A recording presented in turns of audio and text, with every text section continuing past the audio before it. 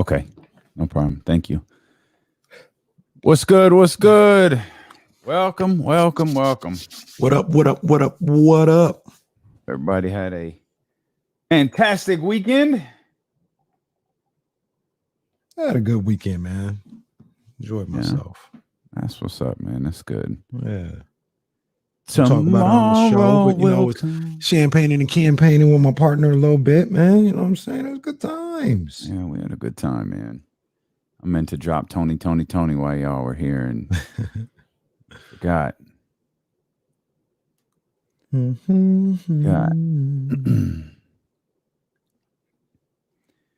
What's good, y'all? Let's try not to get canceled 20 minutes in today, huh? What do you mean? Oh, the chat. Yeah, I hear you. What's up, Cole? Happy belated Father's Day to all the fathers out here in the chat, man. Big up to y'all. Big ups to y'all. Let's get them thumbs up. Black Bottles. Hey, my main man. Black Bottles, what's good? Big Rich, what's up, man? Queen on Ice. Rich, what's happening? Oh, poor Nets, my butt. Sherilyn B. Moore was good. Will Z, the statistician. It's Tank Davis week. You know what I'm saying? Tank Davis fight week this week. It's lit. Oh, that's a thing? Am I supposed to? So we get hype? Okay. All right. Let's go. See Joel. There's Doc. All right. Should be good. All right. We're going live here in a minute. In 1 minute. Or right now. We're going live right now.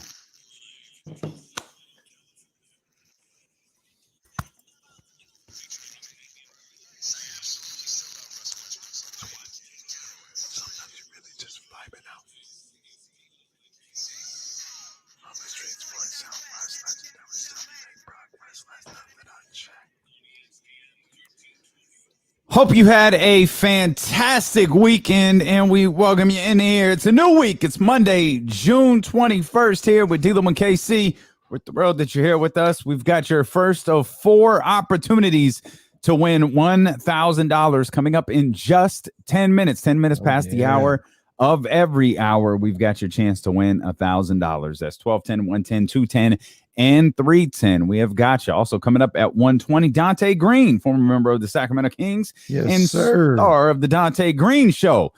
He's going to join us again. That is at 120. Plenty to get to. An eventful weekend in the National Basketball Association. So many takeaways, partner. We'll start here. It's the Suns, Clippers, Hawks, and Bucks. Not exactly like we drew it up before the season started. Didn't see this one coming. I would have picked the Clippers. I would have picked the Bucks. But that Hawks and Suns thing, nah. Didn't see that one coming at all. Didn't see. Matter of fact, I said on a couple of different occasions, Suns have no shot. They're not no real title contender. Believe you? No, they got no shot. And we all know how I felt about, and I won't even include you in this one, partner. I'm going to take responsibility for my own thoughts. We all know how I felt about the Hawks coming into the season. Yet here we are. It's okay. It's how we felt about the Hawks coming into the season. And you're right. Here we are. And don't worry.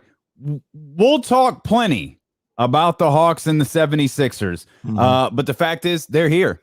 I didn't think that they would be. I didn't think Marshall Harris, came on here shortly after those signings. And I guess I could see how the signings made them better. Like, I understand that you go for it, you spend all this money in free agency, but still it's kind of like for what? Like better, like 7th, 8th seed better.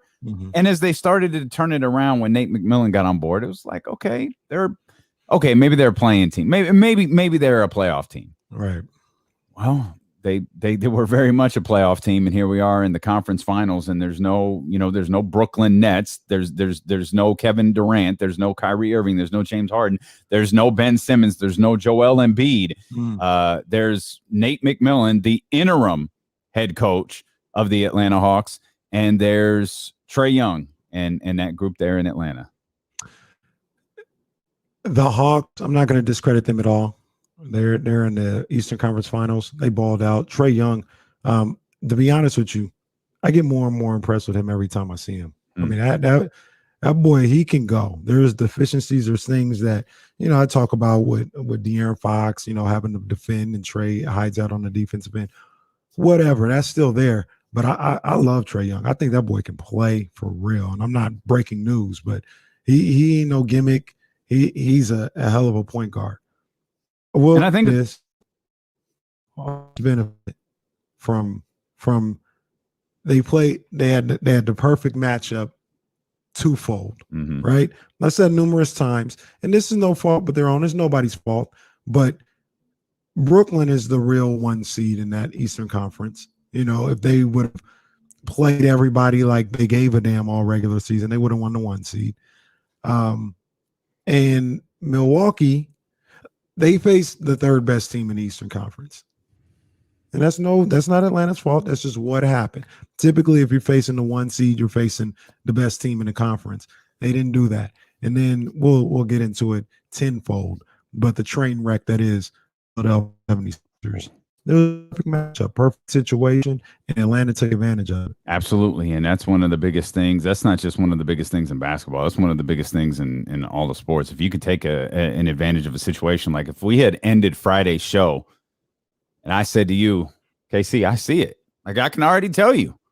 Can't tell you how this game is going to turn out, but I can give you this. We're leaving the show Friday, and I'm saying to you, Trae Young's going 5 of 23. We're all walking away like, man, it was a good run for Atlanta. It was a good run, man. That was a hell of a job. They lost, but that was a hell of a run for Atlanta. Yeah. If we had gone into that game, and I'm telling you, Trae Young's going 5 of 23. Nobody is walking out going, Atlanta's winning that game. That dude took more shots than he had points, and he was still the reason they won. I thought going into Sunday, no stats being presented to you. I was like, I think I tweeted out, Sixers should win this one. To take business. I thought the whole time that they would win this series. They should have won this series, and they blew it in epic proportions. And once again, no shade to Atlanta. Atlanta went and did what they were supposed to do. Yep. They balled out. They got big games from John Collins, from Kevin Huerter. They showed up. The Sixers didn't. No, they very much didn't. And if you have spent 5 seconds watching anything on TV, if you've spent 3.5 seconds on social media, you have seen what I deem the public execution of Ben Simmons. And we're going to talk a lot about that. Love seeing the conversation that we started last week about a potential Ben Simmons Sacramento Kings conversation making its way across Kings Twitter last night. We'll revisit that for you as we talked in depth about it last week. And I'm looking at these games as they passed. I'm thinking about the multiple conversations that they had last week, and I don't think anything's changed. I don't think anything's changed in terms of Ben Simmons and the Sacramento Kings and how that would all work. But, of course, we'll talk about it because we've got 4 hours and it'll be fun. We've got your first chance to win $1,000 coming up here in just a couple of minutes. Is this exciting, though? Again, there's no LeBron. There's no Joel. There's no embedded season or off-season long storyline built in to this playoffs. Now, the Clippers, sure. The Clippers were quietly for the Clippers. It was just, let's wait till they get back to nothing. The Clippers did during the season was going to matter. All that mattered was whether they were going to get to, I think it's fair to say, this point. Like they had to get at least to the conference finals, and they're here now. They got Phoenix, Giannis, Milwaukee. Sure, Milwaukee made some moves this offseason to get some deals done. I keep saying the summer when it was actually like the fall. But they made some deals this offseason with the Drew Holiday and different things like that. And they were very much a championship contender. But I think we felt all along this was Brooklyn's conference to come out of. Yeah. Even before the James Harden deal, I thought it was Brooklyn's conference to come out of. So while Milwaukee was at the top, they weren't the definitive storyline in the Eastern Conference. Of course, the Clippers, they're not even the definitive storyline in their own city. Right. That's went to the team that, got knocked out in the first round. So I think I'm for one, it's exciting to me. I love this. It's exciting to me. I love basketball. You can put pretty much anybody out there aside from maybe Utah, and I'll be excited. But I do want to say this. It's almost like me being a boxing fan, right? And I'll be like, no, you guys just don't know. Like this is awesome. Like you're saying boxing is dead. This is awesome. You don't know what you're talking about. I may feel that way, but I can understand why people are turned off by boxing and not interested. I'm excited for these conference finals. Mm-hmm. I can understand with no LeBron, no KD, no Steph, no Kawhi, how people are like just not that into it. I can understand it. I mean, Giannis is in it. I mean, if we're looking the needle, Giannis Devin Booker is don't really move the needle right now. I don't Trey? think the Hawks.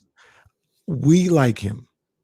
I think, we talked about this a number of different times. There's a level of love and hate that makes somebody polarizing or makes it must-see TV, right? Giannis has that. I think he's growing that.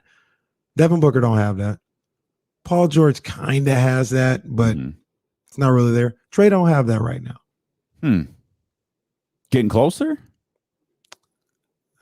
Maybe he just really hadn't been around long enough. Okay. Does it, and that's a good point because we've talked a lot about the young guys in this postseason. We'll dive further into that in a second. But KC, we're gonna do a Monday. Let's just go and do a Monday. Here comes the money. Here we go. Money talk. Here comes the money. Money. It's the Summer of Cash contest. Here is your first of 4 different opportunities to win $1,000. Text the code word SPORT to 72881. That's sport, as in boxing is Kenny's favorite sport. It's top 3 that I refuse to watch. 72881. Text sport to 72881. This is a multi-state contest. Message and data rates apply. And remember, don't text and drive. Your next opportunity to win $1,000 coming up 1 hour from now. We've spent a lot of time this postseason talking about guys like Trey Young. We have spent a lot of time talking about. We've spent a lot of. We're going to be talking a lot more about Trey Lance as well. But we've spent a lot of time this postseason talking about Trey Young and Donovan Mitchell. The Devin Booker, great example. Sort of the young crop of stars, if you will. And it's like, okay, you say Trey hasn't been around long enough yet. Devin Booker doesn't have that needle mover dynamic. Could this postseason help change that moving forward? Yeah. I mean, Devin was extraordinary in Game 1 of the Western Conference Finals, right? Because like I wish we could spend a ton of time talking about the Clippers winning Game 7 and throwing all of these roses at Ty Lue, but the fact is they had to get back on the floor before the weekend was even over and start the Western Conference Finals, and it started with Devin Booker getting I think it was a 40-point triple-double, wasn't it? Yeah, absolutely. And moments like this, being on this stage, that only helps. That's where you get your chops, not only for experience, but for people to feel one way or another about you, either love you or get tired of you. You only get those chops by being on this center stage. So this is their first time, and they're getting introduced to a whole nother audience people who like my mom, for instance. My mom, she watches basketball, all the time, during the regular season, but she gets locked in during the playoffs. And a perfect example, I mean, she watches them because we're here in Sacramento. But De'Aaron Fox, she wouldn't feel one way or another about De'Aaron Fox if she lived in Missouri. right? Because he don't get to the playoffs. She doesn't see him on that level. Yeah. Now she's seeing somebody like a Devin Booker. She's seeing Trae Young do his things. She's familiar with Giannis because he's been on that stage for a couple of different years. Now she's been able to formulate her opinions about somebody like Giannis or Steph or any of these guys. So you get in there that first time, yeah, that helps. And that sets the stage for what could come later. Yeah, it'll be. Are you rooting for anyone, or are you rooting against anyone? I wouldn't say I'm rooting against Phoenix, but I'm definitely going for the Clippers in the series. Any particular reason? I like Paul George, and I just kind of like the Clippers better than the Suns. I feel like I'm to get it out of the West too, by the way. So we did, yeah. I feel like I'm in a win-win with that one because I love Chris Paul. I like Monty Williams a lot. I got great respect for Ty Lue. I like Paul George too. So I'm happy. I'm happy either way that one goes. Milwaukee. I don't know that if I had to pick, I'm not rooting for the Hawks. No. I'm rooting against them. I guess because the further the Hawks go, the worse and worse my take on them before the season gets. So I'm hoping if it's just like, oh, they got eliminated. They got lucky to get to the conference finals. If you're in the NBA finals, it's like, bless it, man. God, you talking about being wrong about something. And I'm happy for Nate McMillan. I'm happy he hasn't signed anything. I'm happy he's going to hopefully have an opportunity here. And it probably depends on how far he goes because I keep thinking he's going to have the opportunity to catch bags of money from all of these teams looking for coaches. But the fact is he probably won't because if they keep playing, teams are going to have to make their decisions. Like they're not going to be able to wait to the end of the NBA finals before bringing on, their head coach. Right. So in that though, I'm happy for Nate McMillan. I do enjoy watching Trae play. I do like the Bucks team. You mentioned Utah a minute ago, and I don't know where else we'll be able to fit this in. I know we were going to talk about some of the teams that lost later. As I watched Utah lose, I came to the realization that I really like that team. Like I really like or maybe not the team. I really like Donovan Mitchell. Tremendous amount of respect for Mike Conley. I think Quinn Snyder's a great coach. Yeah. Rudy Gobert better thank his lucky stars for Ben Simmons because if the Sixers had moved on, there would have had to have been somebody who was going to take the wrath of NBA Twitter, and I think it would have been Rudy Gobert because it sure feels like Rudy took it on Friday night. I know that much. He did, but Ben Simmons and the 76ers knocked him right out of that news cycle quickly. Yeah. So he only had to take it for 2 days. Ben Simmons he's going to take it on the chin here for a couple of weeks, I think. But I was watching Utah, and maybe it's just the emotion of watching them leave the court. Like, man, these dudes are good. Like this Utah team is good. Like I don't know how good. I don't know how much further than where they were good. But I realize, man, there are a lot of guys on that team, including Quinn Snyder, that I really like. Yeah, there's nobody outside of Joe Ingles who I don't like. I'll put it to you like that. I think it's just Utah. I think I just don't think I like Utah. I never liked Utah. I never liked the Jazz. That's just what it is. I think that's what it is. But they got a group of guys that I do like on that team.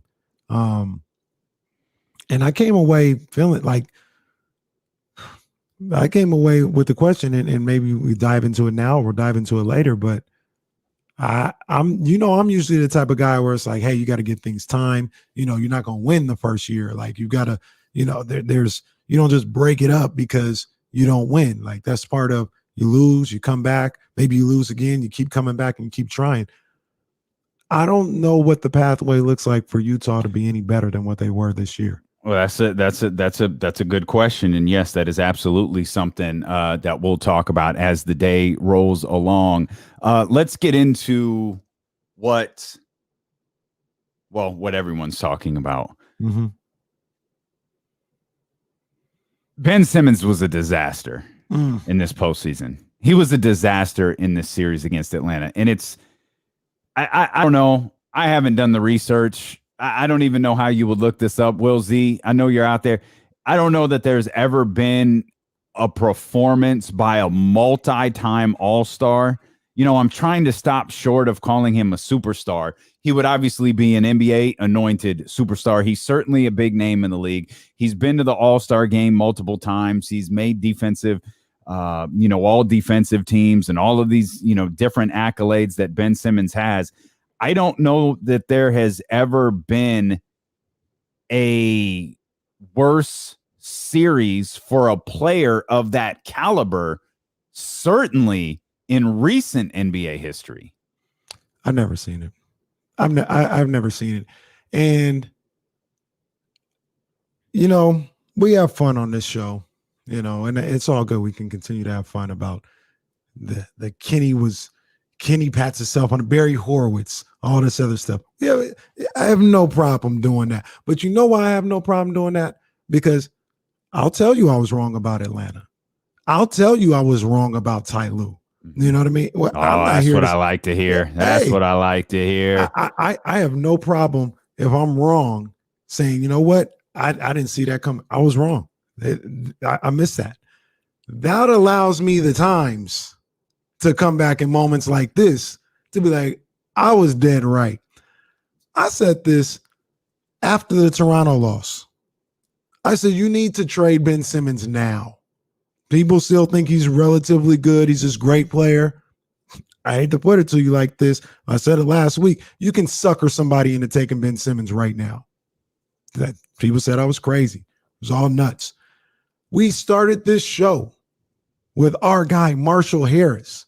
Me and him going back and forth saying, you need to get Ben Simmons the hell out of here.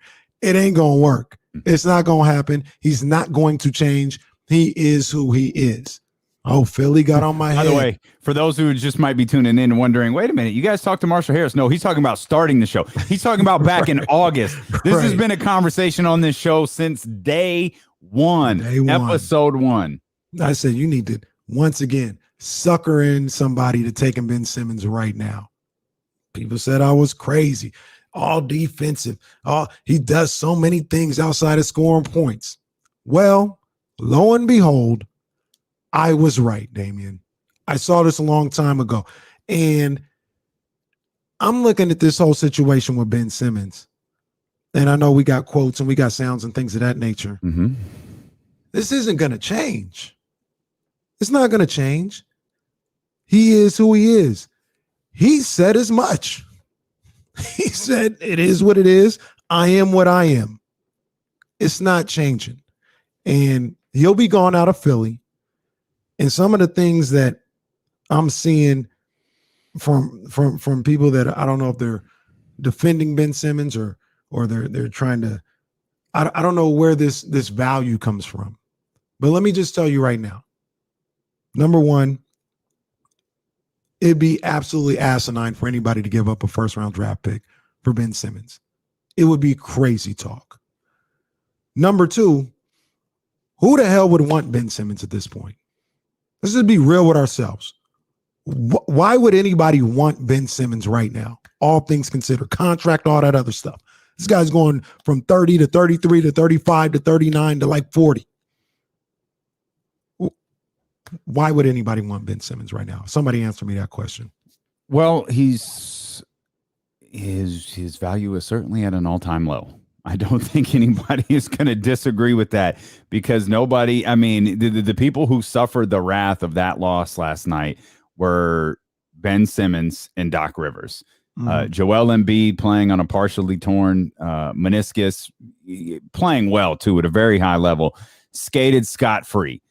Everybody who may have made a blunder in any of these games where they blew massive leads, and there were several of them, scot-free. It's Ben Simmons and it's Doc Rivers that are taking the wrath. But let me without answering your question, let me ask you a question, partner, because I don't even know that I'm asking you a question. I think I just have a retort for you. Okay. And I'm not going to argue whether you know what Ben Simmons' value is and all of this stuff and who the hell would take Ben Simmons. But I'll pose this question to you.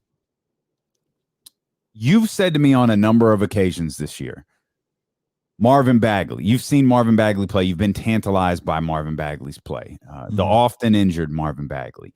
And one thing that you would constantly point out is his age. He's 22 years old. He's got time to figure out. He's 22 years old. This is only he just finished his third year in the league. But if you break down the number of games, we go from there. Ben Simmons is like 24. Mm-hmm. And remember, he missed his entire first year. So he missed the 16, 17 year, and his first year as a pro was the 2017-18 season. Mm-hmm. So that's what, 4 years. He's been an all-star, 3 of those years? 2019-20, and I think it was an all-star this year. So why would you be so quick to want to give Marvin, who maybe we'll disagree on this, I feel like Marvin has shown far less in the league than Ben Simmons has. Mm-hmm.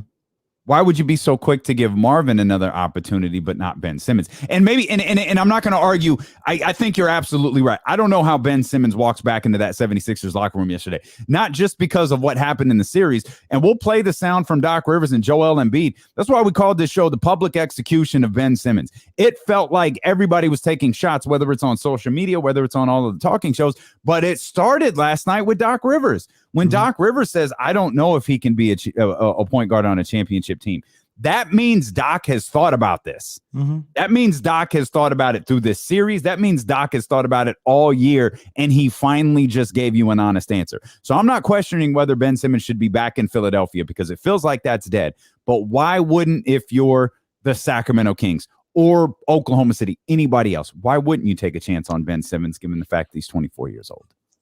I'm gonna take you behind the curtain to some of the conversations that I have with, some of my basketball conversations I have with guys that, I played with, I played against, and I don't really do this too much. This whole, I played the game because number one, I didn't play in the NBA. Number two, I didn't play football, but I talk about football.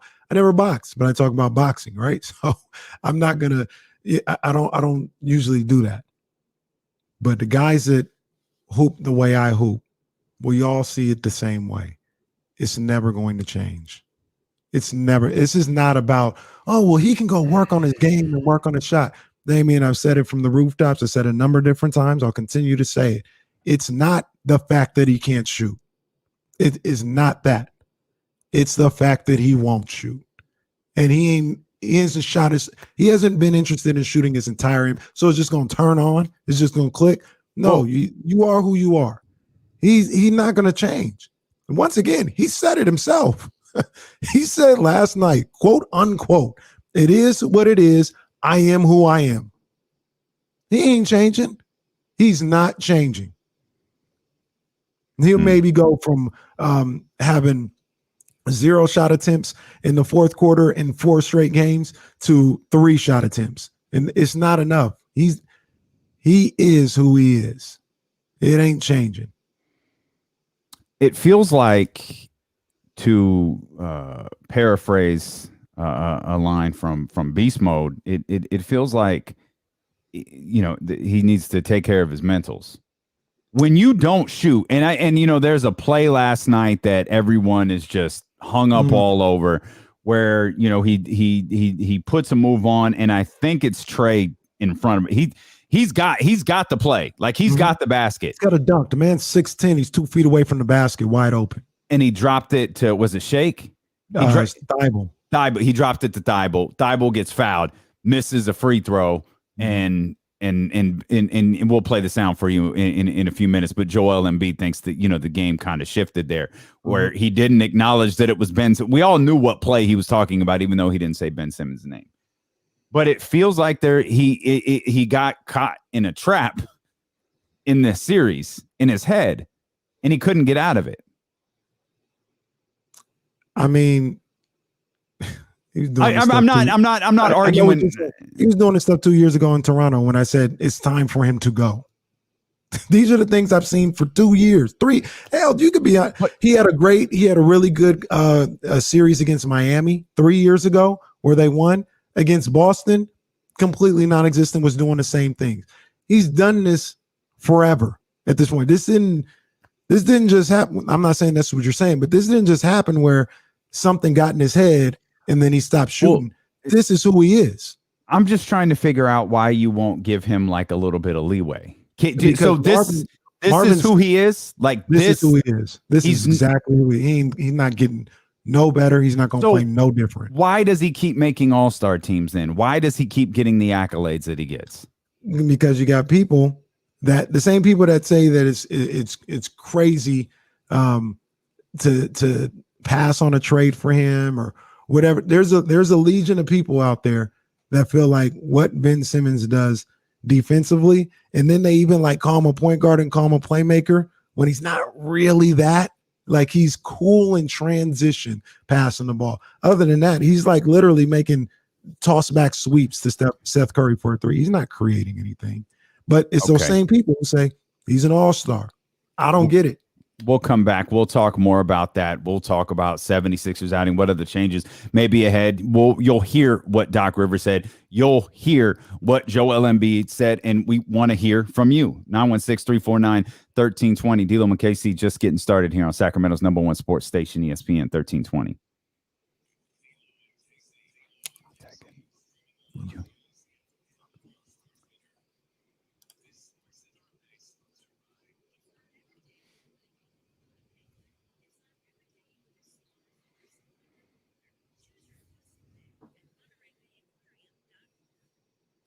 Hey, KC here, and I got to give a shout out to my main man, to my partner, Damian Barling, because, we were doing a little champagne and campaigning over at Casa de Barling over the weekend. We were just chilling. We just chilling. And I got to let you know, you already know what was flowing over there at Casa de Barling, and that's that McQueen and the Violet Fog gin. And it made for a hell of a night, if I do say so myself.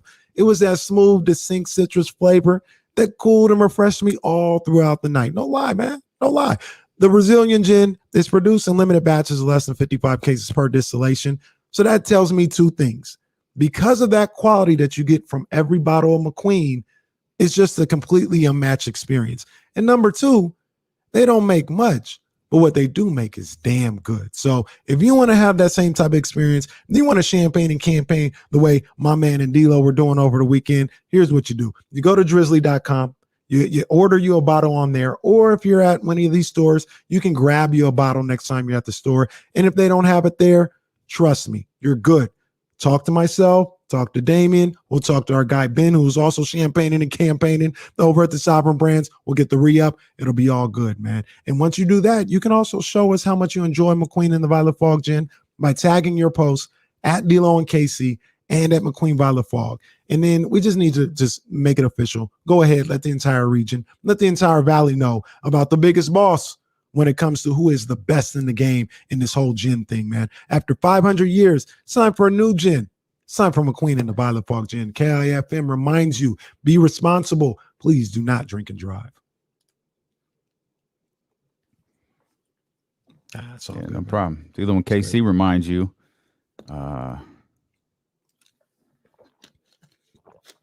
head over to thedopeones.com where you too could rock your D'Lo and KC merchandise.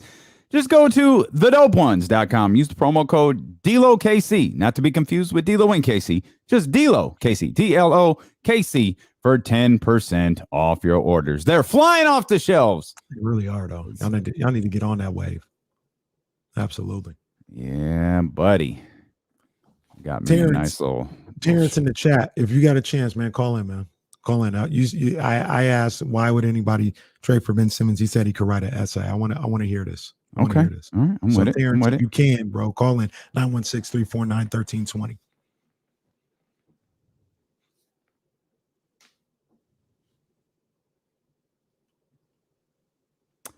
This shirt I got on, it's in the store. This shirt I got on is in the store. Or at least it was. It should still be there. Hopefully.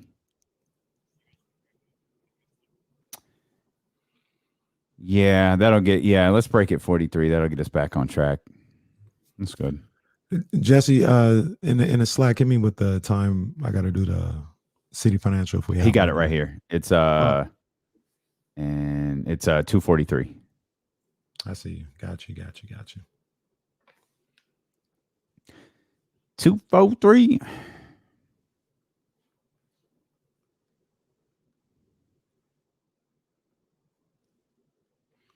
Lazy, where to go? What player has more potential on the market than Simmons besides Sabonis? Simmons is King's best bet. I completely disagree.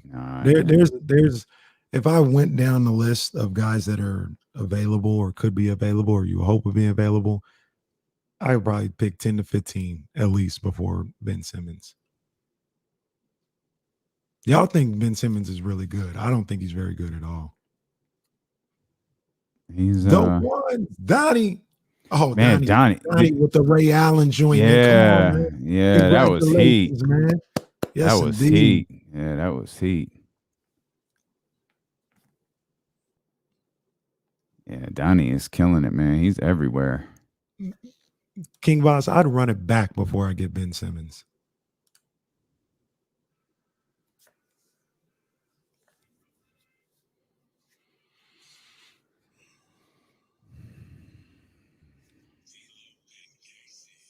Well, some spirited conversation continuing here during the commercial break regarding Ben Simmons and his future with the Philadelphia 76ers. There seems to be a conversation as to if Ben Simmons is even a good basketball player at this point. 916-349-1320. It's a wild conversation, man, and everybody's got an opinion. We want to hear yours. Let's start with Dan, and then we'll get to Terrence. Tan, what's good? How's it going, guys? What's up, man? Man, it's going good. Hey, I think this is a way for the Kings to buy low. I don't think under any other circumstance you would be able to get a Ben Simmons of the Kings. And I think if Ben Simmons came here, he would automatically be the best player the Kings would have. So I would trade Fox. I would trade almost. Okay. Oh, Dan, what are you doing? No. Accomplished. Look at what they've accomplished. Ben Simmons is better than Fox. I don't think Fox absolutely not. Any more than Ben Simmons has accomplished already. I really don't. I think a couple All-Star games, and that's about it. Absolutely not. Hey, he went straight for the jugular. He was like, "Dang, get the air in here." No disrespect to Dan, but Dan is that sucker that Daryl Morey's looking for. I'm telling you, man. I wish I could. If I was Daryl Morey, I'd be looking for a sucker real quick. Okay. First of all, Dan, we appreciate the call. We appreciate you listening.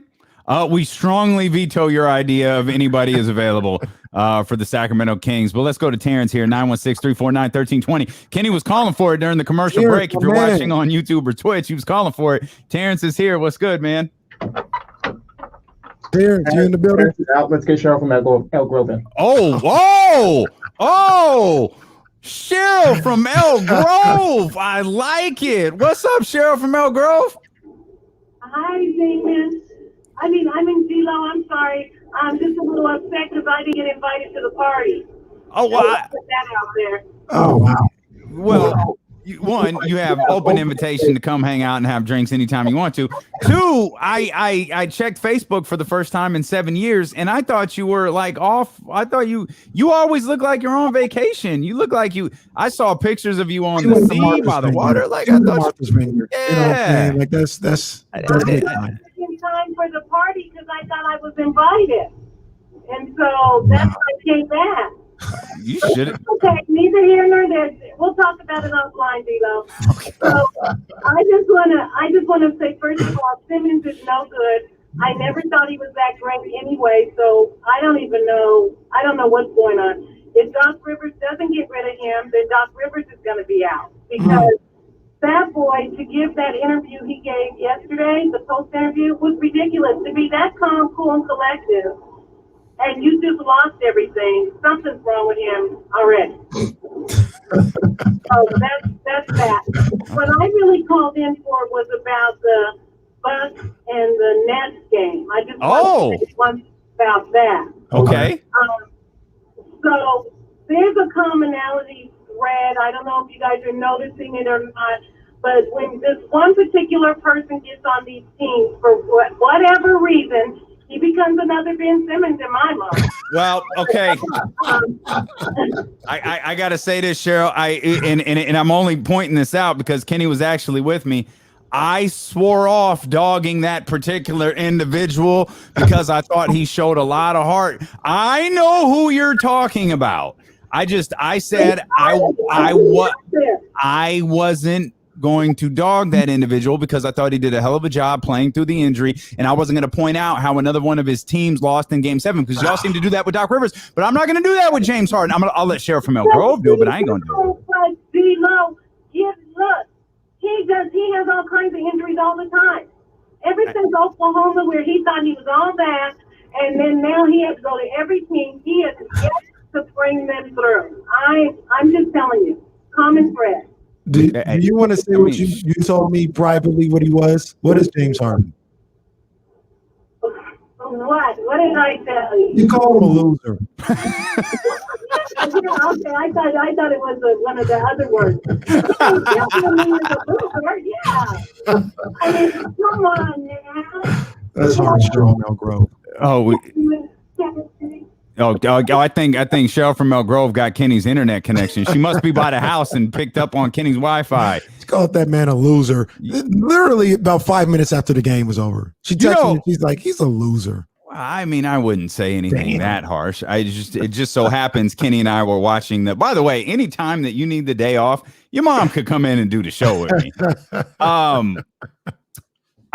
Kenny and I were watching. We got the chance to watch overtime together on Saturday night, and I applaud James Harden for what he did in the final two or three games of this series. Mm-hmm. I think he played all 53 minutes in that overtime game. I know that Kevin Durant did as well. That's pretty incredible. I can't say for sure that wasn't actually a hindrance that he played that entire time, but that's something we'll get into further because I think we got my man Terrence back, and I know you're interested to hear what Terrence had to say. Terrence, what's going on? Yo, what up, y'all? How y'all doing? We good, man. No, don't worry. This comes from we're in the chat. You know, we got to watch this on YouTube, Twitch, and all this other stuff. And I asked for people to tell me a reason why anybody would want Ben Simmons. Terrence said he could write an answer. So I want to hear what Terrence has to say about why anybody would want Ben Simmons at this point. I think, especially the Kings, man, you need to guard 1 through 5. He's 6'10". He would instantly be a talent just like De'Aaron Fox. He definitely needs to retool himself. I'm talking like he needs to be a power forward, secondary ball handler, set screens. I mean, when he was playing Trae Young yesterday, he was 5 for 20 or something like that. If Kevin Huerter isn't cooking curry all night, the game's probably Sixers, and this is a whole other story. What happened, real quick, Terrence, what happened when the game was online? What did Trae Young do? He put one in his eye. I mean, but it's 5 of 20, bro. He put one in his eye when I needed to stop the most. He put one in his eye. But he wasn't all right. I mean, but like when you have screens being set all the time, obviously defenders are going to switch. You're going to get cooked. But if I can get somebody that could switch and play possibly the power forward here in Sacramento with the De'Aaron Fox and the Tyrese Halliburton, you have another playmaker, someone who can get downhill. Hopefully he can set good screens. I mean, it's just enough talent. I'm just trying to get more talent in Sacramento. I don't know if Blue Balls can put him in position to succeed. This ain't what we want, baby. It ain't what we want. But I just think that if you can get somebody who can get you 13 assists on top of De'Aaron Fox scoring and Halliburton playmaking, you go and get him and you figure it out, especially if you can get him for like a Buddy and a right package. Because he is a buy low, and I don't want to pay Buddy anymore than, what we got. Buddy can go. Okay. Wright would be a good backup point guard for them. Now you have 3 good players. You get a draft pick. Maybe you get lucky tomorrow. Now you're cooking with some sauce. Okay. All right. All right. He laid his argument out. Terrence was doing a lot of cooking in that call between Curry and the sauce coming there at the end. Now let me ask Terrence and everybody else this, because this should just dead everything.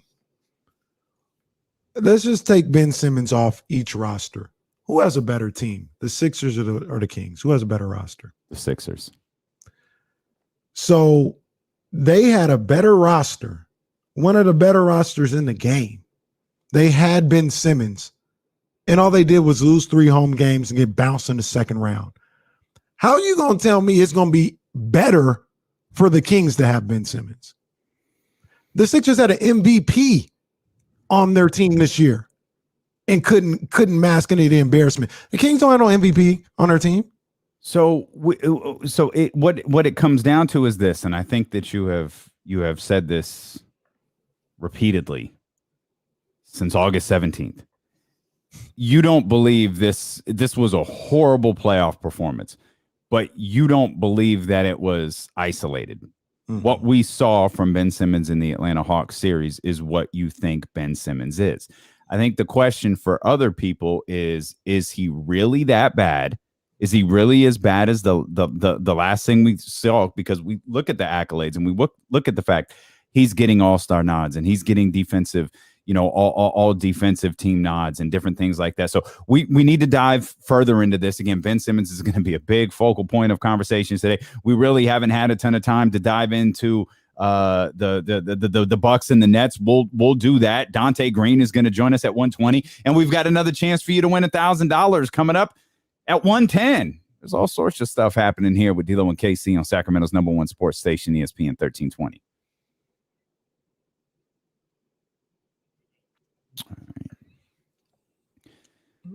Oh man, Tim Morrissey, this is the thing that's crazy to me. Number 9 pick, Buddy and Bagley ain't getting you Simmons.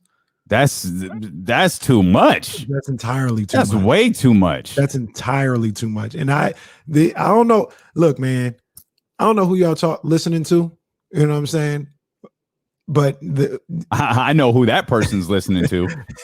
The people that sit up here and they talk about that's not enough, or the market for once. I'm gonna just keep saying this. Daryl Morey is gonna sucker somebody. Oh, you're getting a guy that's all defensive and he's only 24. Man, Daryl Morey, maybe he's sucker Monty McNair. I told y'all a week ago that was a possibility. But if you give up that much for Ben Simmons, you will be getting suckered by Daryl Morey. I promise you that. Just like I said, the Warriors need to find a sucker to take Draymond Green. They're looking for the same type of person. And you can be like, whew. Absolutely. Oh, yeah, absolutely. Jesse just asked us. I don't think you guys in the stream could hear that. Jesse just asked us, would you take Marcus Smart or Ben Simmons? Or would you take he actually said, he phrased it as, would you take Marcus Smart over Ben Simmons? And the emphatic answer was yes. And the emphatic reply is, there's almost 100 of y'all in here just on YouTube alone. So if y'all could hit that thumbs up and subscribe as well, get the sophomore class field trip, 19 more thumbs up, and then let's blow by that number. But it's good to see y'all in here. Keep hitting the subscribe button. Saw the subscribers grow quite a bit last week. So stay on top of that. But please keep hitting that thumbs up button. Please, baby, please. Please, baby, please, baby. And Terrence, I appreciate you for calling number 1. Number 2, this is easy. I'd easily take Buddy over Simmons' contract. Simmons got 4 years left at like $148 million. Yeah. Why would I want to deal with that? Oh, there's so much. Beauty is in the eye of the beholder stuff here.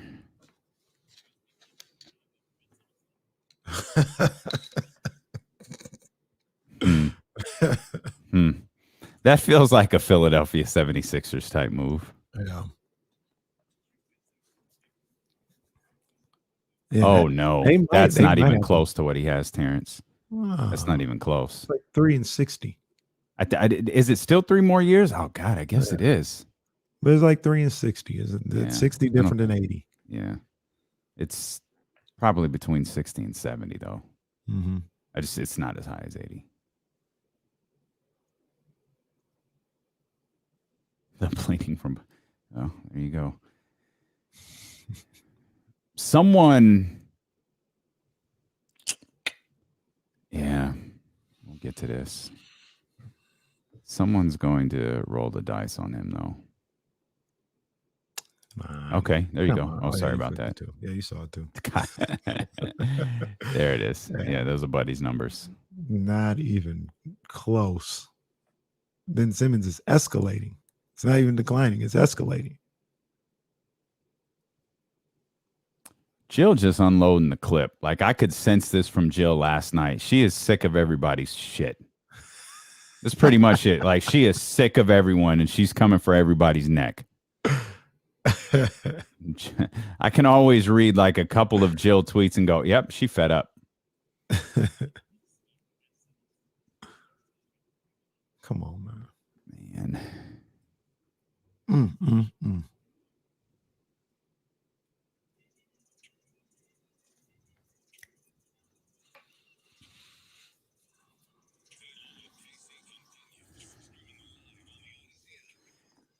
On the Odyssey app for sure. Make sure you hit the heart button if you want to watch the show. That's a great way to get 4 hours of content. That means no commercial breaks, nothing like that. We're live on twitch.tv/ESPN1320. We hope that you'll go follow us there. Hit the heart button if you're watching. Share it. Head over to youtube.com/ESPN1320. Hit the subscribe button. Hit the thumbs up. That thumbs up is super important. And the conversation regarding Ben Simmons continues. The conversation that we started last week about Ben Simmons is a potential Sacramento Kings target. There's a number of other trade scenarios that have been put out there now that the national media is on board, and there's no more if the 76ers don't make it, because the 76ers are gone. Atlanta's moving on to the conference finals here to begin tomorrow. There's literally nothing for us to do tonight, by the way. Nothing. If you've got to spend time with somebody, do it tonight.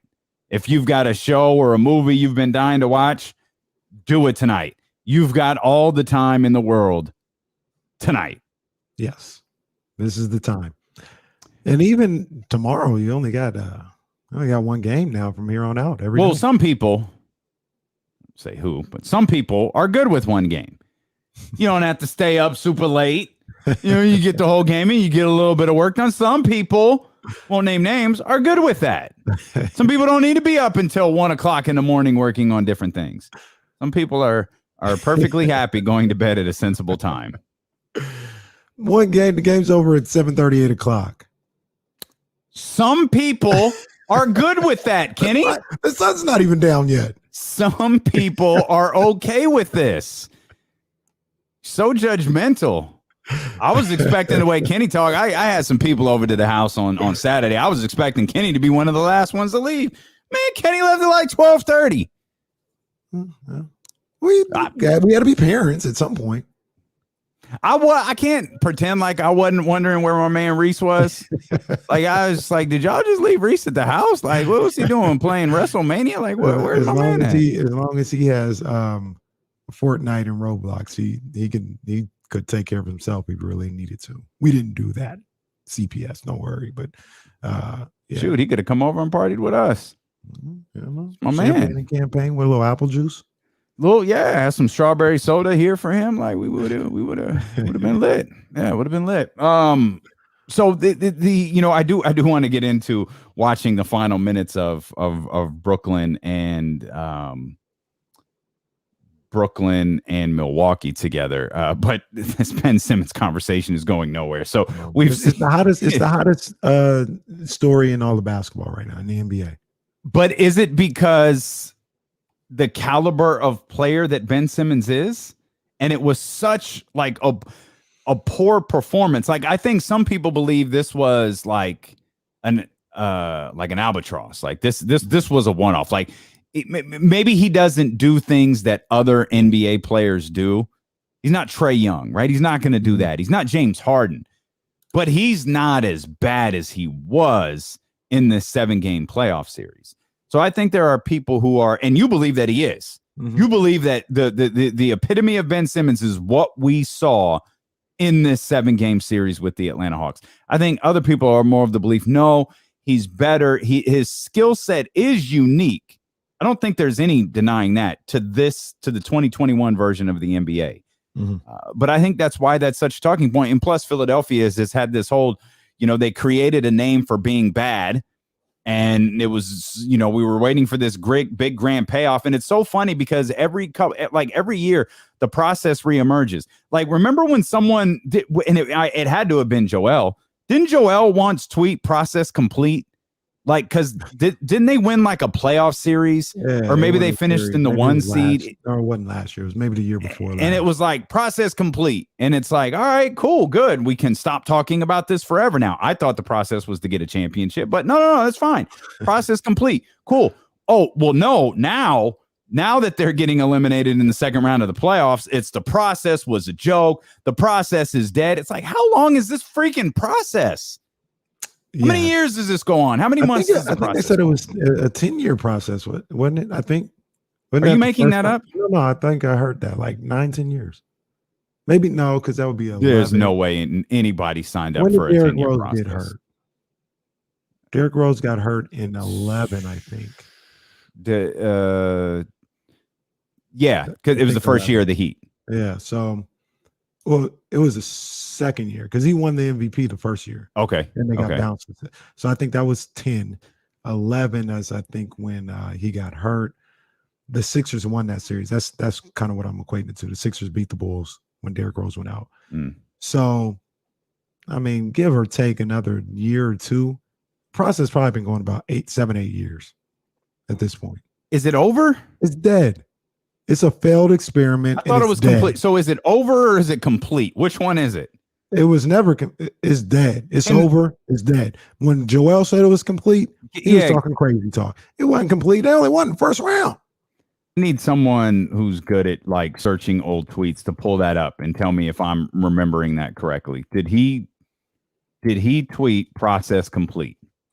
I need to know that before today's show is over. And I'm really, really bad at searching old tweets. So that thing is dead. And to me, it was a failure. Y'all didn't even get to conference finals, man. And that's my feeling. That's my feeling is that it was a failure. It was a complete failure. And you got people every year talking about let's sign up for this. I've said I will say this till I'm blue in the face, and if it comes back to be my worst take ever, I'll own it. There is no such. There are teams that lose games on purpose at the end of a season to whether it's secure picks. And if you want to call that tanking, like that's fine. I don't believe there's a such thing as like season long tanking. I don't believe there's a such thing as multiple seasons of tanking. I don't believe that with the Oklahoma City Thunder either. When this season starts, well, no, the Oklahoma City Thunder certainly tanked the last couple of years or the last couple of, I guess, months, at least month and a half of the season. But in terms of like this process of tanking that Philadelphia seems to have made popular in terms of discussion, it's not real. It's just not out there. No one commits to it the way that they did it. They did it, and it has failed. Completely. It didn't work. And there's Mike Lombardi, the football guy. Well, I'm not really a fan of. I think he's wrong a lot more times than he's right. He just kind of talks and runs his mouth. But on like one of his last podcasts, he's a Philly guy, and he's a Sixers fan and stuff like that. And I'm not above if I don't agree with this person all the time or I don't like their takes. If they say something that's right, I'll say, he was right about that. Like, it's not like everything everybody says is wrong. And he was talking about this, the Sixers and the process. And he's like, the process is dead. It's over. This was before the series ended. He said the process is dead and over. It was a failure. It was a complete failure because in essence, what the process was, and this is for people who like to talk about culture, you created this culture of losing over and over again. And you would get these guys like Embiid and Simmons who you will reward them and pay them and treat them as if they accomplished something when in reality they haven't accomplished anything. So when you give them a max deal or when you say, Joel says something like process complete, when you haven't done anything, like there's a mentality throughout that building that we got Joel, we got Ben Simmons, it worked, we're good, quote, process complete. When in reality, you didn't do anything. And that mentality was bred by the whole process, the nature of the process. You gave Ben Simmons a max contract for what? The hell did he do to deserve a max contract? Joel Embiid, talented player, Greatest agent in the game. Now, and I'm not saying that it's the same thing. I'm not saying that at all. I know Joel, he probably went to an all-star game or two before then or whatever the case may be. It's not apples to apples. But that would be like the Kings giving Marvin Bagley a max contract. Joel Embiid missed seasons. He missed whole seasons. And they gave him a max contract for what? You know what I'm saying? You have to make a choice in those situations, though. And you reward these guys. Basically, you say, just show up and we're gonna pay you like somebody that's achieved something. But for Joel, it paid off. They paid off for Ben Simmons too. Well, I'm talking about from a 76er standpoint. But rewarding Joel, missing 2 seasons, you have a limited window to get this. And remember, Joel's, when he came back, he was phenomenal. Mm-hmm. It was only like 36 games, right? But he was phenomenal. So you had to have had, of course, you're taking the risk of injury, which that's the case. Anytime you sign a player to a deal, you're obviously taking a greater risk when you have a guy who missed 2 complete seasons in the league. Right. But that deal paid off for the 76ers, but that's just the place that NBA franchises are in. Right. That second deal is really hard to. It's like the quarterback contract. You're either a so-called max player, or you're not. And you're right, and I get that. But if they would have been well within their right to give him the Steph Curry deal, the first Steph Curry, the rookie deal. But it probably wouldn't have worked. Well, okay, but what was he gonna do? Sign the qualifying offer and then be a free agent after he's missed 2 years? I bet you he could. Yes, I think he could have. He could have. I don't think he would have done it. They didn't have to max him out. They could have gave him something comparable that would have been fair, and I think he would have took it. Dude, I just don't think that's how the league works.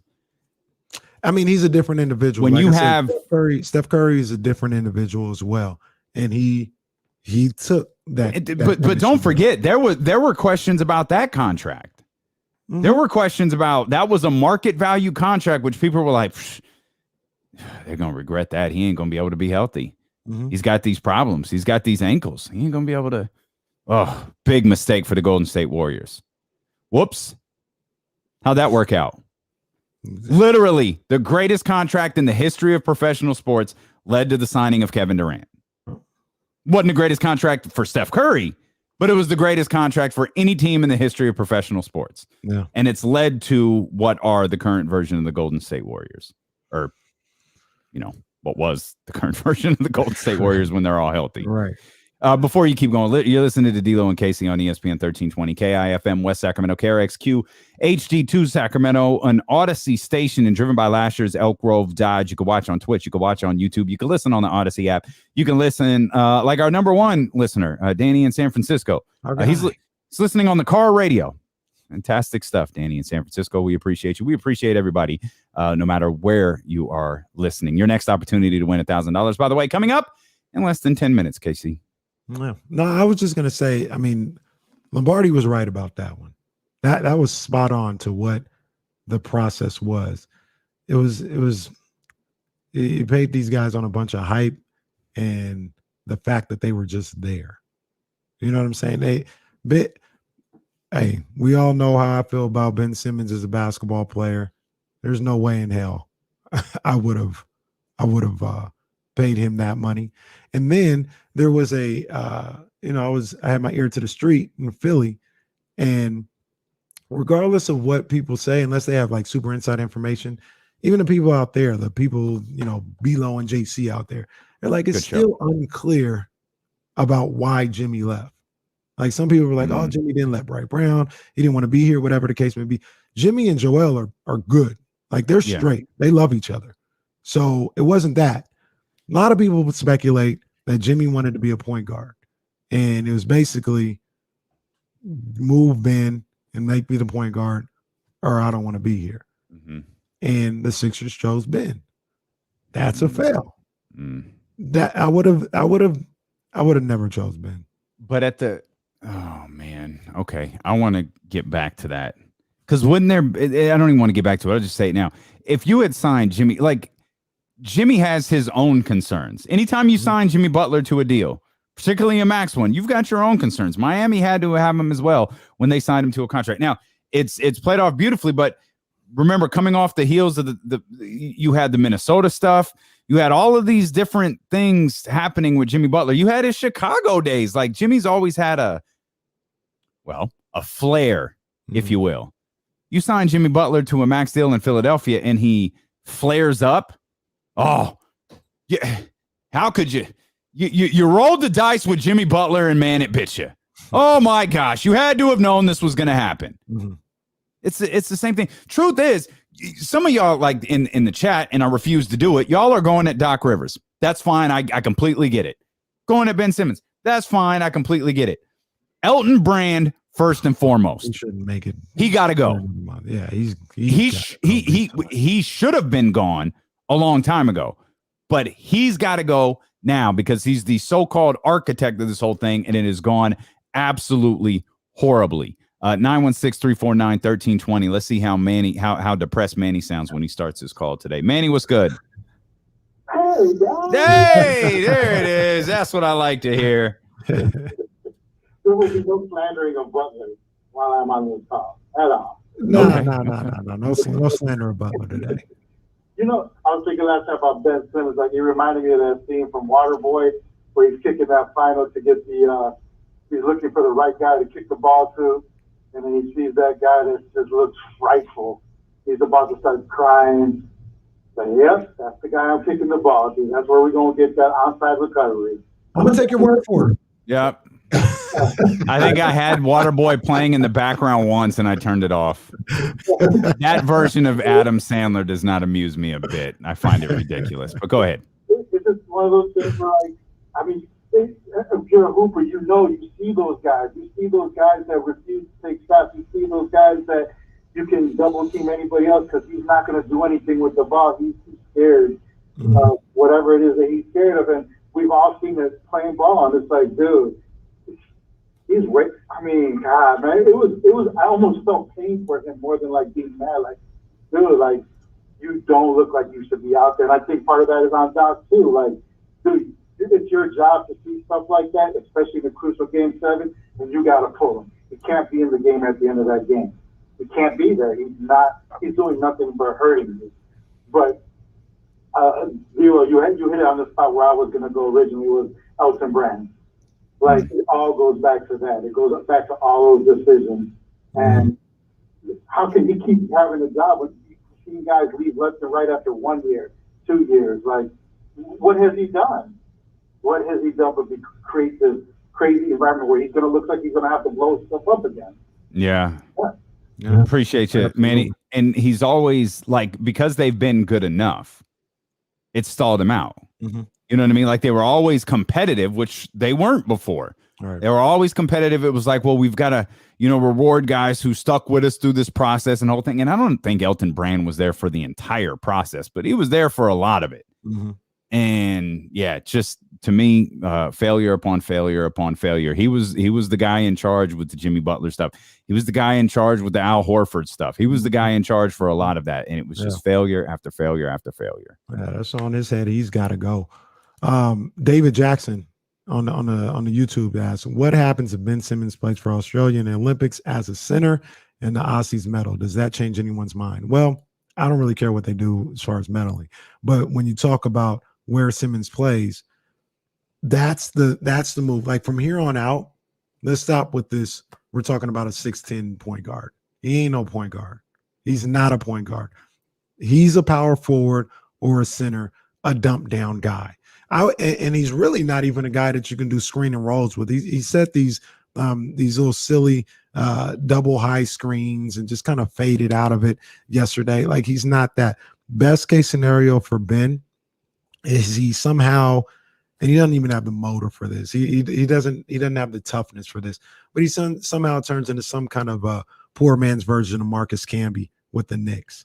And even then, like, he's a dump down guy, finish at the rim, all this other stuff. Is he going to finish at the rim? We saw him last night 2 feet away from the basket.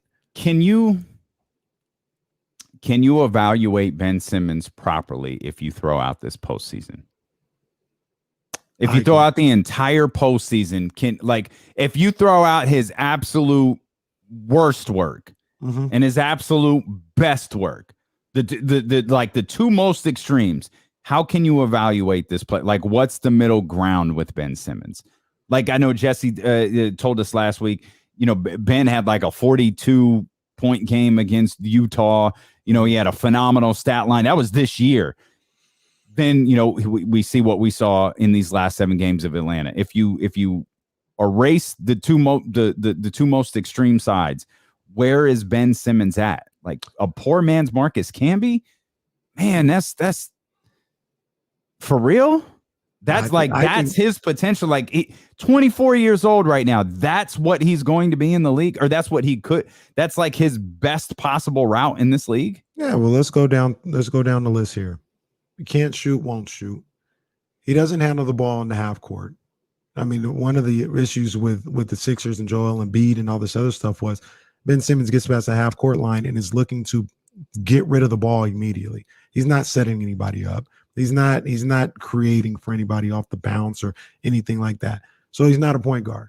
He's not that, obviously not a shooting guard, not a small forward, nothing like that.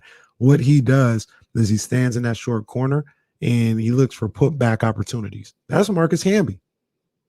You know what I'm saying? He ain't even looking for like the dump down so I can finish.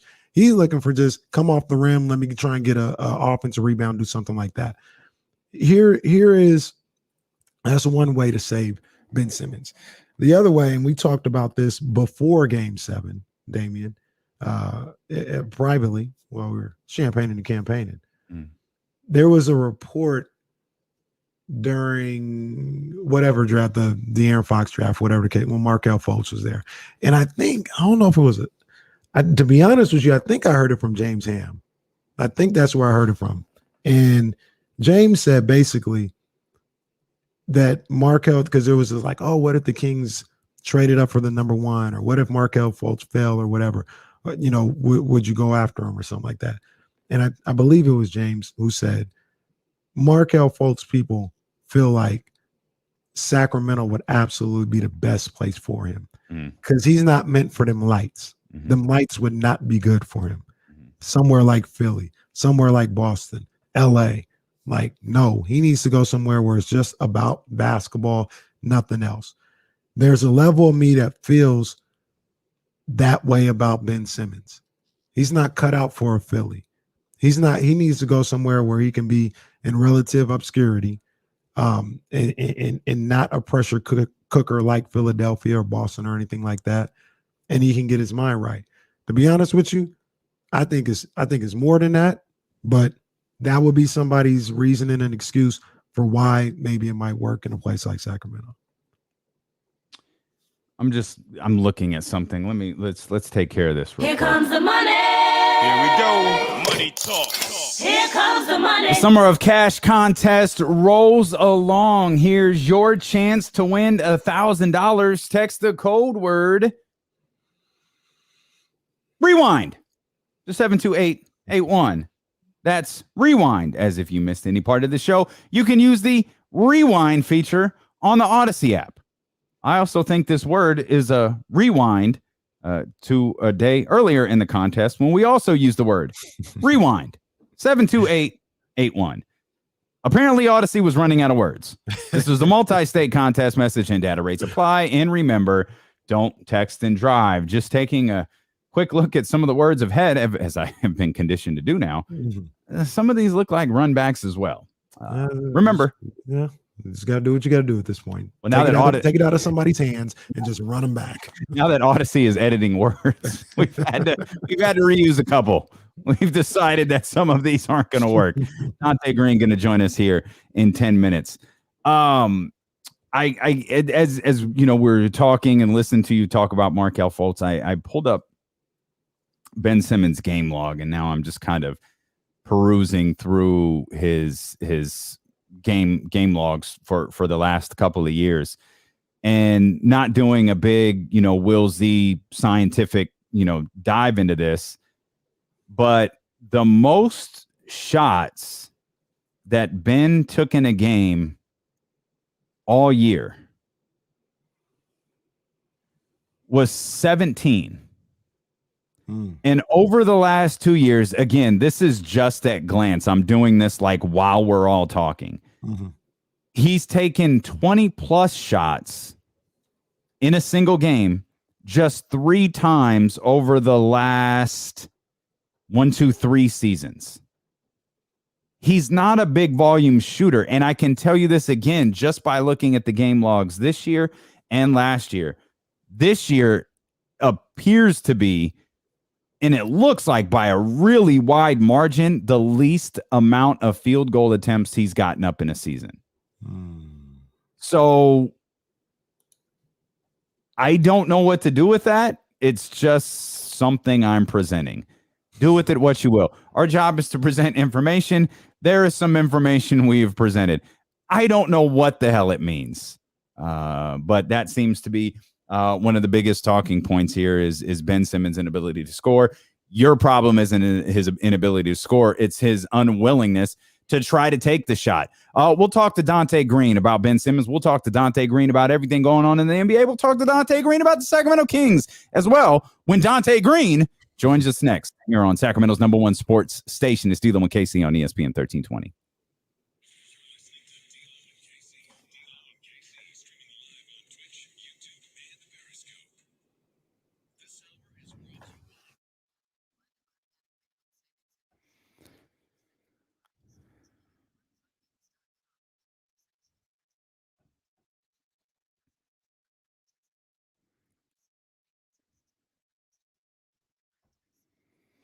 As my partner mentioned earlier, man, we had a couple of people over to the house this weekend celebrating Juneteenth. Had some strawberry soda, mixed them with McQueen and the Violet Fog gin, threw in some sliced limes in the little fruit dispenser. Yeah, it was a hit. Yeah, we tore that whole, that was about 3. Yeah, we quite a bit. Several bottles of McQueen were consumed. And why not? We had the whole Sovereign Brands layout with the bamboo and we were popping Luke Bellairs to Rick Ross records and all of that all through the evening. And what everybody kept going back to is, man, this is the smoothest gin I've ever tasted. Like you could drink it on ice. I've never been able to do that with gin before. And that's because this isn't a European gin, which you're used to.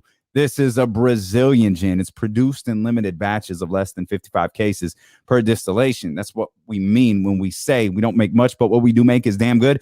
That's what we're talking about right there. You could get yours at drizzly.com or whatever your favorite retailer is for whatever reason. Your favorite retailer doesn't have it, no problem. Let us know. We'll get the re-up and take a picture of your cocktail. Share your cocktail with us. What are you mixing together?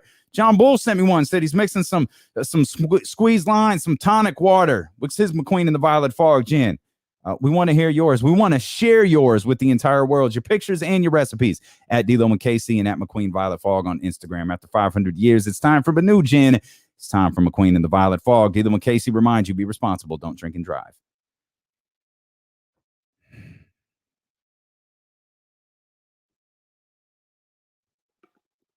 Here comes the money. Here we go. Here comes the money. Money, money, money, money.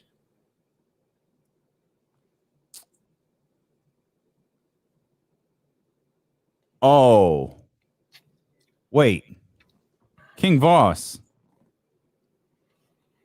Wait. You talking about Chris Paul? Come on, King Voss. You don't mean Chris Paul, do you? Come on, man.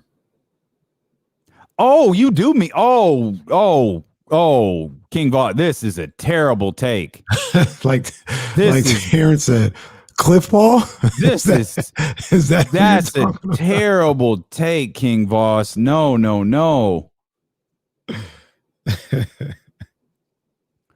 Oh God, King Voss, stop! Everybody is seeing this. They're coming for you. Oh my God, King! No, stop this. King Voss, you've got to stop this immediately. We love you too much to let this happen. You've got to stop it. Oh, man. This is wild. Oh, King Voss got that great Brett Barish emoji, too. Or Brett Barish avatar. Oh, dear. Stay off the weed.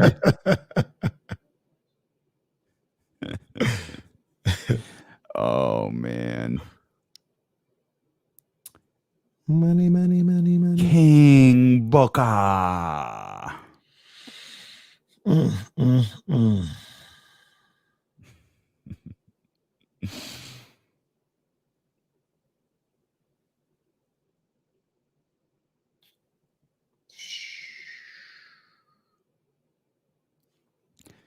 Boy, everybody popped for that blue. Man, when we open that blue, it's never bad. It's always just like the first time. Like, this is so good. This is so good. How has he failed miserably? He was in the Western Conference Finals like 2 years ago. Yeah. Yeah, let's go. Okay.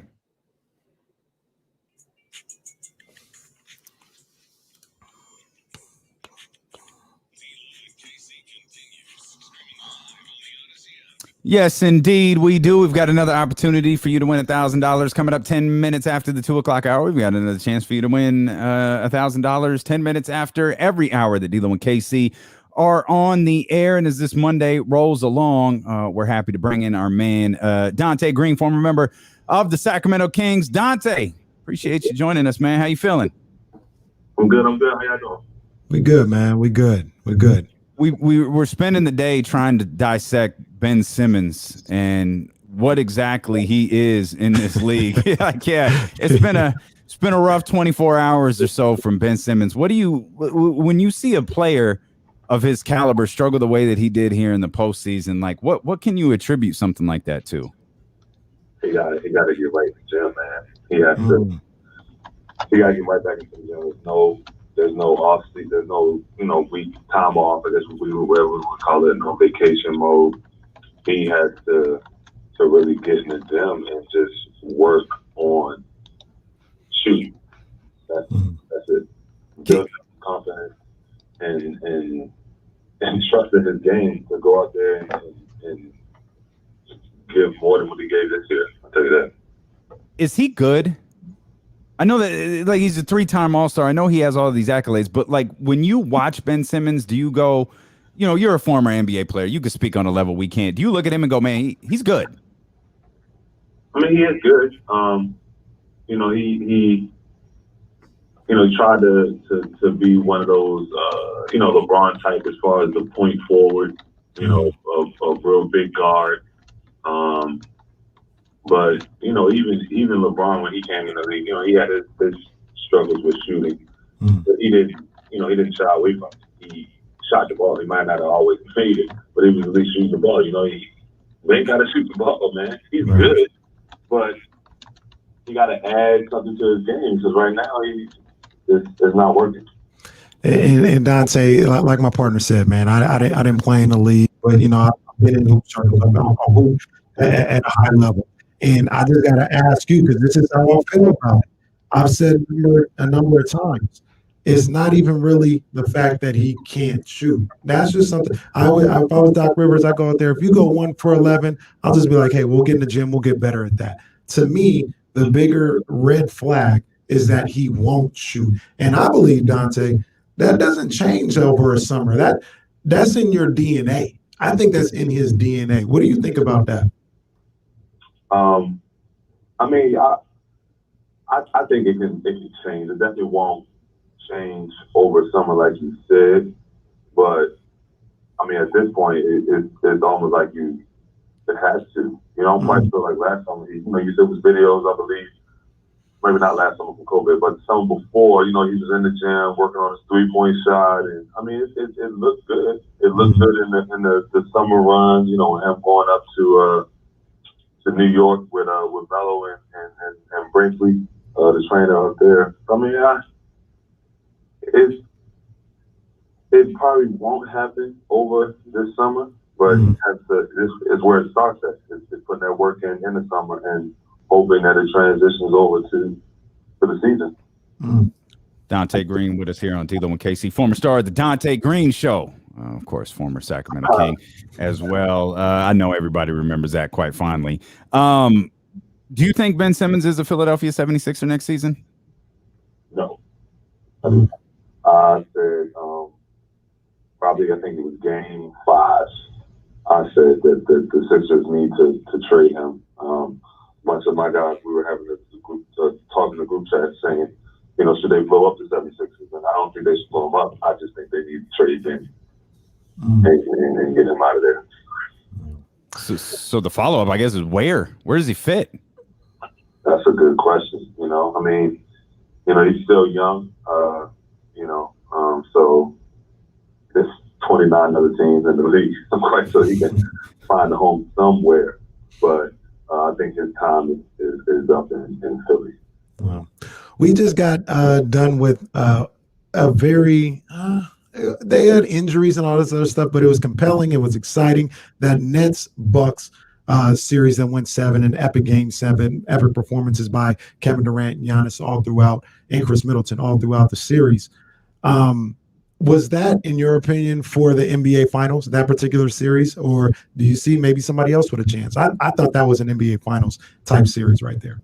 No, that was definitely an NBA Finals series. Probably, I think it was the best series of the playoffs for sure. And you know, the winner out of those two, obviously Milwaukee now, is my pick to win the championship this year. Yeah. Man, literally, nobody's taking Atlanta seriously, including the two of us. Like we skated on them the whole season. It's good to know that Donte Green still ain't thinking highly about Atlanta either. It's like, nah, whoever wins this series. I lost a bunch of bets on that series. I said 6 and 5, man. I was goodness gracious. I felt the same way, man. I thought even when they were down 3-2, I was like, the Sixers will come back and win.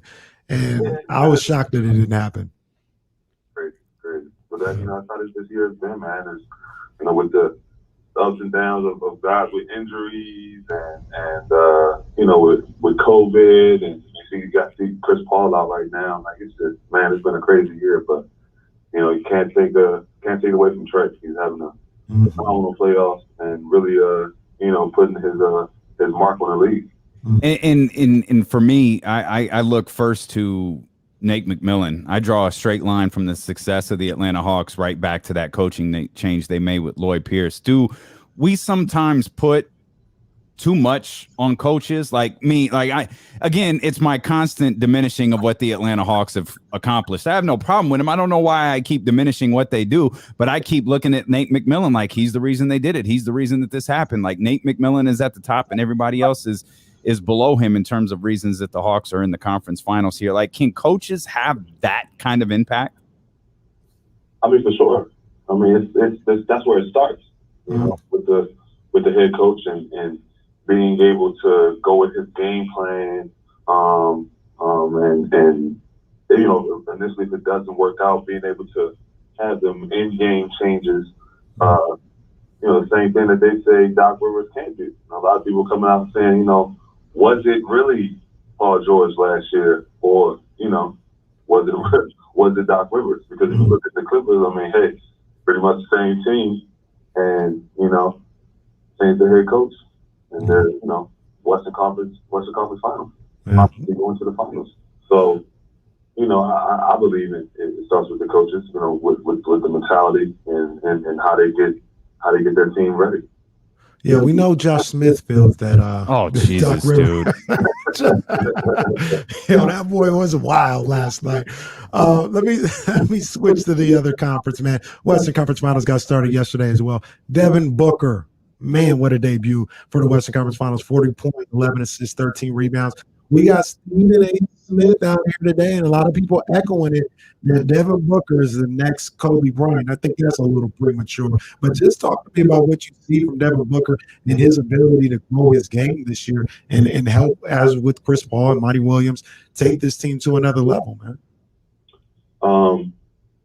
He looked real good, really good. And, you know, he's looked really good all season, really. But you know, as far as him being the next Kobe, yeah, maybe a little premature. He's very, very good, don't get me wrong. And we all know that, you know, Kobe was somebody he looked up to and you know, worked out with and modeled his game after him. But, you know, he's just coming into his own. He's been while. There was always chat, especially amongst the basketball guys, that that Booker is going to be that next big thing. And he's finally coming to his own and showing it. And I think it's a big help from CP. He's getting there, being able to get there and mentor him and really just show him, how it is and winning in the league. Because CP is a winner and it makes things better. So, shout out to him and Coach Monty for sure. Yeah. You got Phoenix coming out of the West? I do. Yeah. I do. I was hesitant at first, but after what I saw yesterday, I got especially when CP comes back. That's been coming out. You were here. Go ahead. I was going to say, you were here 4 years? In 4 Sac? years. Yeah. No, 12. How many coaches did you play for? 5. God, come on, blessed, man. Come on, man. Jesus. 5 coaches in 4 years. That's crazy. A crazy way to start off my career. But man, 5 coaches in 4 years, man. That's crazy. Did any of them get through to you, or did they just walk in the door and you look at them like, man, don't get comfortable? Rent fam, don't buy rent. No. I had nothing bad to really say about any of the coaches. It's just just the way the organization was going at the time, and it was not right after, but trying to come back and get back to how it was with CP. Chris Webber and those guys back in the early 2000s. It was just a rough period. So I just don't have nothing really bad to say. Coach Westphal, me and him probably had the best relationship. But other than that, all of them was cool. Coach Reggie, gave me a chance early on my rookie year. So nothing really bad to say about none of the coaches. Right. The rough patch from 2008, by the way, Donte, it's still happening. We're still in the rough patch. Yeah, man. What's great? I'm still always a Kings guy. I love Sacramento, my second home. I always say that. And I'd really be rooting for them. We be getting so close. It's like, okay, this is our year. We're gonna make it this year. And then, it gets down to it. It's like, damn, well, make it this year, but we look really good. So, it's gonna be next year. But Fox is a hell of a talent. I hope they continue to build around him and they figure it out, try to make a way. I think we can slide in there next year. We should be able to get in there and make some noise in the playoffs hopefully next year. Well, that's what I wanted to ask you, Donte, because you got people on different sides of the spectrum here, where some people, we talked to George Karl and a couple other guys, and they're like, they're not that far away. And then you get somebody like Charles Barkley who's like, I don't see any reason to be excited about what's going on in Sacramento. It just ain't working. When you look at this roster and kind of what they've got going on right now, what is there? Are they that far away, or maybe a piece or two here and there? Where do you see this Kings franchise right now? At the end of the day, you got to just find a way to win, and to not have lapses. We will go. I think this year they won what? I think it was like 8, 9 in a row, or something like that, and then they'll go and lose 10 straight or something like that. You can't it's just the ups and downs. They got to be you got to level it off. Just try to find a way to win, not try to go down and have lapses because it'll hurt you at the end of the day. You won't be able to make the playoffs. Yeah. Donte, always a pleasure talking to you, man. Thanks for hanging out with us. We appreciate you. Yeah, man. Yes, sir. Hey, Donte, real quick, we got a bunch of people, in the Baltimore, D.C. area that tap in with us, man. So they always bring you up, man, and they got love for you. You're a son of that whole area, man. So we represent it out there, and they love hearing you today, man. Hey, man, appreciate it. It's always love. All right, that's Donte Green right there, former member of your Sacramento Kings, with us here on D-Lo and KC. Always great to talk to our man Donte Green right there. Yes, as we roll along, we were talking about a couple of other things. We haven't really dove into. Hey, the Clippers made the conference finals. Man, Friday night was crazy. Hey, the Clippers actually did it. They got it done, which I'm not going to do it.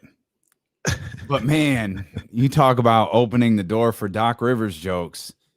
God bless it, man. You're looking at an Eastern Conference with no LeBron James, no Kevin Durant, no Kyrie Irving, no James Harden, none of that. And nope. You had to beat Bogey. And you couldn't do it. Now, of course, that's minimizing the Hawks, but that's what I've done all year. So I might as well. My goodness. Herder can play. How though? Hey, look, to be honest with you, I know this might upset some people, and this is no shade to I love Bogey. I always thought Herder was a better player. When we had this whole discussion about the Hawks early on, I was like, what, you gonna bench Herder? Herder's better than Bogey. And I think they're about the same player, to be honest with you. Herder's not that much better, or Bogey's not that much better. They're about the same, but Bogey wasn't able to go, and Herder came in and had one of the games of his life. Can I state just one more time? Probably not one more time. It's probably going to happen a couple of more times, depending on how serious that it was a knee that he was dealing with. The seemingly universal love for Bogey in the city to me is so weird. Again, like, it's cool, like, and that's the way Kings fans are. Like, Kings fans really love that guy. Like, we were just talking to Donte Green, for God's sakes. People still love listening to Donte Green talk. He was here, 10 years ago on a terrible team. I was looking at the years, by the way. I was like, man, Donte, I feel like Donte was here during a really rough time. This can't be right. That's why I asked him the question about the coaches. I wasn't prepared for 5. That was crazy. So I get that this city latches on to players, but every time the Hawks win, it's like, oh man, so happy for Bogey. It's like, dude, he was here 3 years. Like, oh, y'all act like this dude just crawled out of the depths of hell. Like, Bogey's won before. The only place Bogey didn't win was here.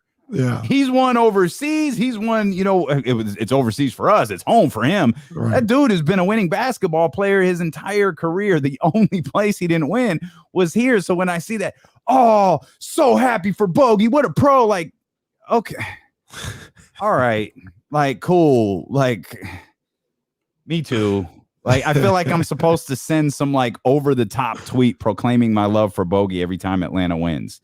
It's like, if you don't do it, you're not a Kings fan. Right. Yeah.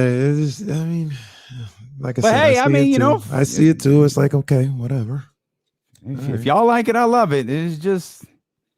Can I say something though about Doc Rivers? Because you said you weren't. No, I'm gonna leave. If you said you weren't gonna go in on Doc, and I'm not gonna go in on him. But you need to stay here and listen to this. I gotta go to the bathroom. This is my bathroom break. Is it time? Is it? I'm allotted a 15-minute break, right? Am I allotted like a job? Like, actually, no. Oh, so I have to sit through this? Absolutely. Look, man. Who needs the man? Doc, I think he's a cool coach. We can't overlook the facts now. And also, he had a lot of greasy things to say about Paul George in the offseason. He kind of, had that bus and he rode over him and he backed up, rode over him a little bit. So when Paul George is in that conference finals and you blow another lead in the playoffs, hey, once again, Drewski, I'm just saying. You want to explain what that means, by the way? I know people can see it, but for the people listening on the radio, when you say Drewski, tell them what it means. There's this internet comedian named Drewski. He's actually like really fun. He's a lot of those guys that are like IG comedians and stuff like that. I don't think they're that funny. Drewski is this heavyset black guy. He actually is pretty funny. And there's this meme where he, sits back and it's basically saying when somebody's like, I'm not saying, I'm just saying. And you put your hands up, you look down like, hey, I'm just saying. Picture that. That's kind of the Drewski right there. I don't know if you saw this stat from the tremendous individual who runs the ESPN 1320 Twitter account. That's that guy. ESPN 1320 for those who are, for whatever reason, not following it yet. Or blocked. Doc Rivers tied Rick Adelman for the most consecutive Game 7 losses. Damn. Rick Adelman lost 3 Game 7s with the Sacramento Kings and won with the Rockets. Had to have been the Rockets. Yeah, he lost one with the Houston Rockets, but he lost 4 Game 7s in a span of 7 seasons. Doc has lost 4 Game 7s in the span of 6. And correct me if I'm wrong. Because we were on the team, did the Kings lose 3 in a row? They Lakers, lost 3 in a Mavericks, row. Timberwolves. Well, I didn't even realize it was 3 in a row, but yeah. I didn't either until I pulled this stat yesterday. Wow. And I was like, wait, he lost 3 with the Kings. It was like, okay, Lakers. It's like, wait, hey, those were all in a row. All in a row. And if you want to get even crazier, in 2001, they got swept. But the 2 years prior to that, they lost 2 Game 5s in the first round. Wow. So out of that whole run, our glory years, they lost all their elimination games. Game 7s, Game 5s. Jeez. Brutal. Heartbreak Hotel. That's big facts. Cue it up. Ben Simmons shot 34.2% on free throws this postseason. Excuse me? Not the 3-point line? 34.2% on free throws. Not the field. You sure that doesn't say field goals? Ben Simmons shot 34.2% on free throws. This can't be serious, man. $10,000 fine right there.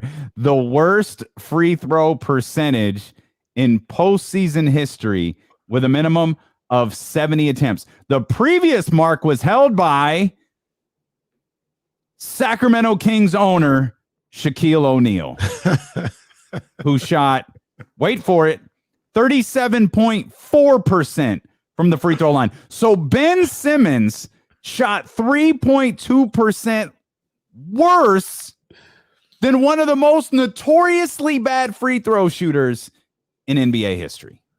How would you expect this guy to come to Sacramento or anywhere and we take him off the ball, put him as the center of the power forward, and how you expect him not to get fouled every single time he touches the ball around the rim? I don't know. You heard what Donte said. He's got to live in the gym. He's got to fix this. He's got to work with the Don. He's got to work whatever trainers are out there. He's got to fix this. I kind of brought this up on. We were talking to Mark Jones about it. So what was that, Friday? We kind of brought up Ben Simmons' demeanor. And so I kind of I was pulling some things up before the show, trying to get a grasp for this and reading about how there were certain scouts who were turned off by him. And you can read into that whatever you want. There were some NBA people who were turned off by his demeanor when he was at LSU. And that brought up another reminder. LSU stunk when Ben Simmons was there. Which brought up another reminder. Markelle Fultz, Washington, they got nothing done. But yet the tournament. They didn't. I don't think either one of those teams made the tournament. Philadelphia picked both of those players. Both of them. I'm just saying, there's a lot of people you can blame for what's happened in Philadelphia. What a failure.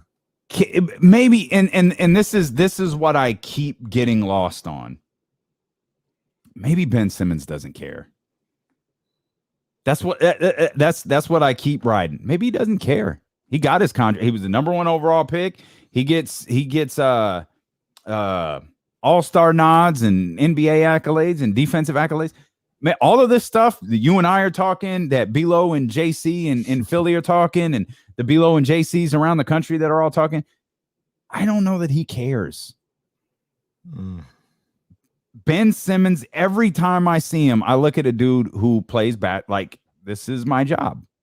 It's what I do for a living. That's what I see when a guy who, hey, what do you do for a living? I'm an accountant. What do you do for a living? Oh, I'm a dentist. You like it? Yeah, I like it. Hey, what do you do for a living? I'm a basketball player. Travel's a bitch. Like I don't know what to tell you. I get paid well, but it's not fun. That's how I picture like dinner parties at the Simmons house. I just and I know we'll get into some of the stuff that Doc and Joel had to say as well, but I just keep going back to it's like a 2-hour tease for that sound. Spoiler alert: it's not going to pay off, and you probably heard it, but we will play it for you. I just keep going back to some of the quotes Ben had after the game last night, and he said things like, "Quote: We lost. It sucks. I am who I am. It is what it is."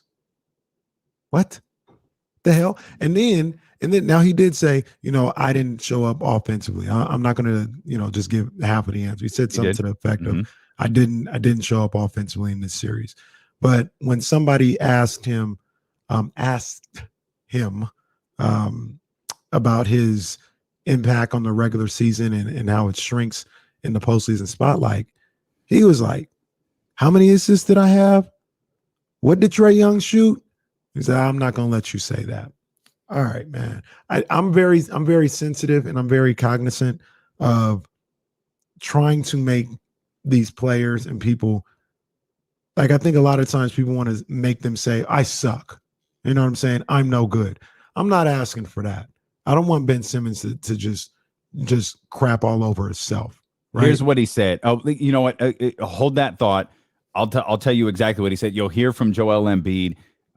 You'll hear from Doc Rivers as well. We'll talk more about this. We'll talk about some of the other teams that lost. We'll talk about the fact there was already a Western Conference Finals game played yesterday without Chris Paul and without Kawhi Leonard. Thankfully, we've got 2 more hours to talk about it, and we've got 2 more opportunities for you to win $1,000 as well as D'Lo and Casey continue here on Sacramento's #1 sports station, ESPN 1320.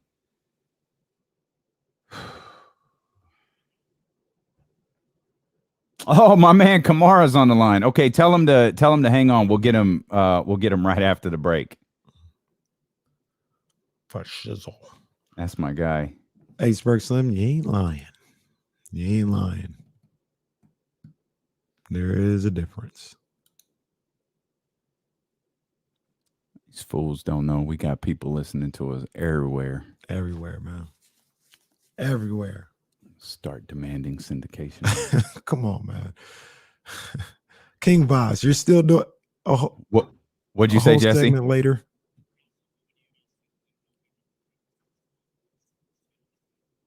Okay.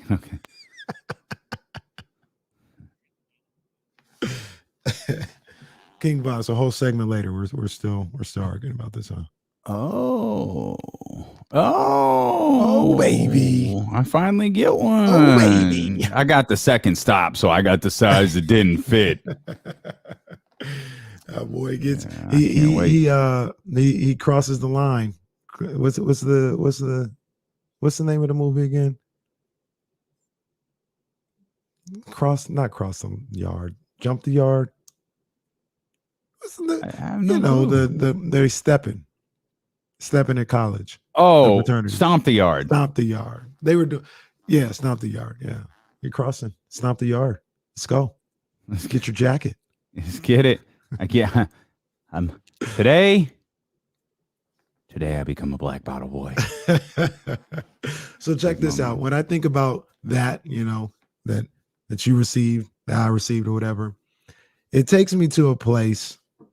Saved by the Bell. Who knows this episode? This was junior high Saved by the Bell when the Rigmas, remember, and they tricked Zach into thinking he was joining this little gang at this school or whatever. No, they were high schoolers. They were in junior high. And they're like, yeah, Zach, you can join the Rigmas or whatever. And they gave him a jacket.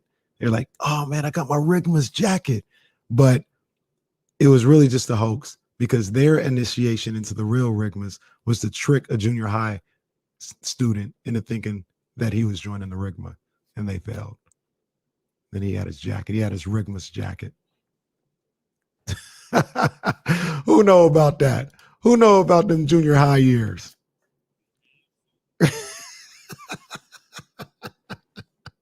The hell just happened? Thank you, Roddy. Thank you, Roddy. Yes, happened? he did. They ended up throwing the jacket in the trash after he was mean to Screech and Lisa and who was the little square guy who didn't make it to the high school years. I forgot his name.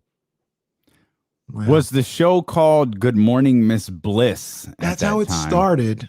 But it was actually that was the pilot. Good Morning, Miss. Oh, Bliss. the pilot was called. But once they started doing the shows, it was actually Saved by the Bell.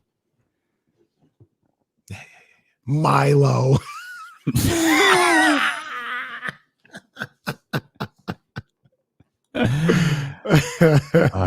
No, yeah, Milo was the black guy.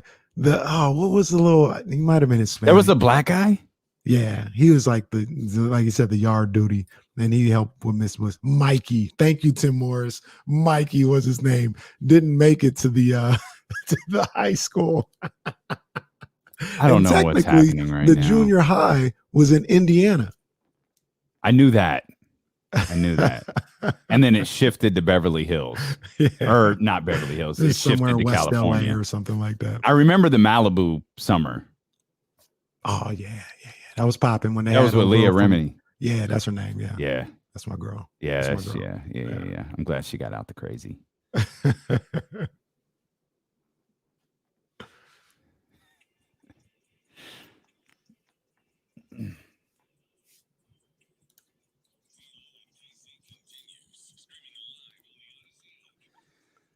Odyssey app is fantastic. I can't stress this enough, though.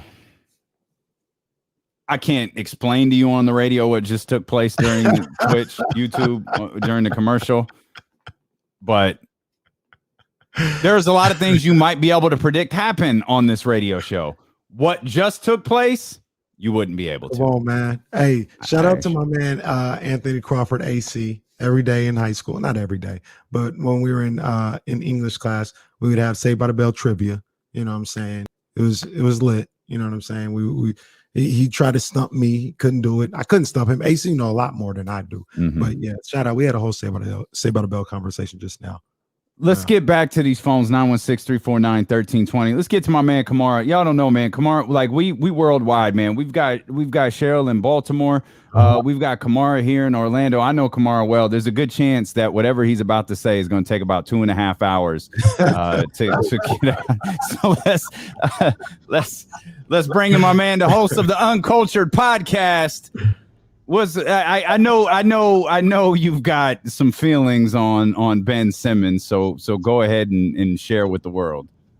Well, first of all, I just want to say I'm not on board, obviously, with Ben Simmons even joining the Kings. I don't understand how that would even work. I'm in agreement with KC and with you guys on that. I just want to say, man, with that being established, I think the whole narrative that he needs to work on his game, I don't think it's just so cut and dry with that. I think a lot of you guys, clearly, I think if they work on it, they work on different aspects of it. I think it comes back down to something internal, like mentally with him.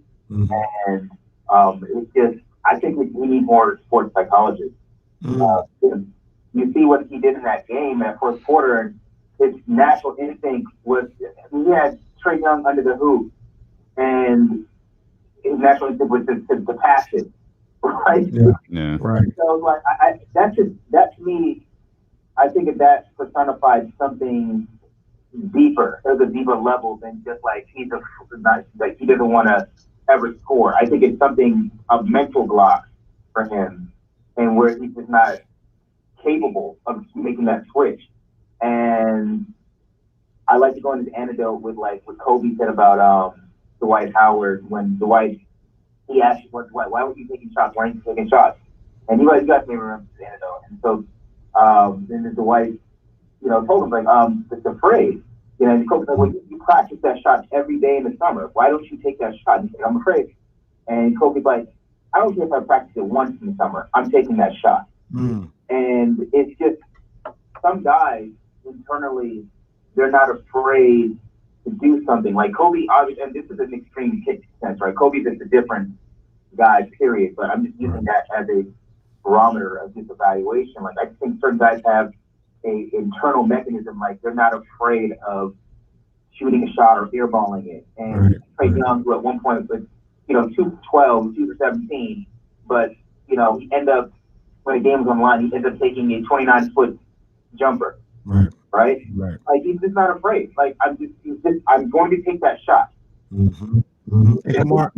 Oh my bad. Go ahead. I told you got to give him about 2.5 hours. He'll get it in, but when you gonna walk away, going, No, go ahead, man. Go ahead. I didn't mean to interrupt. No. I mean, that's just really it. I think you just really you have to look at the mentality of that player and that playmaker and like what makes them tick. And I think that's really what you have to figure out with Ben Simmons, not his workout. I think that was disingenuous what Doc did. I think people say he's not working out hard enough. All these guys work on their craft. Something deep. Nah. That's all. I agree. And that's kind of what I appreciate you, Kamara. Thanks for the love, man. By the way, the Uncultured podcast, one of the best podcasts we've got on the Be Heard podcast network, man. So go check that out. Like Kamara, if you've ever listened to the podcast with Damian Barling, you've heard Kamara before. We did a whole election series. Like he is in terms of a political analyst and like a guy who could really break down what's going on socially. He's just the absolute best at it. And obviously he's a Sacramento guy, loves sports. Sorry, go ahead. Yeah, nah, he kills it, man. But to his point, I mean, that's kind of what I got at with Donte when we were talking to him, Donte Green is, and this is why I don't think it'll change for Ben Simmons, because this is in his DNA. This isn't about like, he gonna really get in the gym this year. I make the analogy and the argument all the time. Ben Simmons has been a phenom since he was about 12, 13 years old, I'm sure. He has had access to any and every gym anytime that he wants to. There's no reason now it should be like, I got to get in the gym. Like if it's not there now, it's not going to be there. This is his DNA. What you're seeing is who he is. Yeah, maybe next postseason, if he's on a team that makes the postseason, he shoots 3 times in the fourth quarter instead of 0. But this is who he is. This is why I don't think it's redeemable. Maybe it's a sports psychiatrist type thing, but I think this is in his blood, man. It's in his nature. This is what he do. This was brought up on the chat. I honestly have no idea if it was, during the live radio show or the commercial or when it was, but Ben Simmons potentially playing center in Australia.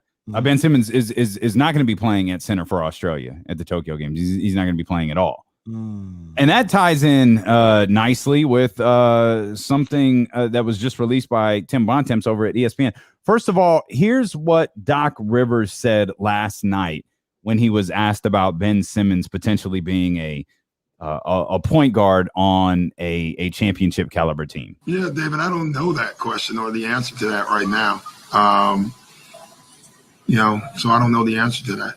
You know the question, you just don't know the answer. And then Joel talking about the turning point in the game last night. Man, I'll be honest. I thought the turning point was, when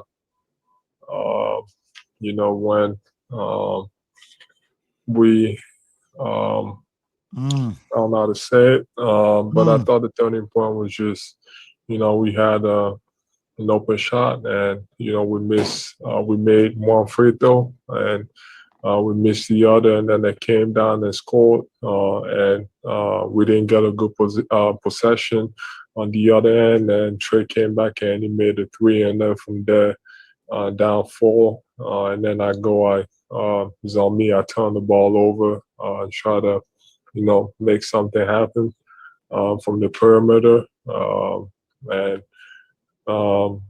I thought that was a turning point. All right.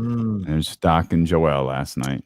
Keeping it a buck at all times, man. And Joel was beside himself on that play. If you see an angle of it, he couldn't believe what he just saw. Are you okay with what Doc said? Yeah. To be honest, well, right, so what's going on with Doc? Yeah, David, I don't know that question or the answer to that right now. So I don't know the answer to that. He knows the answer, and it's kind of what Charles Barkley said. He's not going to kill the kid. He's not going to run the bus over him like he did with Paul George. He's not going to do that with Ben Simmons. Okay, but he knows the answer to that. Daryl Morey knows the answer to that. I know the answer to that. We all know what time it is. And he just simply kind of stalled him out. And he's not going to lie and say and do what he's done all postseason. And be like, oh, you want me to bench Ben Simmons? You don't know what you're talking about. He's not going to do all that. But he knows what time it is, man. He knows what time it is. But see, let me real quick. King Voss, who's just been the king of bad. He's having a rough day today. He's having a rough day over there. He's having a rough day on YouTube. But this is the crazy stuff that we got to talk about with Ben Simmons that we got to stop. Okay. All right. He says Simmons is out of position and taking his team deep into the playoffs. King Voss, what playoffs are you watching? What part of any of these games says that the Sixers are getting where they're getting because of Ben Simmons? Absolutely nothing. And people, well, he's the second best player. No, he's not. Like, let's stop lying to each other. Let's stop lying with all this extra Ben Simmons stuff. He's probably the fourth best player. Tobias Harris is better than him. Seth Curry is better than him. Obviously, Joel Embiid is better than him. He ain't the second best player nowhere. King Voss's takes today over there on youtube.com/ESPN1320 have been reminiscent of Ben Simmons postseason. They've been rough. At least he's taking his shots, though. Yeah, but still, King Voss is taking his shots. Still cringeworthy at times. But we love to see them. You can have cringeworthy takes like we do when we talk about the Atlanta Hawks. When King Voss talks about virtually anything today over at twitch.tv/ESPN1320, youtube.com/ESPN1320. Tim Bontemps wrote this. Not 24 hours after this team's season was over, 76ers coach Doc Rivers said Monday that he believes this summer will be different for Simmons when it comes to addressing his shot. Why? Because according to Rivers, not only is Simmons willing to do the work, but the Sixers have a plan in place to address his shooting woes that will involve doing, quote, the right work and doing it, quote, the right way. Doc Rivers continues, quote, I believe without going into detail with what we're doing, I believe we know what the right work is and the right type of work and the right way to do it. You can do the work all the time, but if it's not done in the right way, in the right type of work, you may not improve. After being here for a year, I really do believe we've identified what and how. Now we have to do the do part. Oh, Doc. We have work to do. It's not going to be an easy job, but it's definitely a job that Ben can do. End quote. Look, man. Hey, one of these things that I think about with Doc Rivers and just all Philadelphia. He'll be doing it with Rico Hines. Sacramento. That's the right way to do it. Just with people in Philadelphia, because I've had these conversations for the last couple of years. They just coddle Ben Simmons so much instead of saying, no, you're not good enough right now. They're like, no, but he does so many things that if you know basketball, you know he does so many things that helps the team win. How about just saying, you know what, Ben, you're not good enough right now. You're not good enough. You're not executing. You're not doing the things that this team needs, that this franchise needs to take the next step. But as long as they just sit around, no, if you don't know, then you're just not even paying attention. All right, whatever. Philadelphia, Glenn, as they're calling him here. Oh yeah, he's lost Glenn, Doc status. If y'all want Ben Simmons, y'all can have him. I'm telling you. And like I told you last week, we hear all this other stuff, last night about trades and all this other stuff. We were talking about this last week. I told you I wouldn't do it, but I'm telling you, I wouldn't be surprised if he ended up here. Even Rico probably like, nah. That's according to Frankly Floyd on YouTube. Rico Hines, the Wizard development coach here for the Sacramento Kings. Hey, we got an idea for you, Rico. What's that? Ben Simmons. Nah. I'm going to go hang out with Bobby in Stockton. It's a hard pass for me, dog. I believe so. 2 hours into the show, I'm going to join King Voss. What? I'm going to wait a minute now. I'm going to join King Voss on Poor Take Island. I've got my paddle boat out there and I'm making my way out there. I think Ben's going to be fine. I think Ben Simmons can return to I think Ben Simmons can be an all-star again. I don't know that he can do it next year because there's going to be a different kind of spotlight on him next year. But I think he shouldn't have been all-star this year. I think he's going to be fine. Yeah, when you look around and see some of the guys who weren't all-stars and you look at that one, That's fine. But remember, with All-Stars, we have to reward teams that are good because I guess that's an unwritten rule of anointing All-Stars. And the 76ers were good. There was a point, maybe even at the halfway point of the season. Did Philly wind up winning? They were the number 1 seed, weren't they? So they, I don't know if they were at the All-Star break, but if they weren't, they were certainly close. And can you believe it? The 76ers only got 1 All-Star. Oh gosh. When you've got a good team, you've got to have multiple All-Stars. That's something that somebody told us has to be true. So I think, and when you're a bad team, you don't get any All-Stars, no matter how good they are. I think Ben Simmons will be who he is. And and one thing that we've learned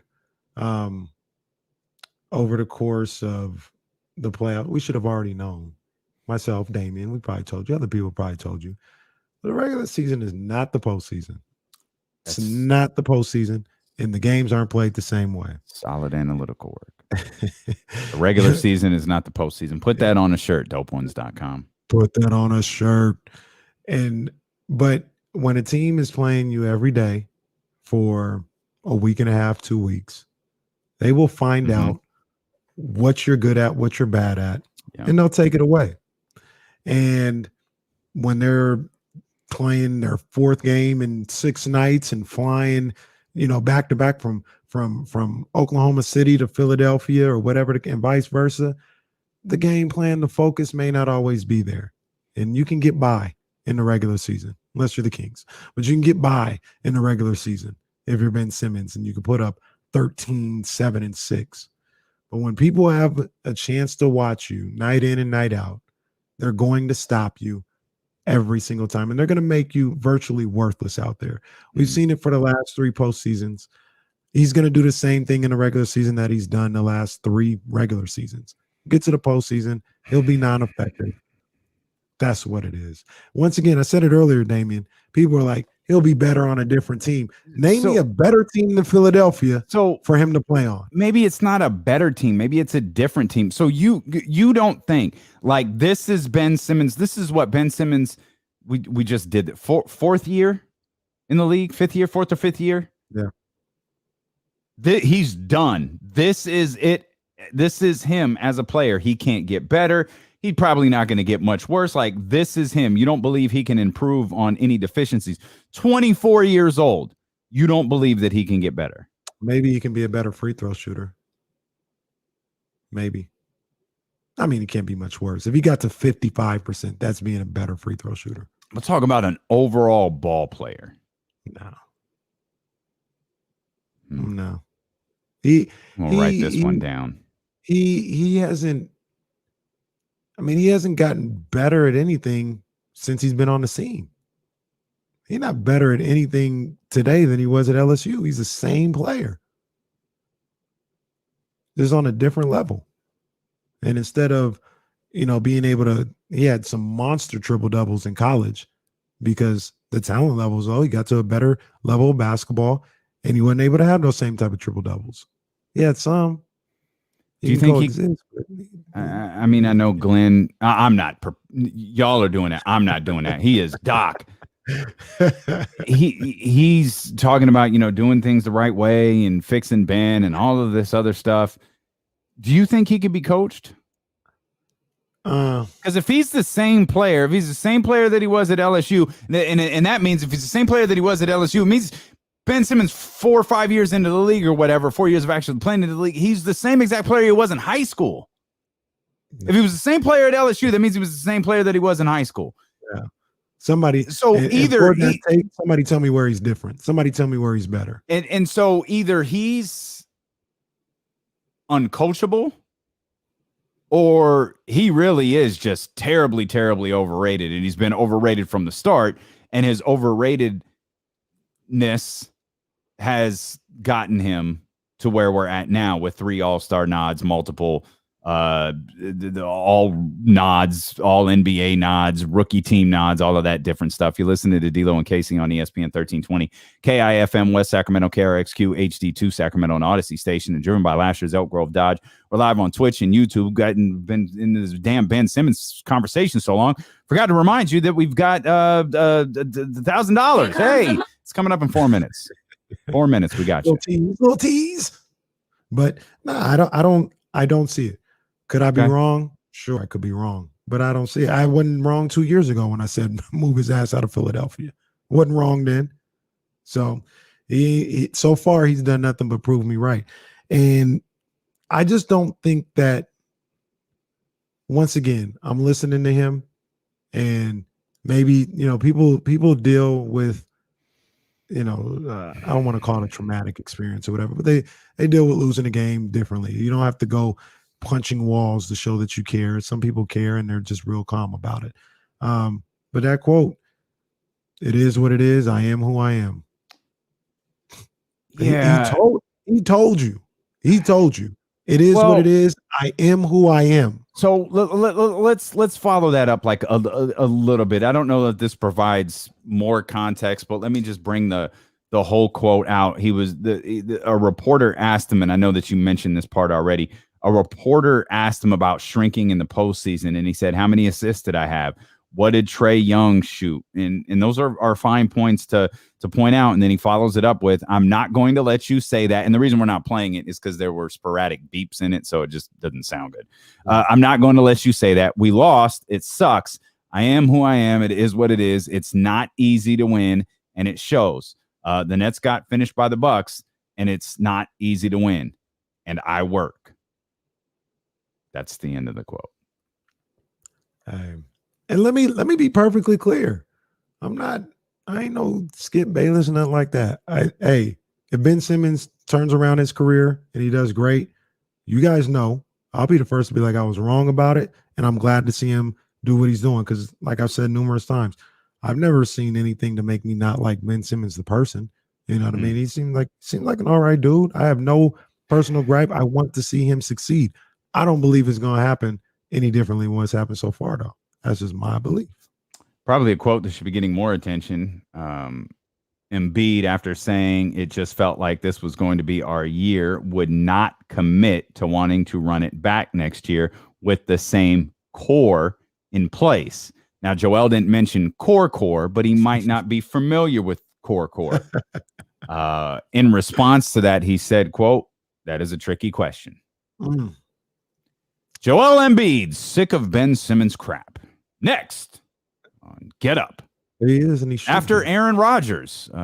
First, a historic weekend of NBA basketball. The Brooklyn Nets eliminated. Game 1 of the Western Conference Finals. Chris Paul, Kawhi Leonard, both out. But first, Aaron Rodgers and the Green Bay Packers.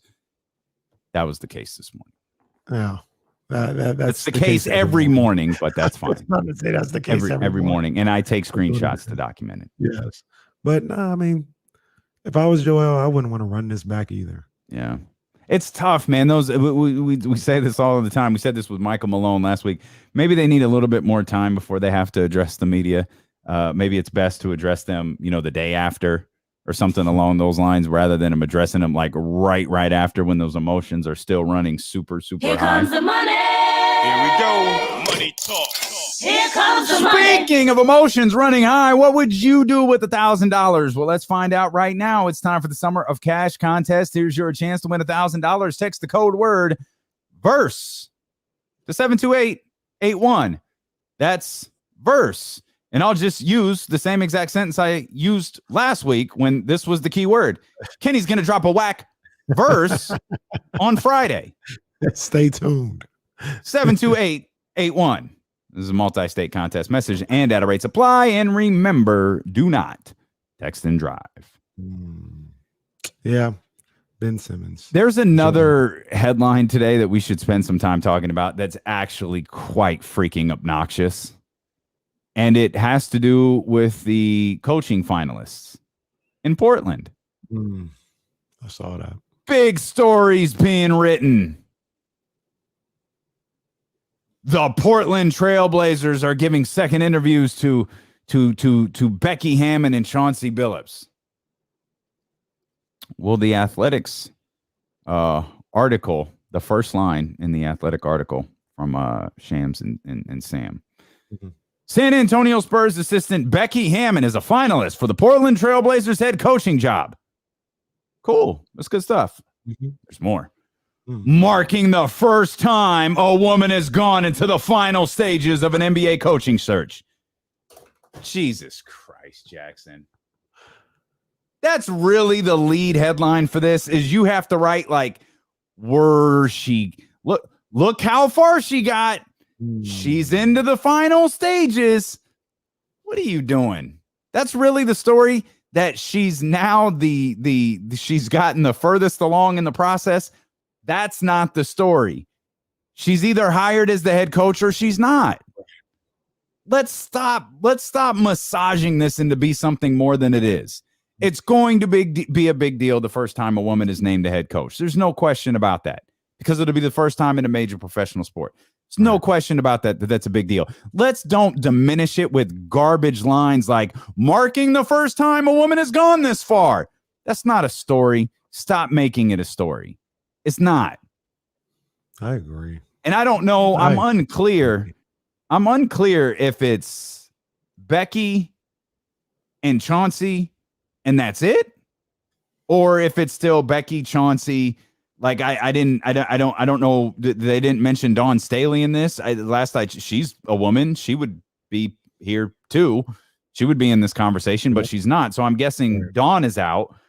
Though I think that would have been a tough end to begin with. And then Mike D'Antoni was another name brought up. Is he out too? And it really is between Becky and Chauncey, right? Because you probably have set yourself up for. You've set yourself up for an interesting conversation, because if you're looking for experience, Becky has more experience.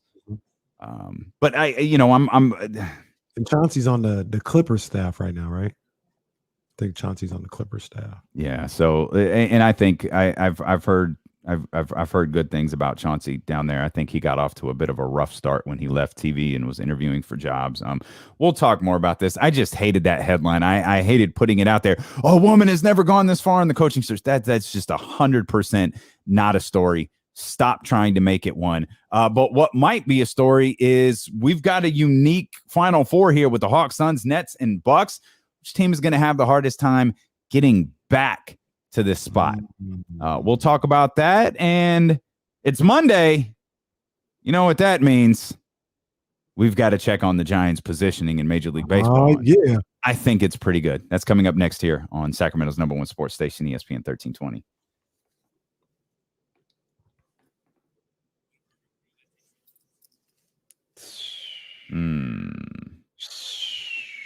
What's a perfect world? Really, really cheap? Okay. Well,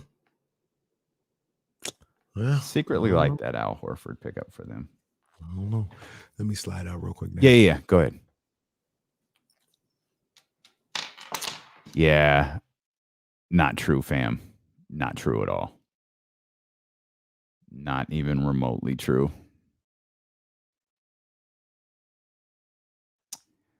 Yeah, it's tough to argue that that's bigger than coaching the Portland Trailblazers, but yep, that's definitely going to happen. She out there getting it in. So I'm confused. Like, are Mike D'Antoni and this is the part that I don't understand. Like, John, I see your tweet here. This is the part that confuses me. Is Mike D'Antoni and Brent Barry, like, are they still finalists? Or that's just who they've interviewed? That's the part about all of this that's the part about this whole like article that confused me. I didn't get it. Yeah, that's pretty much true, especially on Mondays when we have so much other stuff to do. But now, as we're getting later in the season, that's going to change. Yep, you sure are. You're dead ass wrong. Are improving in the NBA opposed to other major sports. I'm sure that was the idea of putting the headline out. And it's not how women are improving in the NBA. It's the NBA is improving how they're looking at women. Like, I'm just happy that this is the first time that it's not Becky. There's Dawn Staley in there. There's Teresa Witherspoon in there. And whether all of this or whether any of this has any merit to it or not is that's an entirely different conversation. But I'm just happy that it's not like just one woman, that there are multiple women on staffs all across the NBA that need opportunities to kind of move up in the coaching ranks. So the second line, John, I'm looking at your message here. The second line of the article says the Trailblazers have interviewed several candidates for the job, including Clippers assistant Chauncey Billups, Dawn, Mike, Brent Barry. Multiple members of that list are expected to be a part of the final stages of the interviews. Okay, so it's not just Chauncey and Becky. So that's the other part of why this whole thing was so phony. Like, you put out Chauncey and Becky, but left out, Brent Barry's probably getting another interview. Like, Mike D'Antoni's probably getting another interview. You just pointed out Becky's in the final stages, so you could put out this bullshit headline of, oh, look, she's in the final stages of the interviewing process. Like, you're telling me Becky, 6 years as an assistant for the San Antonio Spurs, and this is the first time she's gotten this far? That's not something to be proud of if you're the NBA. That's something where I'm more like, yo, what are these other teams doing? Nate Bjornsson got hired. He got through the final stages and got hired. Like, think about that for a second. And you know how you don't have to worry about the final stages of interviews, Kenny? You don't interview anybody else. You just say, I want that guy in LA.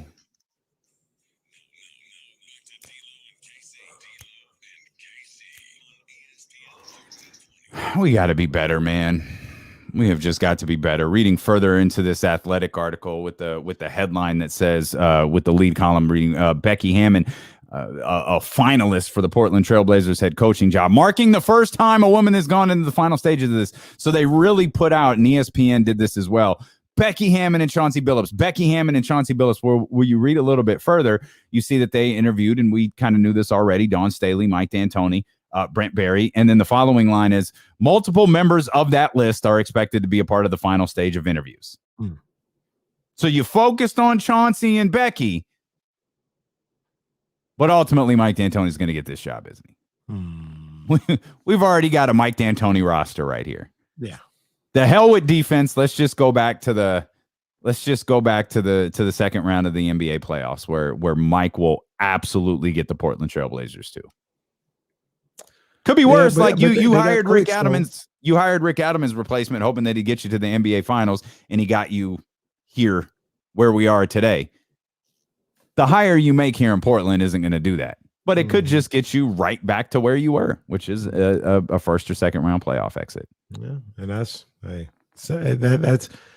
that I would kill for that here. So maybe that's how some people feel about it. Can I read you a couple? But you don't fire. Do you fire Terry Stotts going, okay, let's just hire the coach that's going to get us to the first round of the playoffs next year? No, they absolutely think that Mike D'Antoni can, or whoever they hire, can get them further. Despite the fact there is zero evidence. No. You know how you feel about Ben Simmons? It's how I feel about Mike D'Antoni.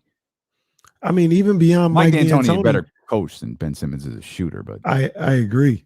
Even beyond Mike D'Antoni, though, I don't think that roster is good enough for much more. I don't think so either. So they can fire the coach, but they got the same issues. Real quick, though, couple of stats, because we talked about the process being dead, right? The process being a failure. Since the process started, it was they're deeming it around the 13-14 season, 2013-2014. Okay. In that time in the Eastern Conference, the Celtics have made 7 playoffs, 3 Eastern Conference Finals. Toronto has made the playoffs 7 times, 2 Eastern Conference Finals. Milwaukee, 6 playoff appearances, 2 Eastern Conference Finals. Indiana, 6 playoffs, 1 Eastern Conference Finals. Miami, 5 playoff appearances, 2 Eastern Conference Finals. Atlanta, 5 playoffs, 2 Eastern Conference Finals. Washington has made it 5 times. Brooklyn has made it 5 times. Philly, 4 playoff appearances, no Eastern Conference Finals. Thing is literally a failure.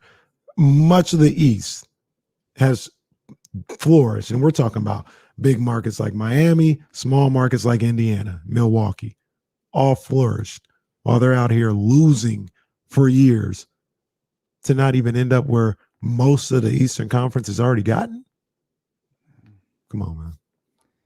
Don't ever talk to me about tanking and processes no more. I mean, it's not an accident that Sam Hinkie's never gotten another job.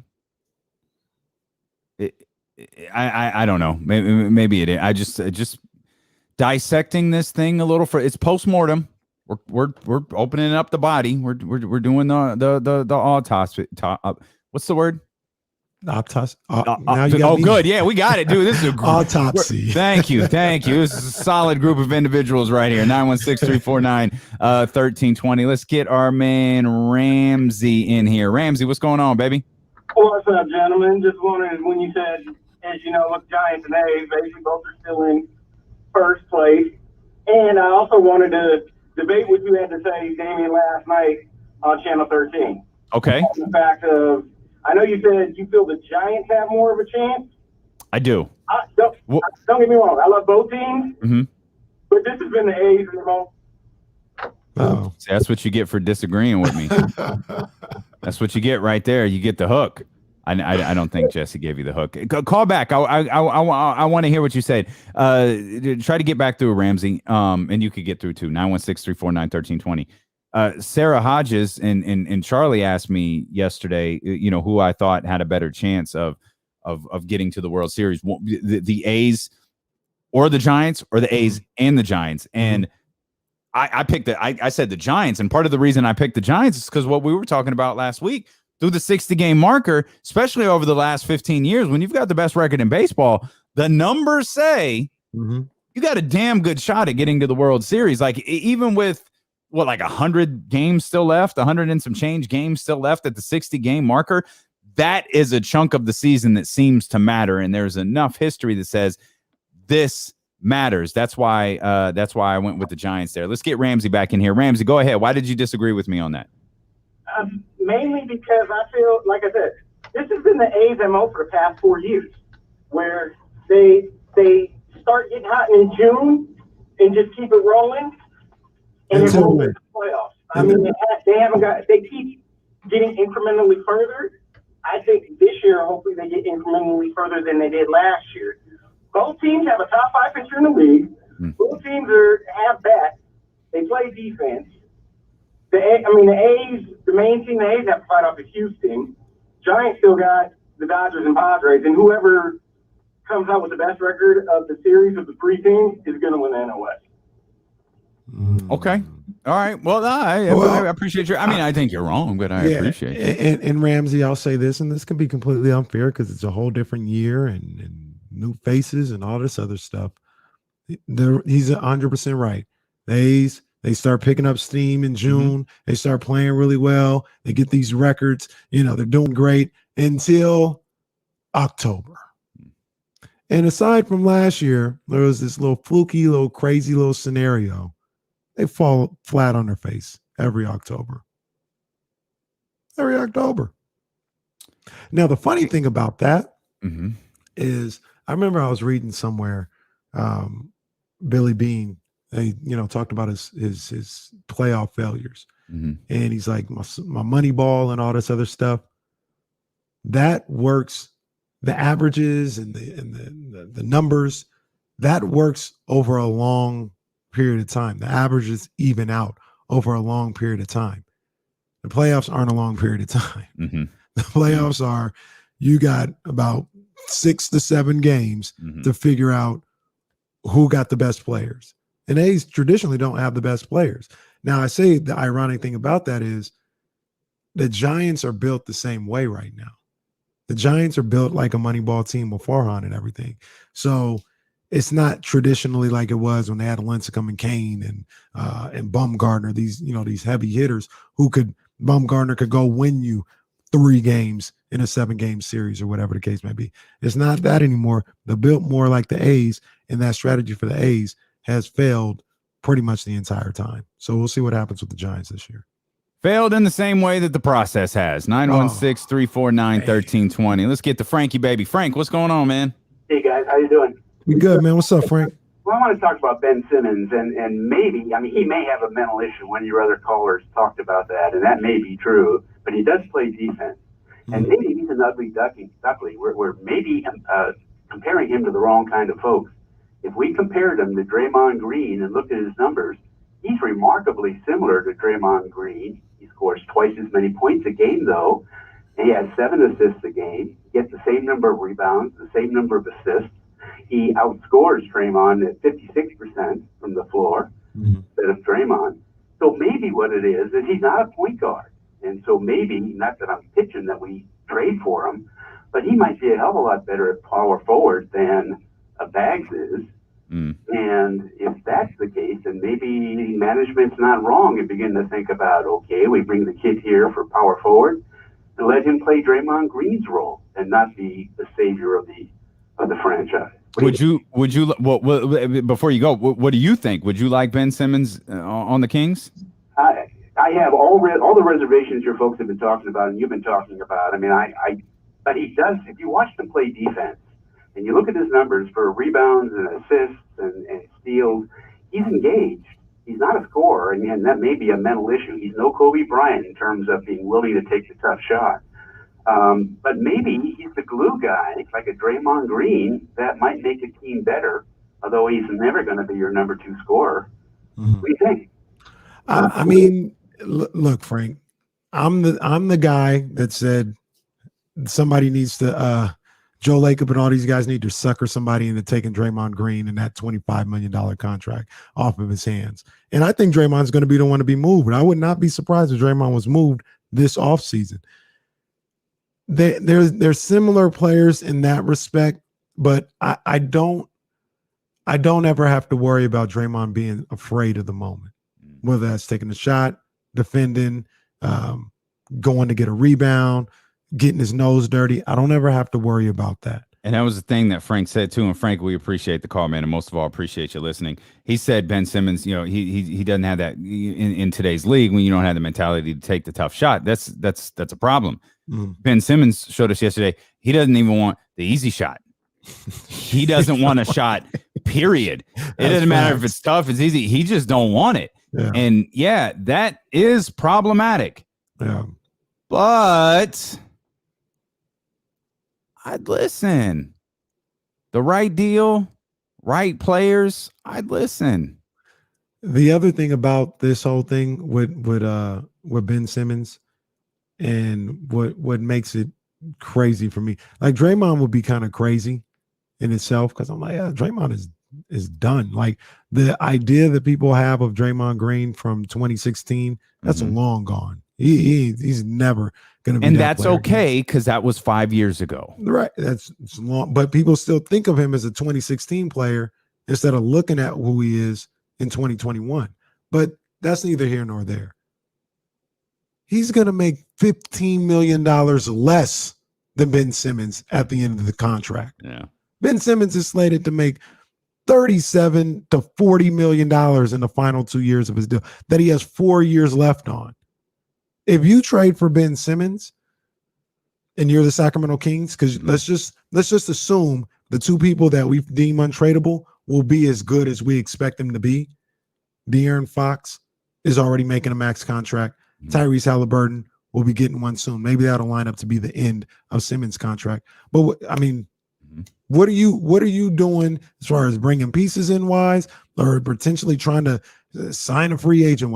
We can't even afford Rashawn Holmes right now. Agent, and that's the thing that always drives me nuts about this is what free agent are you signing? It doesn't You're have not to be signing a free agent here. Well, it doesn't have to be a max guy. They signed Dwayne Devin. They signed Trevor Ariza. How'd that work out? It didn't work out. Those were really well. the 2 examples that came to your head that you thought, I'm going to drive my point home with this. There this? are people that will come. You're not going to get your Giannis. Yes, there are people that will come, Kenny. Dwayne Dedman and Trevor Ariza. They didn't even play a full season with this team. Those aren't the type of... Kenny, the Kings are attracting the wrong element. There goes the neighborhood when Dwayne Dedmon and Trevor Ariza come to town. That is not what you're looking for. I get the contracts is what you're talking about. That is not it. You always gonna have to overpay in certain situations. And you said that, but man, you've got to overpay more wisely than Dwayne Dedmon and Trevor Ariza. No, people wanted Vlade applauded because he got out of those deals quick enough. Oh, man, savvy move by Vlade to get out of those halfway through. Yo, what did he see in Dwayne Dedmon that was like, oh, this will do it? That'll put some butts in the seats. The same thing that a lot of I'll give it to you. Thank you. Gonna put some butts in the seat. I put there it is. Thank you. There's a He saw the same thing that some of the same people who agree with that move seeing Ben Simmons. A hope and a prayer, because I feel like that's what you're hanging on to with Ben Simmons right now. And I'm openly acknowledging that. What if the deal wasn't for Buddy? What if it was for Harrison? No. I almost said something else. No. There's no. If you're talking about on the perimeter. By the way, I'm not advocating trading Harrison Barnes. It's not that was a what if. What if it wasn't Buddy? You wanted to score. We're playing Harrison at a different position than we've seen him in Philadelphia. Mm-hmm. Mm-hmm. What if it was Harrison and whoever instead? What if it wasn't Bagley? Someone said DeLon Wright earlier. I think that was Terrence. Yeah, what if it was DeLon Wright and Harrison Barnes instead? No, that's crazy talk too. What if it was a pack of bubble gum from the Golden One Center Convenience Center? Then what store would you do it? No, because you got to take back $40 million. So it's the money more than the player. Okay. The money is a huge issue. If that was $50 million left on his contract, yeah, maybe I'd think about it. But we're having a fit because we have to pay Buddy Hield $22 million. We're not. It ain't my money. Well, as we analyze this team, we break it down and we're like, what the hell do you do? What a guy that makes $22 million. Ben Simmons, the contract is ridiculous. It's ridiculous. So anything that deals with Ben Simmons replacing or taking the place of somebody on the perimeter, that's just dead. Like that's finished. Don't if he has to play anywhere other than the short corner where he's just, a little dump down guy, that's a non-starter. The only way that I would even think about this is if he was your center or power forward and he would stand right there in that little short corner and maybe you could dump it to him and he would finish, or he'd be like I said earlier, a Marcus Camby, high energy follow-up guy. That's the only spot he has in this league. Is the trust the process Sixers? Mm-hmm. Are they a bigger failure than the Daryl Morey Rockets? Yes, absolutely. You say that so definitively without thinking. Like the Rockets went for it. Now they didn't tank for years to get there. They went about it differently, and it was the acquisitions of Chris Paul and moving on from Clint Capella and the acquisitions of Russell Westbrook, and then all of these different things. Now it's gotten you into the state that you're going to be in now, and you're likely going to be in moving forward. So you kind of you reversed it. You did the playoff portion of it first, and now you're headed into those lean years. You better draft a lot better than Philadelphia did. But Jesse posed the question here to us: that are the trust the process Sixers the biggest failure as far as teams who went for it? And my immediate thought was, man, those Houston Rockets teams were a pretty big failure too, because they were going for the championship and the championship only, and they didn't get it. They got to the Western Conference Finals twice. It doesn't matter. They didn't win the championship. Those were not Western Conference Finals moves. Those were championship moves. I didn't say they weren't failures. You said who's a bigger failure?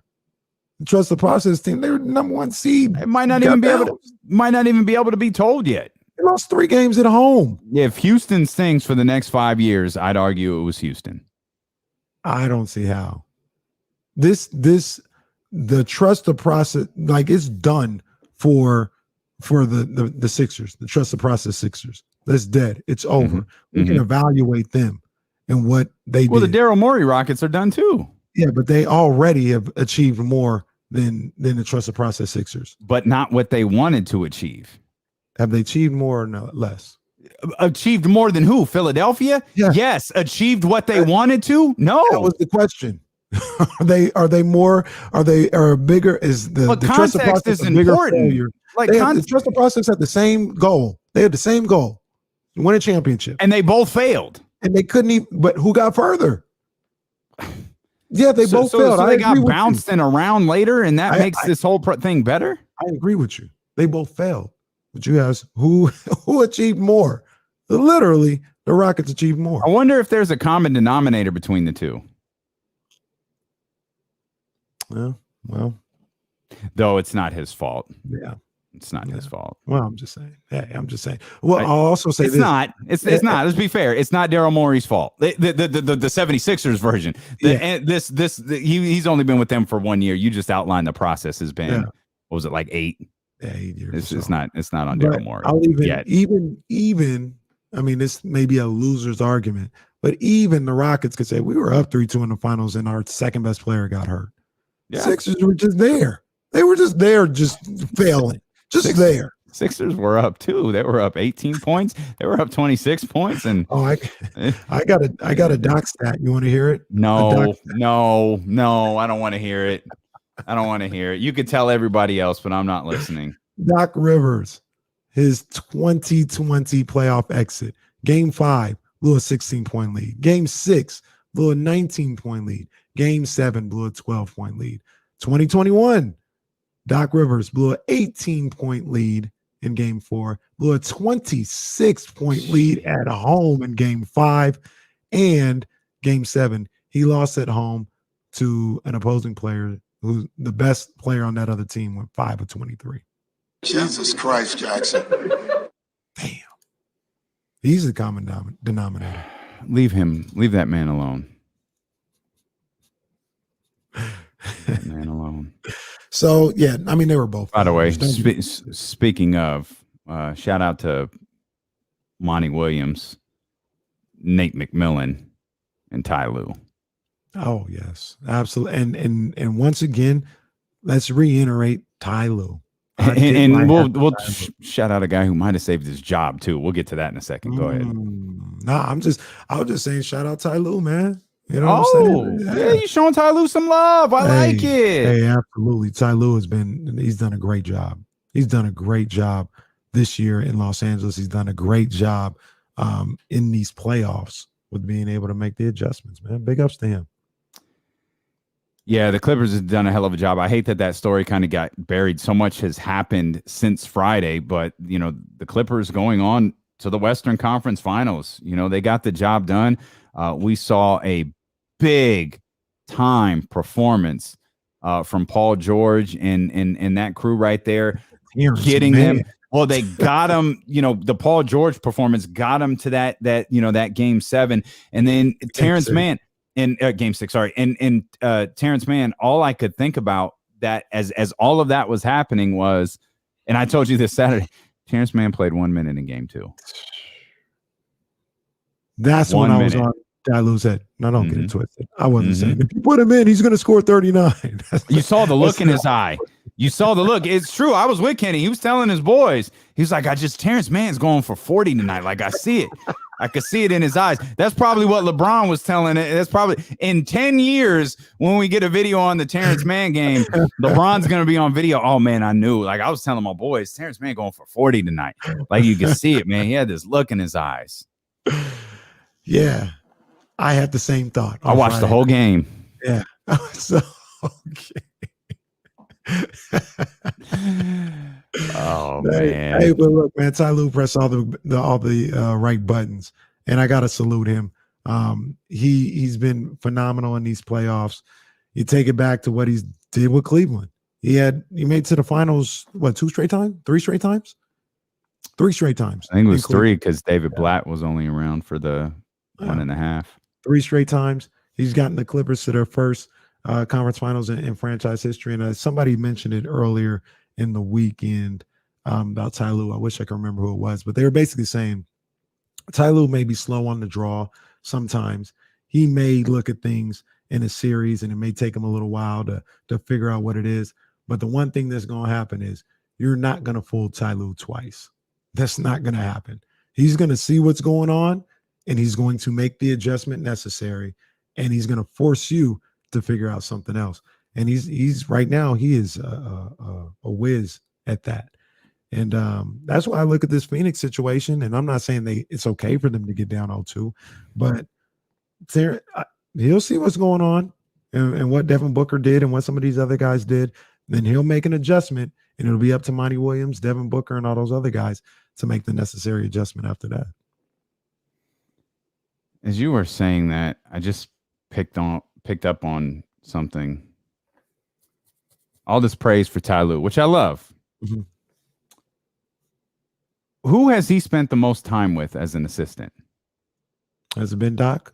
Yeah, it's been Doc. Well, the guy who was getting he was with Doc. Let's see. When did he was with them in Boston, and they went to Los Angeles, or he went to Los Angeles with them. Then he did the stint in Cleveland, and then he was back in Los Angeles with them for another year. So probably 1, 2, 3, 4 years total, 5 years total, 4 years. Hey, look, I'll tell you like this. This is gonna sound real harsh, but he picked up some things from Doc that he uses. And he probably picked up some things and be like, I know not to do it like this. Yeah. I just thought that was so interesting. Like, he's cherry picking what to take with him. And because look here. Doc is getting killed for not making adjustments. Doc is a good coach. Doc is a good coach. He's a good coach. There's no caveat there. But there's another level where he just doesn't press the right buttons all the time. I don't know why that is. I don't know what it is with Doc specifically, but he just fails to press. Which is something we know Ty Lue can do, and you know who that may help, as Chauncey's pointing out here. Chauncey Billups. Yeah. Chauncey Billups on the Ty Lue coaching staff right now. We'll step out. We'll come back. We've got plenty more to talk about. The NBA draft lottery is coming up. It's a tradition unlike any other. Your Sacramento Kings. We'll talk about that as D'Lo and KC continue here on Sacramento's #1 sports station, ESPN 1320.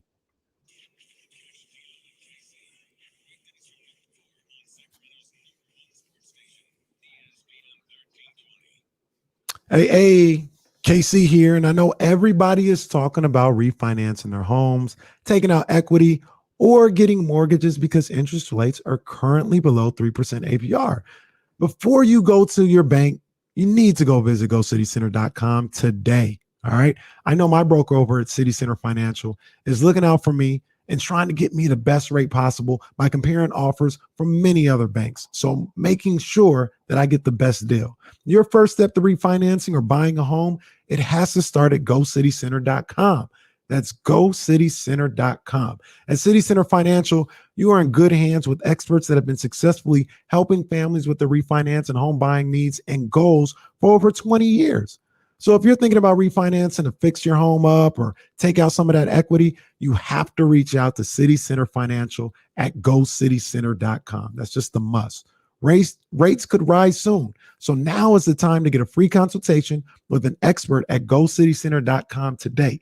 City Center Financial, the most options and the best rates. Cal BRE number 018375543, NMLS number 353383. Man, I say it's so slow. Especially yeah, right. Especially with these damn braces on. That's just brutal. Yeah, man. I mean, yeah. There's something missing with Doc. I don't know. I'm not exactly sure what it is. Something missing with that guy. Jesse, did you watch Jamal Charlo?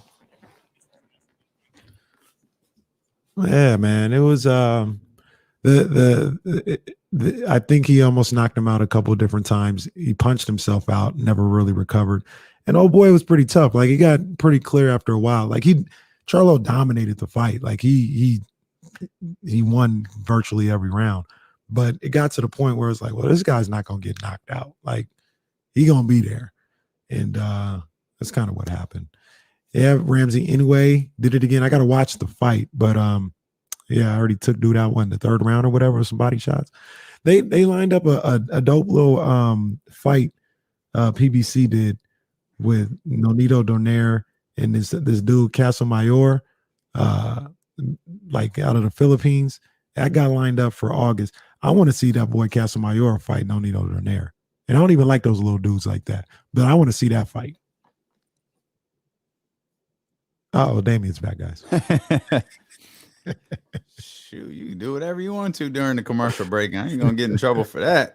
Yeah, man. And then Jaime Manguia, he fought on Saturday. I didn't see that one, but Jaime Manguia, he all right, man. He ain't got no defense though. He got zero defense. Against some real fighters, he gonna get smacked up. If he tries to face Canelo gonna hurt that boy.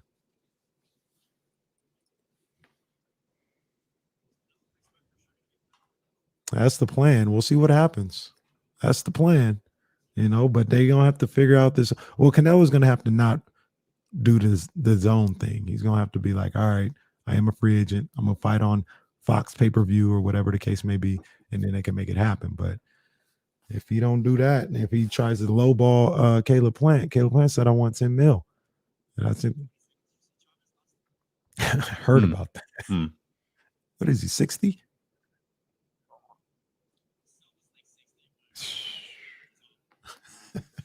Oh, Junior. Yeah. It's crazy. That's crazy. Yeah.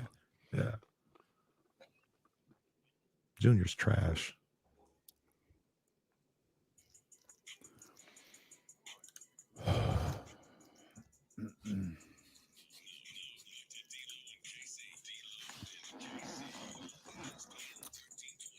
There are little mini shows within the show that take place during the commercial breaks over on twitch.tv/ESPN1320, youtube.com/ESPN1320. And when I say during the commercial break, there are no commercial breaks on Twitch or YouTube. So you got to go check us out. Though if you're listening on the Odyssey app or 1320 AM, we love you just the same for it, no matter where you are or how you're doing it. We're just happy that you're listening and hanging out with us. Absolutely. Eventful weekend in the National Basketball Association, and it'll be an eventful week, unfortunately, for your Sacramento Kings, as a tradition unlike any other continues. It is the NBA Draft Lottery tomorrow evening. Kings pre-lottery slot is 8, and we'll be spending the next few weeks going over, what do we got, July 28th, 29th? We'll be going over every damn possible scenario, from trades to players to Scotty Barnes love to Scotty Barnes hate. Who's it going to be moving up, all these different things, whether it's at 8 or whether it's top 4. One thing that I never understand, and they just got to tell me, and I go with it. Mm-hmm. But like the thing where, they got 13 slots in the lottery or whatever.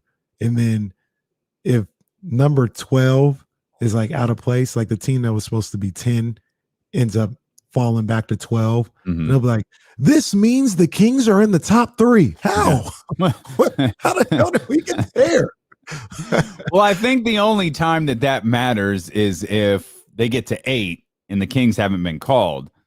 If you get to 8 and the Kings, and the Kings aren't called at 8, that means they're top 4. And I think that the pre-lottery spot for the Marvin Bagley move was 8, which is a friendly reminder. It's not who you draft, it's who's doing the drafting. It's not where you're drafting, it's who's doing the drafting. Mm-hmm. It was a 2-person draft until the Kings won the lottery. Yeah. And then it wasn't. They didn't win the lottery, but they did. Technically, they won. They won. Yeah, you're right. They won the lottery, because when you win the lottery, typically you don't get all the money. Right. You share. I learned that from the episode of Martin.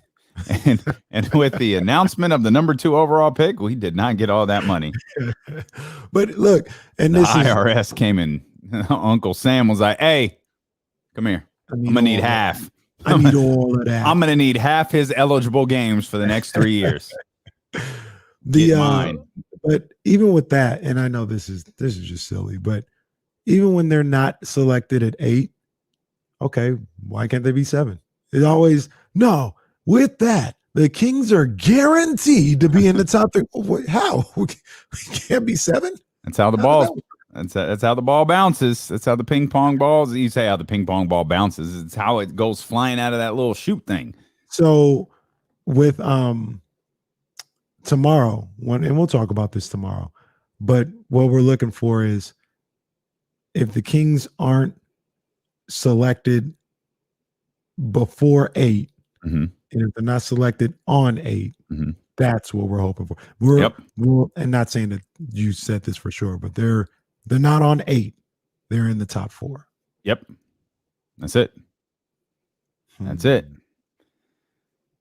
And this is allegedly a top 5 draft.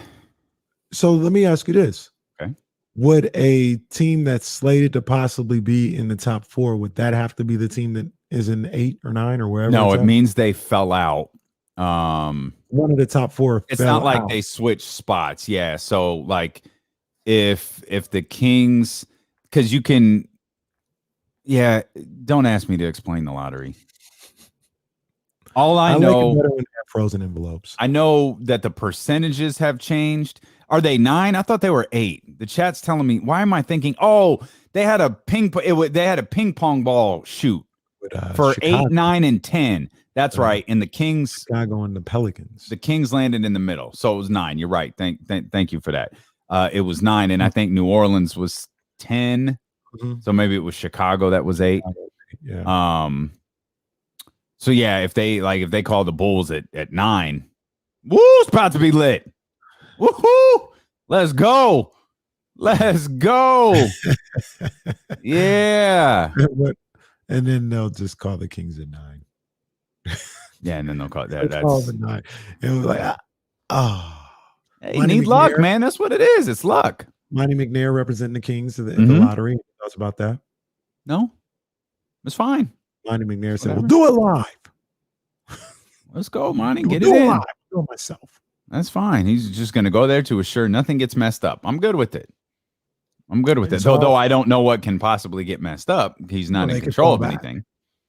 Well, yeah, but he's not in control of that. It's not like Monty can strategically, and enhance where the Kings land here. Like that work was done during the regular season. And so, here we are here.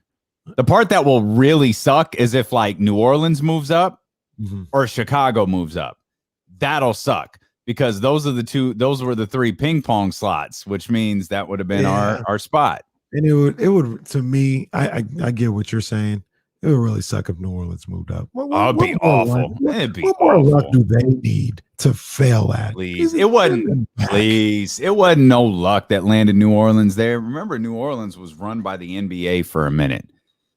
Still, the only trade in my lifetime to be vetoed was when the NBA just happened to own the New Orleans franchise.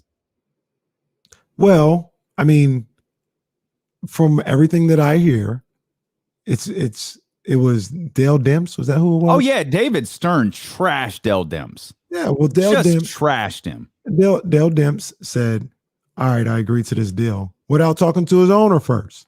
The owner got the deal and said, "No." The optics of the commissioner of the NBA vetoing a deal that the NBA owns for a team that the NBA owns, and then coming up with some half-ass excuse about how it was. I don't even remember the excuse that he used. I'll have to pull it up here. But that's trash. That's one of the trashiest moves by a commissioner of all time, and David Stern, arguably the greatest. So you're supposed to let it go? The trade was trash. Like the trade itself was trash. Like, what the hell is this? You're going to give CP3 to the Lakers?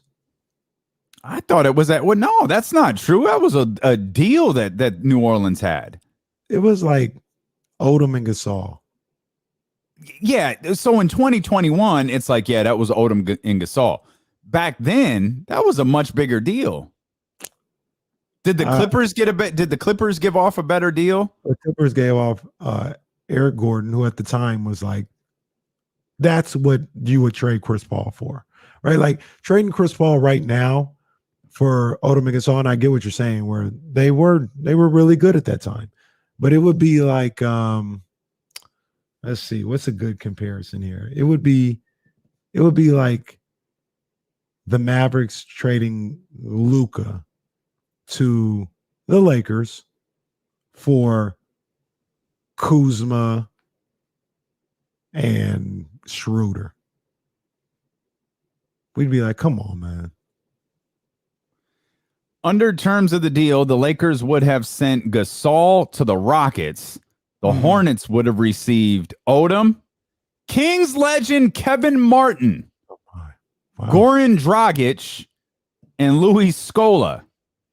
Houston had also agreed to send a 2012 first-round pick previously obtained from the Knicks to New Orleans as part of this package. What did they end up getting? They got Eric Gordon, and before I pull that up, Adrian Wojnarowski reports the NBA has decided to kill the proposed 3-team trade just hours after the deal had originally been reported. I'm looking for. I guess they didn't immediately give an answer as to. It's fairly remarkable that the league has pulled the plug on the deal largely because other owners were reportedly upset about the implications of the Hornets making the deal while owned by the NBA. Was that David Griffin? Or not David Griffin, excuse me. Was that what's my man's name in Cleveland? Dan Gilbert. Dan Gilbert. I think he's the one that wrote a letter. He was the ringleader of it all. I think. The Comic Sans letter? Did he write multiple Comic Sans letters? I think he was the ringleader of that whole thing. Okay, let's pull up what the Clippers deal was. We still just acknowledge it's one of the wildest. Oh, it was crazy. It's one of the wildest, stretches of a few days. It was crazy. And I remember at the time I was in Los Angeles when it happened. They were losing their mind when that happened. So for the Clippers, it was Eric Gordon, Chris Kaman, Al Farouk Amino, and Minnesota's unprotected first. Yeah, it's not that much better. That's not better. That's not better than the Lakers deal. Kaman was good. Kaman was good. Eric Gordon was looked at as, he wasn't on Luka level, but he was looked at as like a Donovan Mitchell at the time. It'd be like if you were getting Donovan Mitchell. He was a budding young star. Okay. And Minnesota's unprotected first. Was Minnesota any good at the time? I think they had traded KG already. So they were in the dumps. The Lakers were privately fuming Wednesday, according to a person with knowledge of their front office, when Paul, the New Orleans point guard, ended up in Los Angeles 6 days later after the NBA vetoed the Lakers trade for him. Yeah, I'd imagine they'd be pretty pissed. Here's the rub. 2 of those starters were only under contract for 2 more years, and the third is only under contract for 1 more. The Hornets were taking extra salary.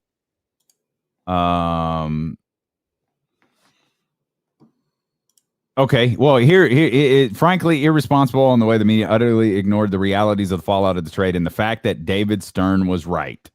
The trade was bad for the Hornets long term. That's according to this article I'm reading right here. Well, where the hell is David Stern during the rest of the trades that were bad for specific franchises? Why didn't he swoop in and save the day and go, no, that's bad for Sacramento? Well, he didn't own the Kings. Exactly. Can't frame it as you can't frame it as if it's bad for the Hornets long term. That's why you can't be the owner. The league can't own a team. Well, in fairness to Stern and the league, they weren't trying to own the team. They were in between. I understand that.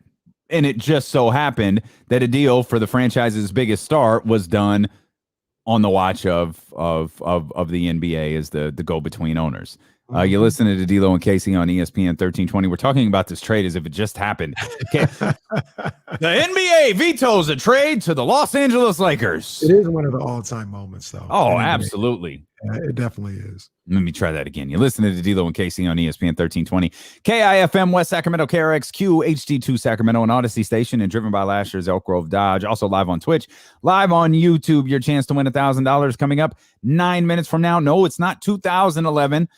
just revisiting this interesting moment in NBA history as the draft lottery is coming up tomorrow. And where will the Sacramento Kings land? There'll be plenty of discussion on that till tomorrow. There'll be plenty of discussion on that in the coming days. I know James Ham's going to be with us on Wednesday. You and him both. I'm sure James is up to the Hammer mock draft, 9.0 or something like that. I know Casey's. Are we going to get Kenny Caraway's first mock draft this Wednesday?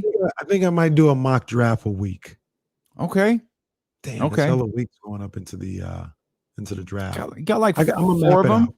That was only 4 weeks. It's July. It's the end of July. I mean, it might be 5, but it'd be we'll mock draft a week. Okay. All the way up into the Kings pick, wherever. Yeah. Right. Hopefully that's only 3 people. Hopefully, yeah, that'd be perfect. Hopefully it's one. Hopefully the mock draft is just turned in every week and it says Cade Cunningham on it. Yeah. So I'm gonna do a KC mock draft once a week. And if anybody wants to sponsor that, it's there.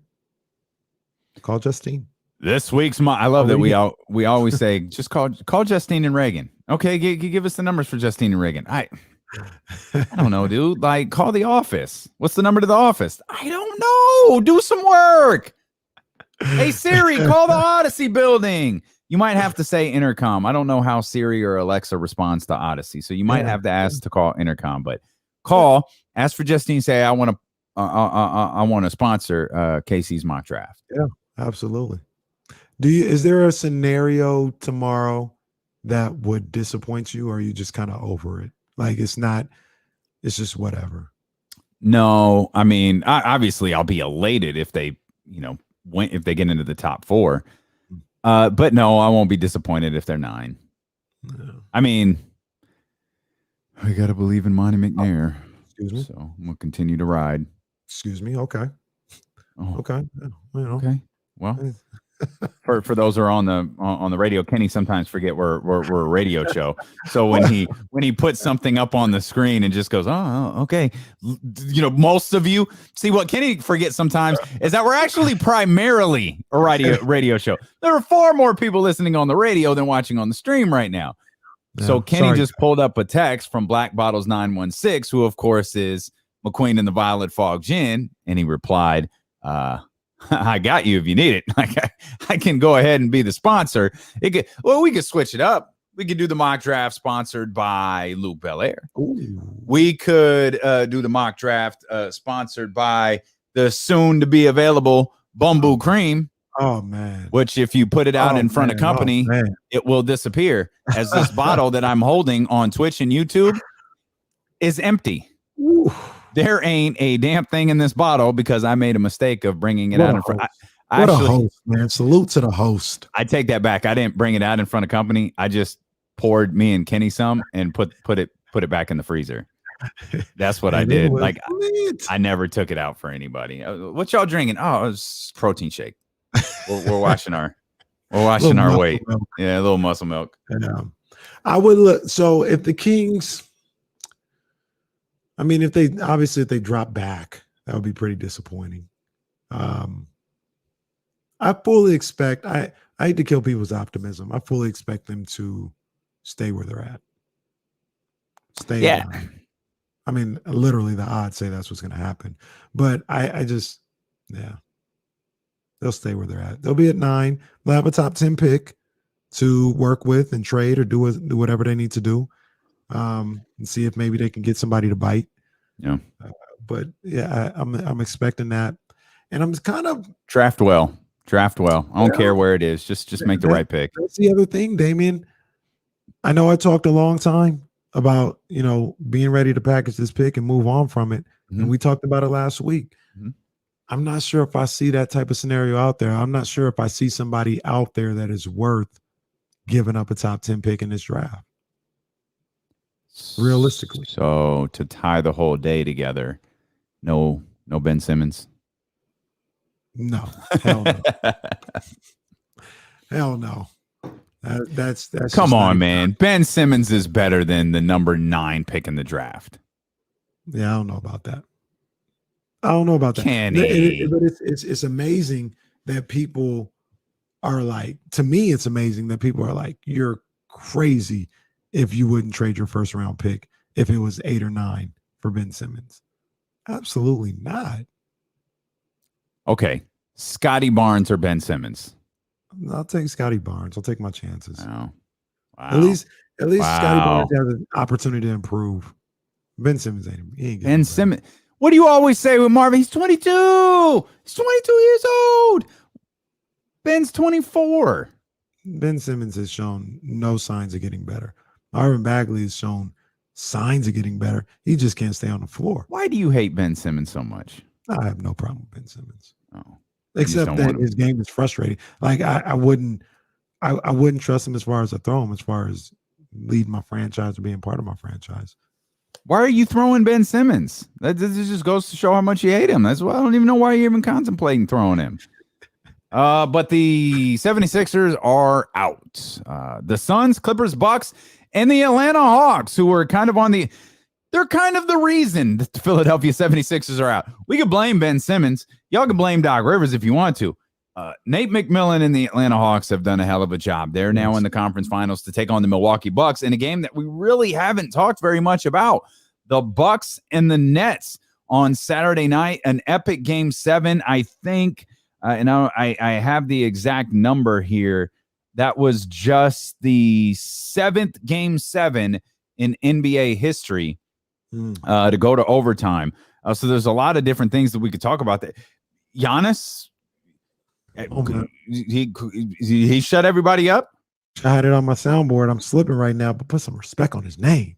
You understand me? When you talk about his name, put some respect on it. So he shut everybody down, and we're good with this now. We're good with where he's at. I mean, that was me stalling for time because I thought I had that on my board, but I guess I don't. I'm good with where he's at. I mean, he put in a Game 7 on the road. He played 50 minutes. He went for 40 points, 13 rebounds, 5 assists. And it wasn't even like he shot 37 times. He was 15 to 24 from the field, 8 of 14 from the free throw line. Once again, put some respect on his name. You understand me? I'm curious how many people watching that game saw Durant's foot live, because we saw it. We saw it right away, and they obviously the ref saw it too because they ruled it a 2. Right. But we saw right away. No, that one didn't. And the funny thing was the one that he airballed too at the end. His feet were on the line again. That would have just been a super. He would have hit the 2 longest 2s in history to get to a double overtime game. But Durant playing, all 53 minutes. I think James Harden played all 53 minutes. I mean, really a phenomenal feat from the both of them. But ultimately, they just had little gas left, and it's not like the Bucks emptied out the bench to get things going. They very much did not. They were playing with a very limited roster as well. Hell, for Brooklyn, Jeff Green played 12 minutes. That was the most of every non-starter. We talk about James Harden and Kevin Durant. Bruce Brown played 52 minutes and 7 seconds. Man. So he got a whopping 53 seconds of rest. Yeah, the rotations were short, to say the least. They all left it out there. Like, I don't have a single complaint about that. I mean, I do have a complaint. It doesn't matter. It's over. Brooke Lopez, what are you doing? I don't know if that's Brooke Lopez. You and I, again, Kenny and I watched that overtime live. I don't know if that's on Bud, Chris Middleton. I don't know who it's on, but goodness gracious, it's on Shane O'Mac indeed. Here we go. Money talk. Here comes the money. Time for the Summer of Cash contest. Your final opportunity of the day to win $1,000 is right now. All you got to do is text the code word mute to 72881. That's mute. Okay. Like if for some reason you land on another radio station, just mute it. 72881. Of course, what would you be doing over there anyways? This is a multi-state contest. Message and data rates apply. And remember, do not text and drive. So I looked at that Nets series. Stunner, by the way. Kawhi's going to be out game 2. Yeah. Might not. I guess we're just doing this every game. So, yeah, well, you know, hey, Kawhi just to Leonard's be out game 2. just to be thorough. Hey, he's out. But KD, a great performance by him. I figured he would have to have a performance like that to even give his team an opportunity. He answered the bell. 48 points on the night. The shot at the end of regulation. I know he was trying to get a 3, didn't get the feet around there, whatever the case may be. He was going for the win. That was a fantastic shot. I know it was the same type of shot in overtime. I thought the overtime shot was atrocious. I mean, that was atrocious. You're backing down Drew Holiday at the 3-point line, and you're shooting a turnaround fadeaway from beyond the arc. Now, if anybody can make it, it's Kevin Durant. But he didn't have to do all that. If you wanted to go for the 3, you didn't have to turn your back to the basket. Give him a little hezzy, pull up with the, hezzy in the left, pull up like he did King James in the 2017 NBA Finals. Pull one of those. What are we doing a turnaround 3 for? Terrible. Especially when you had no gas left. You had nothing in the tank. What are we doing a fadeaway turnaround 3 for? I mean, maybe that's part of the reason why he didn't have the gas to get to the rim. I mean, shoot the 3, stay squared up, hesitate, pull up. You've done it trillions of times in your career. Yeah. I have no problem going for the 3. The shot that he took to go for the 3, I don't know what the hell that was. Fatigue does that to you, though, sometimes. Decision. For sure. I mean, again, second time this series that he's played 48 minutes, and he played 48 plus. I mean, you talk about all the, unbreakable Wilt Chamberlain records. I'm confident there's a stat out there. One year he averaged like 48 and a half minutes. Yeah. Like they went to overtime so many times that he averaged 48. That's a stat you can definitively say in professional sports is never, ever, ever going to be broken. But guys don't really do that anymore. They certainly don't do 48 minutes anymore, 53 minutes, and doing it twice within the same series is commendable. We'll step out. We'll come back. There's a lot more to talk about as the public execution of Ben Simmons continues. We'll talk about that. We'll talk about the Sacramento Kings as well. And what about the Suns, the Clippers? What about the Bucks? What about these teams that are left? How big of a deal is it that there's no LeBron, no Steph, that there's no KD? Good, bad for the league? We'll dive into that as D'Lo and Casey continue on Sacramento's #1 sports station, ESPN 1320.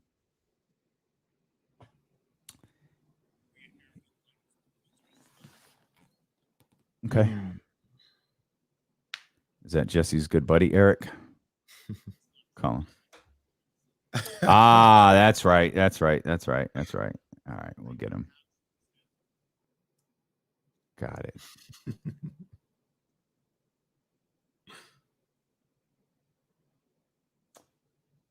Ben. I think Ben is here. I think. Oh yeah, hang on. I'll be right back, guys. Okay.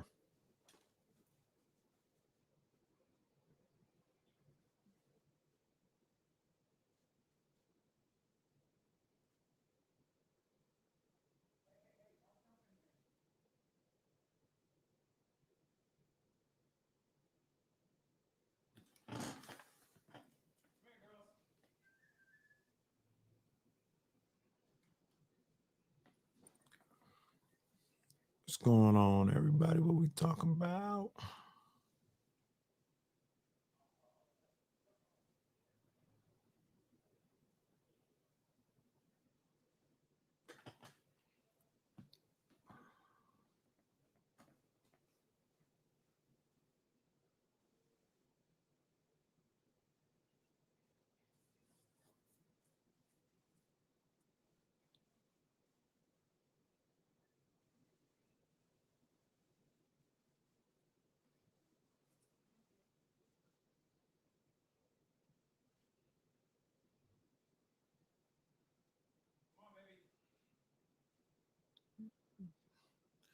Yo, the full video of them dudes in Denver pouring a drink on Sons and Four guy.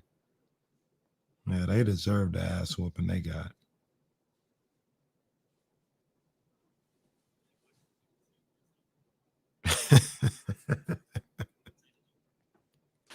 What? Wow.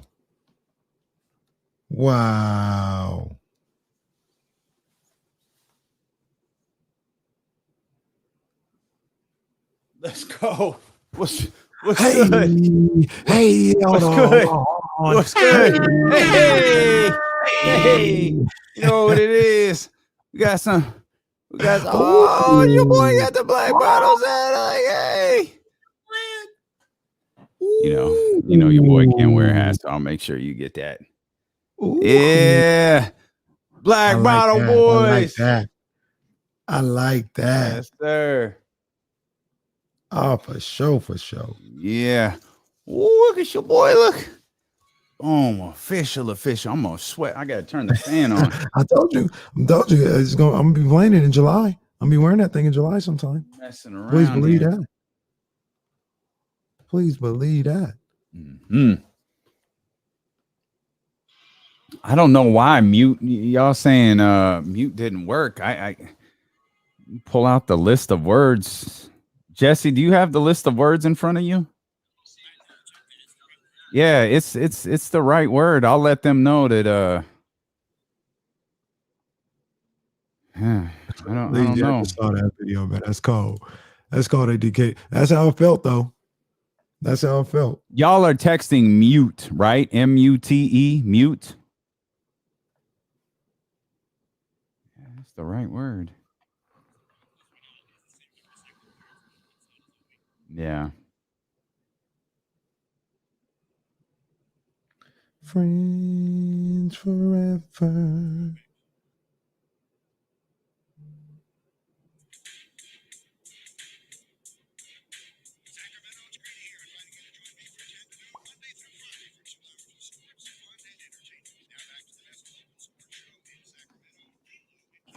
Greeny.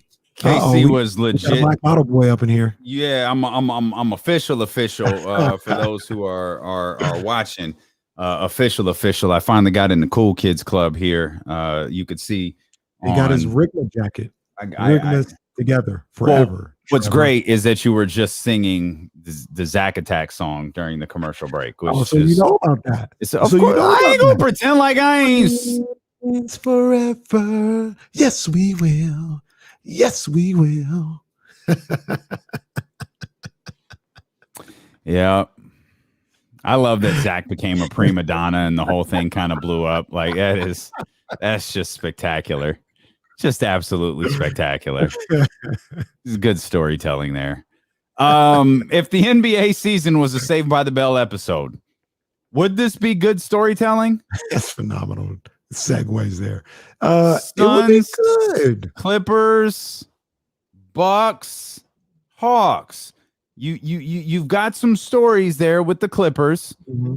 You've got some stories with the Bucks, and you absolutely have stories with the Hawks and the Suns. But those weren't stories that started before the season. Like these are stories that are like, yeah, Chris is going to do well in Phoenix. We think he's going to be able to help those young guys out. Maybe take them to the next level. Nobody saw this.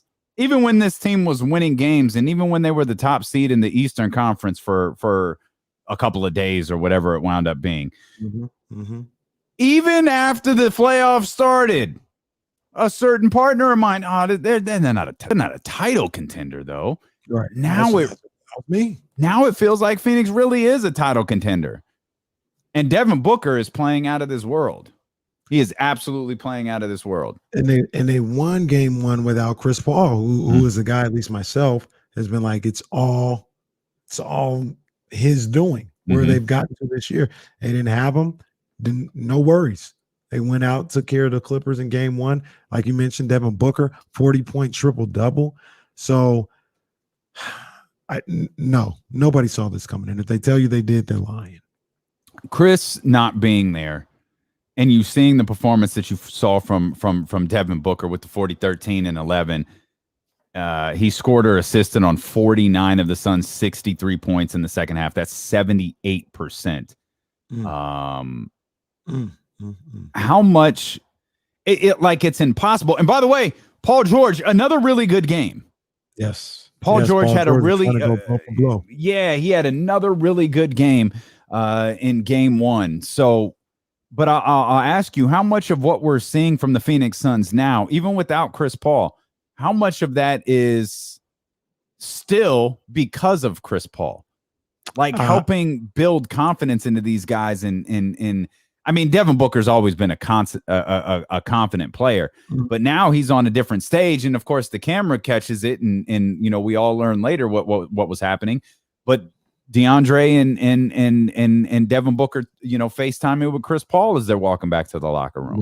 Right. Yeah, no, a lot of it still has to do with Chris Paul and his leadership and what he's instilled in them. And even not to take away from any of those guys, but even when he's gone, and he moves on to a different team now or a couple years from now, the experience that they get playing next to Chris Paul, I mean, it's going to be beneficial for the rest of their careers.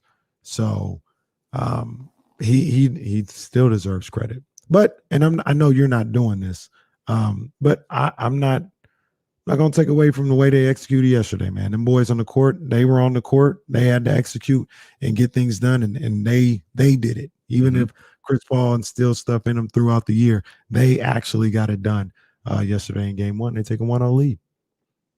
Yeah, and I just can't help but look at them, and we don't. Unless someone wants to jump on this and update us, there's no update on Chris Paul. The update was that there's no update. Like there's no we already got the Kawhi Leonard availability or lack thereof for game 2. Now, granted, there's not a lot of mystery left in that availability for Kawhi Leonard, but what Chris didn't appear to be sick. I think it was this morning, and I guess this was the update. It might have been yesterday. He's not experiencing any symptoms, which means he's a step closer to returning. But De'Aaron missed a ton of time. Yeah. I mean, is that what we're talking about here with Chris Paul? I sure hope not. I think the protocols has it where the soon as he could come back with being in the protocols, as soon as he can come back was Monday or today. Right, he could be cleared to play. So that's funny because I actually thought it was yesterday. I thought Sunday was the soonest he could be cleared to play. From what I had heard, I thought it was Monday. That's why they were hoping for a game 7. Okay. In that other series, so they could get him in game 1 on Tuesday. Best case scenario. That's best case scenario. So if it's a maybe normal scenario, maybe you get him at the end of the week. Worst case scenario, I mean, we saw what happened with De'Aaron Fox, and it's not even. I mean, De'Aaron's situation was also symptoms were involved or whatever, but it's also the fact that I think they need two negative tests in a row or something like that. So the Phoenix feeling great, and if he don't get the negative test, it don't matter. This is from Chris Haynes, Yahoo. The Phoenix Suns are encouraged with the progress of Chris Paul, and hopefully that he will clear the COVID-19 protocols at some point early in the Western Conference Finals. That's pretty vague, but that's what it says. It's just a day-to-day thing with him right now. Monty Williams said. So really, game 2 is tomorrow. There's no he's out. There's no he's in. Just the line being they're encouraged at the progress, and they hope he'll be available early in the Western Conference Finals. I don't know what early constitutes. I don't know if that means game 2 or if game 3 constitutes the middle. I don't know how this works. I don't think he's playing at all tomorrow. That's just my guess. I don't think they're not talking like he's playing tomorrow at all. So there's that. I'm thinking, they're thinking hopefully on Thursday, I think is when they play game 3. Hopefully they can get him then. But I would count him out he's already out of game 1. I'd count him out for game 2 as well. But hopefully not. Hopefully he gets in there. Hopefully he's able to play. Yeah, I hope so. And I completely forgot Eric was trying to get on the line. So Eric, if you're still out there, 916-349-1320. As a matter of fact, if anybody wants to get on the phone lines, I promise we won't forget about you. I promise. That's what happens. You get your Black Bottle Boys jacket and you start forgetting about the people that got us here. No, I'll tell you what happened is when Jesse tells me something versus when he puts it in our message board, I forget. You can tell me, hey, your kitchen's on fire. Okay, but I got to put Kenny's graphic up. Ben's texting me that he's here. I'm going to forget that the kitchen is on fire just because you told me. But if you send me a message, hey, your kitchen's on fire, like 5 minutes later, like the whole thing would have burned down by now. But 5 minutes later, I'd see it like, oh, I got to go get the water. Can I go back to Friday real quick? Do whatever you want to, man. It's your radio show. We hear commercial free. Got to tip my hat to the Clippers fans, Clipper Nation. Wow. That got movie status on Friday night. Staples Center. It's that theater lighting. Lit. Well, they didn't have theater lighting. Oh. You could see the crowd. That's probably what helped. No theater lighting for the Clippers games. Probably hard to tell because they still have the separation. They do banners up, right? Well, they do, but how we do it right now is you see at the bottom of your screen that the people there. That's how we see it this year. Is, the hands and all this other stuff. People going crazy. But if I'm not mistaken, that was the first sporting event since Sacramento, California, is 100% open. So they had a packed house. Yeah, they did.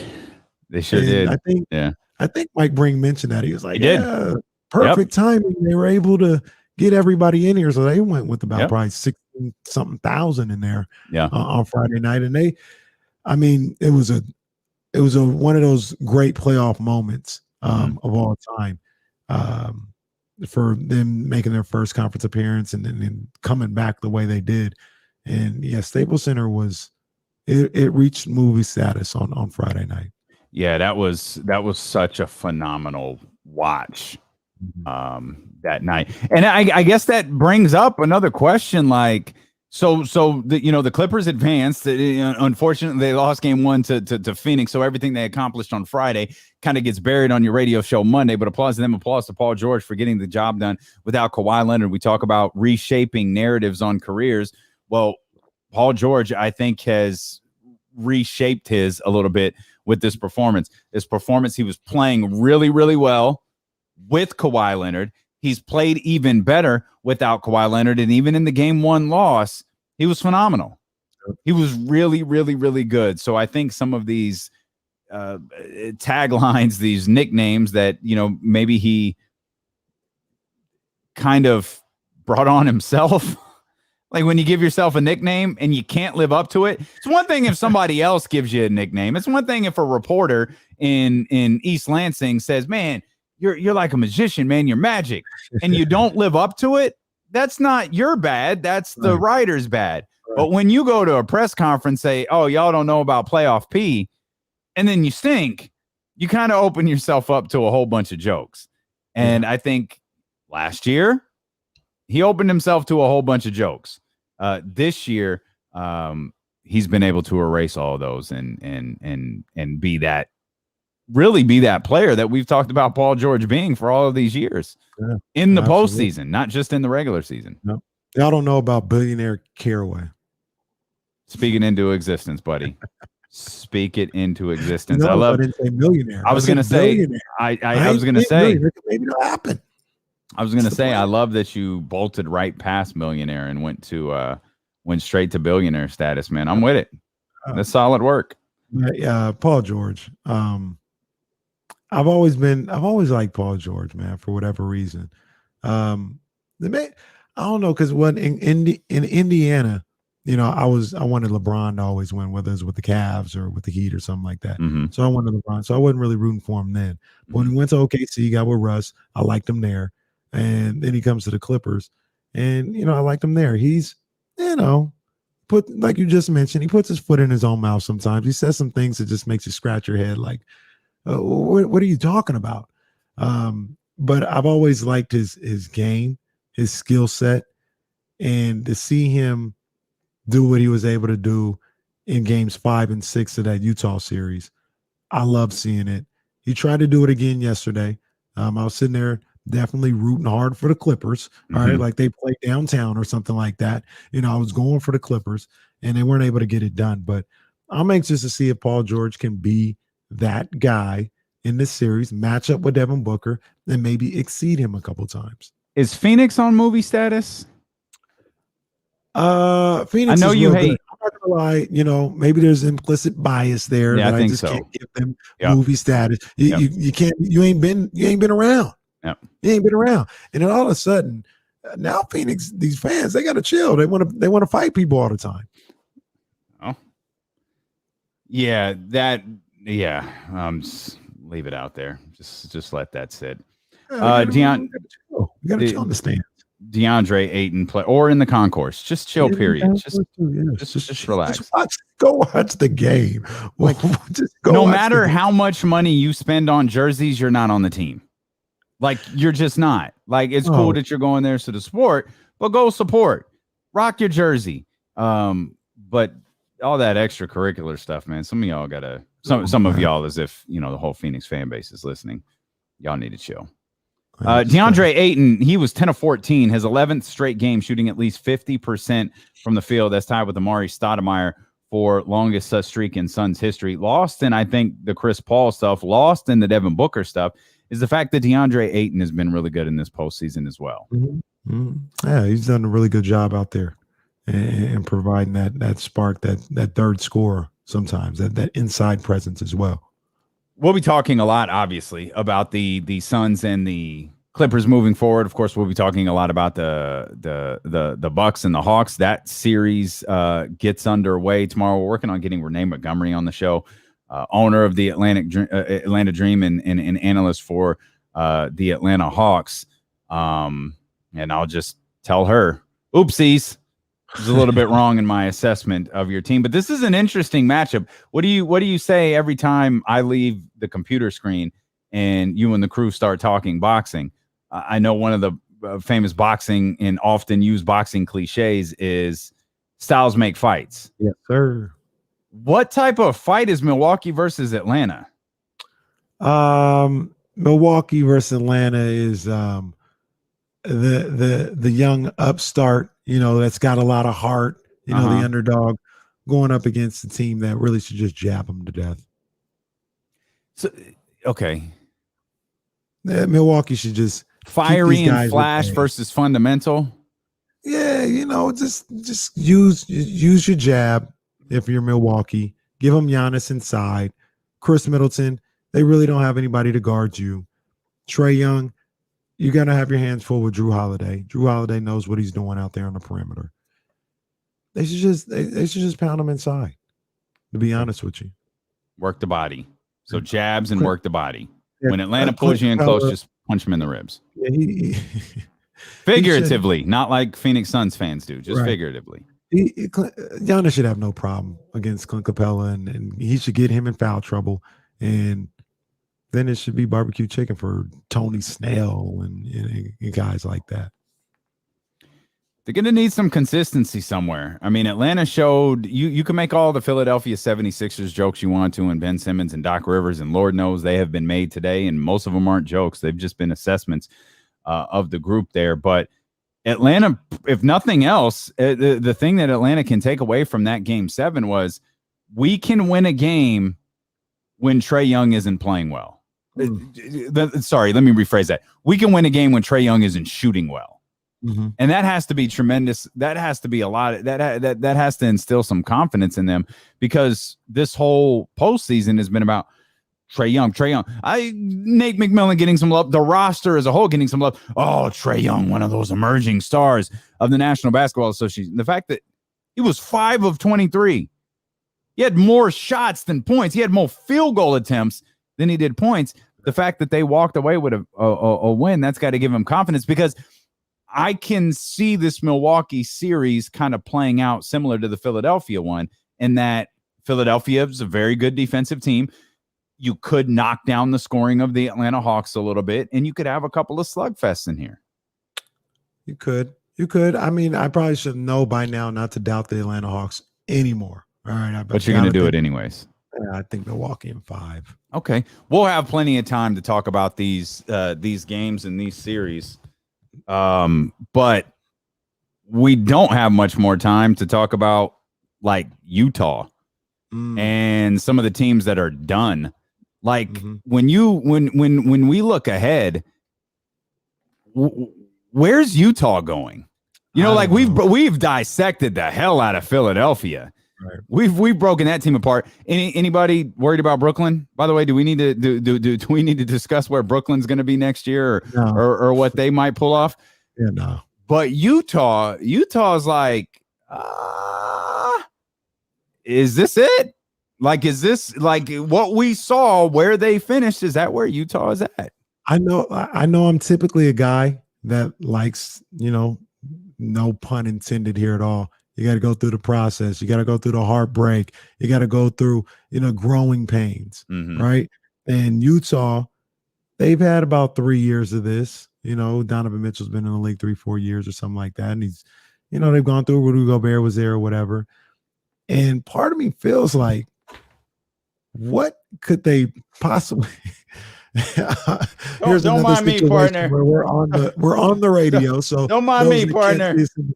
Can't see Damien's whole radio set falling apart in front of my very eyes. It is just falling apart. Don't mind me. I'm the Philadelphia 76ers over here. Nothing to see. Nothing to see here. I got the Philadelphia 76ers radio set up here in my house. It's like I keep looking, like I'm looking at the screen, like, why is my mic moving? Like, why does it look like my mic is moving? Yes, it was moving. It was falling. It was falling on its own. Oh man. But I've tightened up the point guard position. I've tightened up the point guard position over here, so I'm good. Ben Simmons, so you're good. There it is. There it is. But I look at Utah and I'm like, man, I don't know if there's much more that they could do. I know Mike Conley was out for a lot of this postseason, and that was a big effect. But Mike Conley, he's getting up there in age a little bit. I don't know exactly. I'm trying to look as we talk about this. Let me vamp for a little time here. I don't know how much he has left on his contract as we speak. He's a free agent next year. He's coming in. He's going to be a free agent this year. Okay. Yeah. So, I mean, do you bring him back? He made $34 million this year. Obviously, you're not going to have probably don't bring him back for that. Yeah. But do you bring him back at $15-20 million or something like that? And you're talking about a guy who has battled injury problems. Can you rely on him? Bogdan, excuse me. He's coming back. Ingles is coming back. You got Rudy Gobert. But the whole thing about it is, how is this team going to get any better? Yeah. How is this group going to get any better than what we saw this year? And it wasn't enough to get you past the second round against the Clippers team that didn't have Kawhi Leonard. Yeah, and that's what that's what I keep getting stuck on. As I told you, I had some would say I had an epiphany. And it was like, I think I like this Utah Jazz team. I mean, I love Donovan Mitchell. I got tremendous amount of respect for Mike Conley. I like Quinn Snyder as well. And it was just thinking like, okay, accept it. You like the Utah Jazz. It's okay.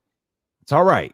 You like the Utah Jazz. And then I'm looking at it and I'm like, wait a minute. What are they going to do next year? Like, what are they going to be next year? Is this the start of something? Because again, and I said this earlier in the show, for those who were just tuning in, I believe this to absolutely be true. If it wasn't for if the Philadelphia 76ers had won that game, regardless of how Ben Simmons had played, there would be a lot of conversations about Rudy Gobert today. There'd be a lot of conversations about how it feels like once you get to the postseason, everybody's just looking to take turns on Rudy Gobert. They're dipping on him. They're inviting matchups. Like, nobody is scared. The dude has won Defensive Player of the Year 3 times.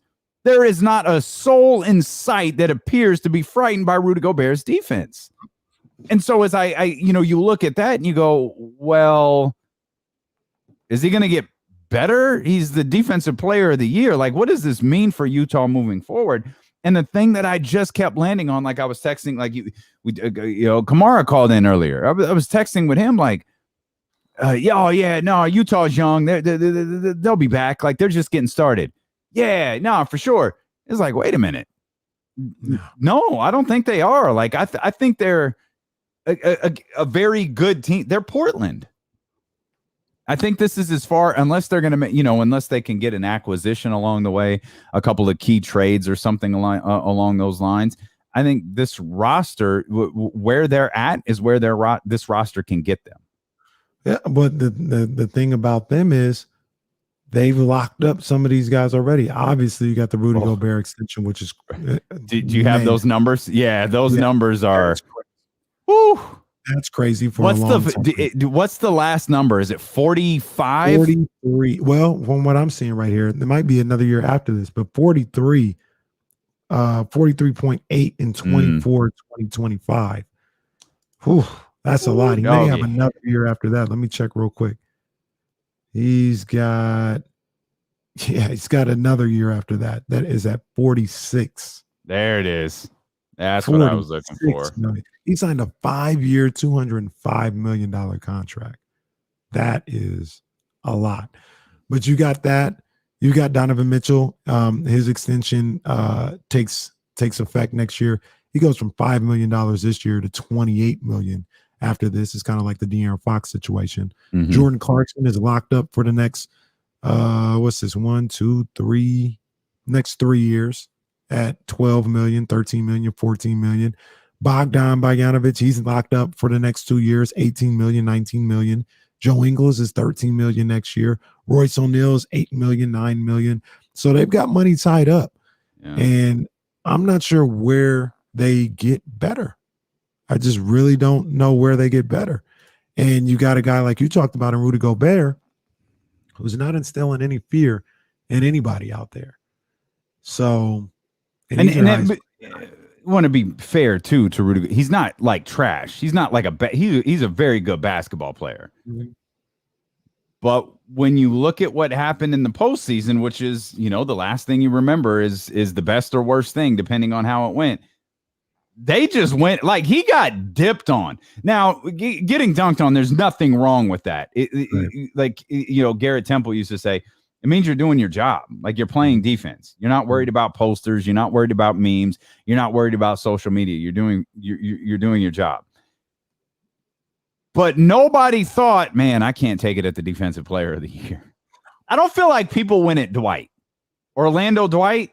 I don't think people win at Dwight. People just go at Rudy Gobert. Like, what's good? It's nothing. Terrence, what you gonna do? Let me go on you. Let me bang on your head one time. You could make an argument that Terrence Mann dunk shifted like that series. I can believe that for sure. Terrence Mann got that dunk. You could make the argument that Terrence Mann dunk shifted Terrence Mann. He's like, yo, I got that. I got the juice now. I got this. I got the glow now. Yeah. You brought up somebody. I want to ask you a question. He was Pac on the other side of the locker. That was funny what you sent me over. I sent Kenny. I found it on the internet. I don't know what to say. I found it on Twitter. I sent Kenny. I don't know how y'all are doing this, but I sent Kenny a Pixar version of the Tupac juice scene. That was actually surprisingly pretty fire. That made me laugh. I was like, "There's no way." See that movie now, right? See the Pixar version of Juice. Absolutely. So let me ask you a question about somebody that you brought up. Okay. Dwight Howard. Mm-hmm. I just remembered what team he was on. Unrestricted free agent. Yep. Yes. I know where you're going. Go ahead, say it. The answer is yes. You bring him here to Sacramento. Absolutely.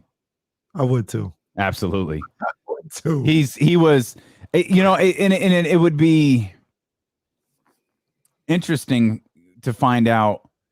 I felt like Frank Vogel got a lot out of him. Mm-hmm. Doc didn't get the same, and I don't know. And maybe this is too much praise and too much criticism for Frank Vogel and Doc Rivers.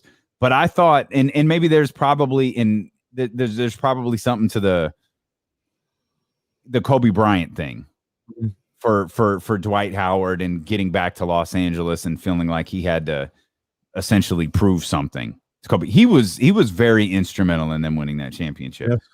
Yes. He was okay in Philadelphia, but I don't remember having that same feeling watching him in Philly as I did watching him in Los Angeles. But would I take Dwight in Sacramento? Absolutely. Obviously, contract and all of that stuff is important, but I mean, in a heartbeat, in an absolute heartbeat. Off the top of your head, and you may just know already, how much do you think Dwight Howard made this year? 8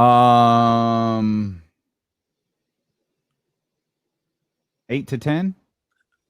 $1.6 million. No, really? 1.6. So if you came to Dwight, we'll give you 5 years, $5 million for this year. I wouldn't be mad at Dwight. Now, the only thing that I'd be worried about is I don't know if Dwight at this point in his career is a starting center who can play 30 minutes a night, 82 games a year. I think maybe he is that backup type of dude. Absolutely. But, man, yeah, Dwight, I would. Well, you stunt the growth of Damian Jones. You can't do that. Gosh. Mess up the growth of Damian Jones. And I would take Dwight Howard. I would definitely take Dwight Howard. I would too. So what if what if you had to do it differently? Like, would you split minutes? Like, if we lose Rashawn, would you take Dwight being a 25-minute a night guy and Damian Jones potentially having to be, a 20-minute a night guy? Yeah, okay. I would. Okay. I'm not, and part of that is because I'm not sure you would get much better than Dwight Howard out there on the open market. I don't think so. So, I mean, people talk about Nerlens Noel, and I like Nerlens Noel, but he's not that much better than Dwight Howard. No, I don't think that he Not is. that much better. Then you got the whole situation, like our guy Jason Jones talked about, where people believe that the Kings want to try Marvin at the 5. But you probably I remember you'd still need one or two people in place of if Marvin goes down. Some would say when he goes down. Well, by some you mean all of us? Collectively, like everybody? Yeah. I like the idea of Dwight, though. That's honestly one I hadn't thought of before. But I'd imagine Dwight will have suitors, especially at the cost point of what'd you say, $3 million, $4 million? $6 million this year. That may have slightly higher aspirations than Sacramento does, or Sacramento's going to have high aspirations, might have more realistic aspirations. But of course, if you throw a couple of extra bucks at him, you put that Sacramento tax on there. Maybe that gets him here. If everybody else is averaging 2.1 and you're like, yo, we'll give you 5. I think you go get the 5. 5 he's for made one. A lot of money in his career, though. Yeah, he's done well. Is Utah, Philly? Those are the only. There ain't no other team that it's really just Utah that you're kind of like, what do we do with them? With the 4 teams that are left, who do you think who has the most sustainable success? Because the Bucks have fought to get to this point. The Clippers have slugged it out to get to this point. Then you've got the Suns and the Hawks. The Hawks, if you had to pick an underdog, they were a 5 seed. They just beat, right? I think they were a 5 seed. They just beat the 1. Yeah. They're the biggest underdog in this group, but do they have the best chance to be right back here next year? I'd say Milwaukee. So you're buying the core of Milwaukee, like the Chris Middleton, the Drew Holiday, Giannis Antetokounmpo, figure everything else out. Yeah, absolutely. Did Bud save his job? He might have saved it, but he will lose it quick if they don't get to the NBA Finals. You think so? Well, then he didn't save his job. Well, he obviously didn't get fired today. I'll put it to you like this: he saved it until the Hawks won their series. Now it's like if it was Philly, I got you. Be like, oh well, Philly. That's a 1 versus 2. If he don't beat the Hawks, he's gone. He might not even saved it anyway. They should have, once Kyrie went down, they should have handled Brooklyn relatively easy. And they had to scratch and claw to win a game 7 against them. They should have handled the Nets real easily. 916-349-1320. I want to get to Eric here in just a minute. I'm looking at a note that Jesse put up here for us. Rudy Gobert gave up 20 when guarding Terrence Mann. He gave up 10 when he was guarding Paul George, and he gave up 8 when he was guarding Reggie Jackson. That was just in game 6. Man, My goodness, man. 916-349-1320. Glad Eric called back. Eric, what's going on, man? What's up, Dan? How you doing, baby? Happy belated Father's Day to you fellas. Appreciate you, bro. Couple things for you. I was trying to get in a week or so ago when, I'm a Celtic fan, and I was trying to get in when the coaching change happened. And most recently with the trading of Kemba. But before I get to that, I wanted to ask you fellas about, I was hearing a lot today on social media and all the talking head shows about Doc Rivers and Joel Embiid's response to yesterday's game. And personally, I have more of a problem with Embiid, even though what he was saying was the truth. I think that was rolling the bus over his teammate. But what Doc said was the truth.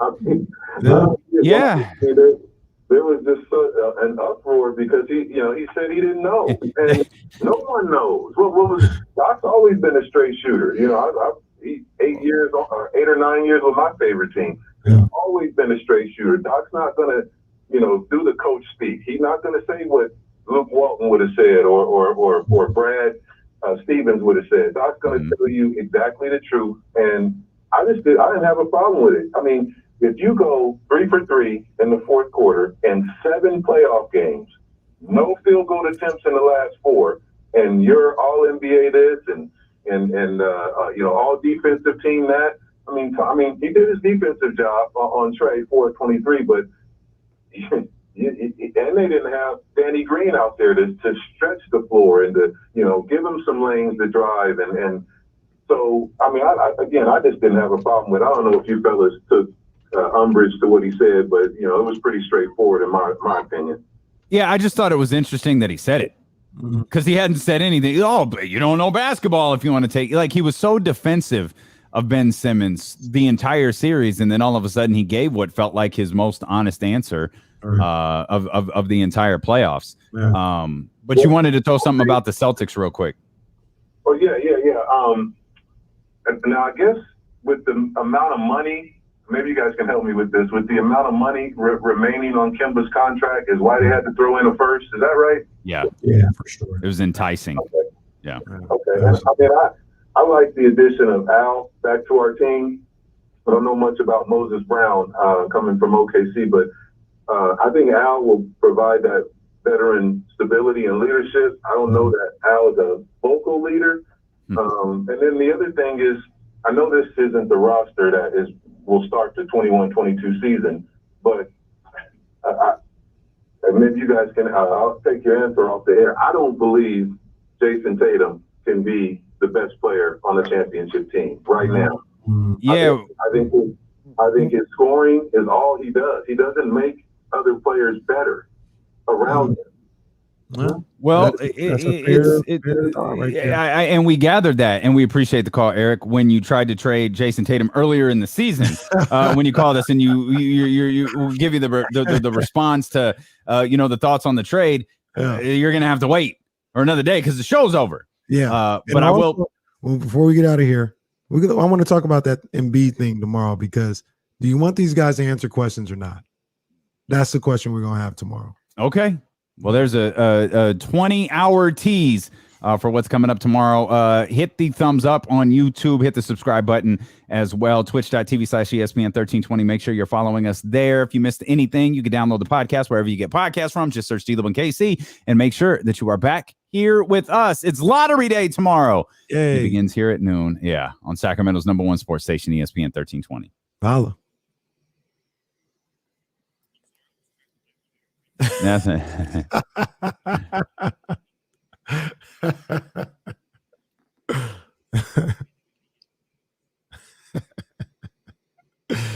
Yeah, I disagree with him on that one. Tatum, bad boy.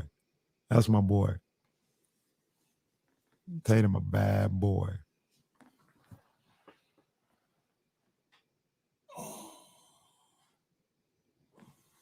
Woo. Woo. Appreciate you guys tapping in, man. Thanks, guys. Appreciate you. Yeah, sorry. I got a frustrating email I'm just responding to real quick. Talk boxing with Kenny. Who we got? It's Tank Fight Week. Come on now. Tank Fight Week. Who watching the Tank Davis fight, man? I take it a lot of you guys aren't going to because it's on pay-per-view. But who watching Tank? Ramsey, you watching Tank? Who else I know watching boxing in here? I think David watches boxing.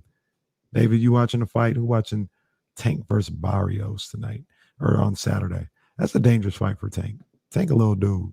Barrios is a legit 140. David in here, you gonna watch it? Who else we got here? Ramsey will find a way to watch it. I'm not mad at you. I didn't see Anderson Silva's fight. Heard he beat up on Little Chavez Jr. and he's a disgrace. Little Chavez Jr. is a disgrace.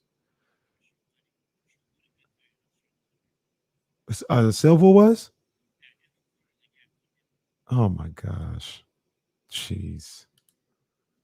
Why? I hope we're done with Chavez Jr. I really do. What a waste.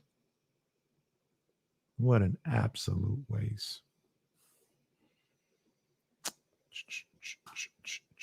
Sean King watching Tank. I routinely say that Gervonta Davis is the best show in boxing today. Now, people and Canelo stands and how can you say that? I didn't say he's the best fighter. I didn't say he is in my pound for pound top 10, but I didn't say he was the best fighter. I said he's the best show in the game. It means it gives you the best bang for your buck, the best money spent well in boxing. It's Tank Davis. He's the best show in the game today.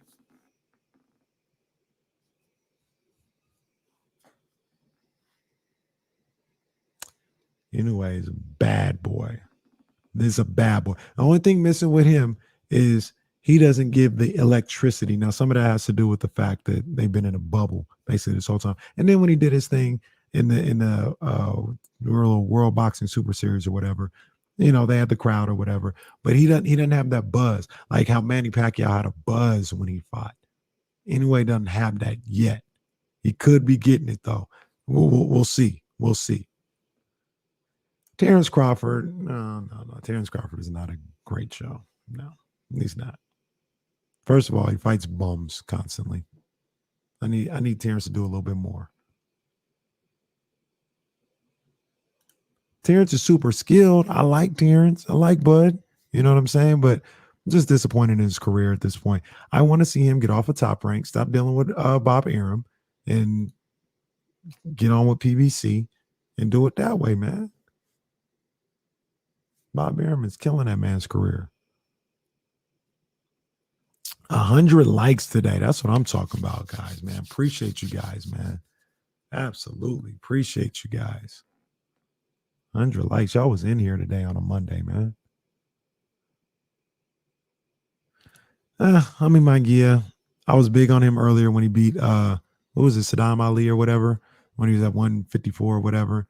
And his defense is just, it's just not there. He goes up against the top guys. He's going to get pieced up. Absolutely. Might make for a fun fight, though. We'll say that.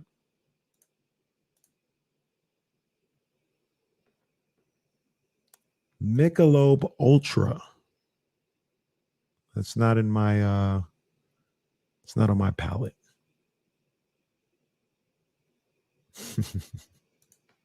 The 13th round, my man.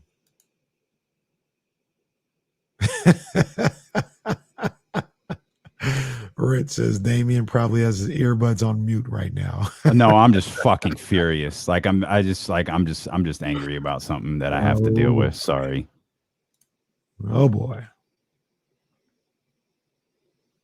King it involves you too. Brother. I'll deal. We're gonna have to say goodbye here in a minute. We love y'all. I just want to say that we love y'all like crazy. What month is it? It's June, right? It's June 21st. Okay. King Voss, it wasn't your best show, but we appreciate you tapping in always, man. Appreciate you, man. Hey, and you got your takes, you got your feelings. That's how you see things. I may disagree, but it's whatever, man. We always embrace the conversation here. I love it. Always.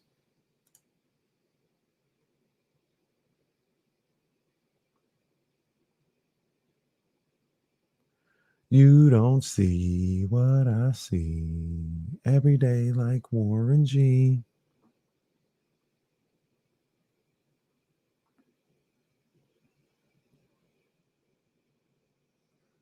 Hey, Leezy, the streets are telling me you might have to go to Rockland. They're telling me you can go to Rockland. Might be able to pick one up.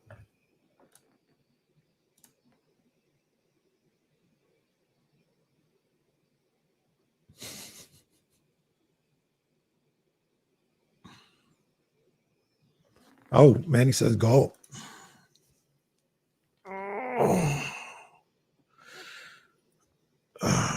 Manny says go to gold. You're good there.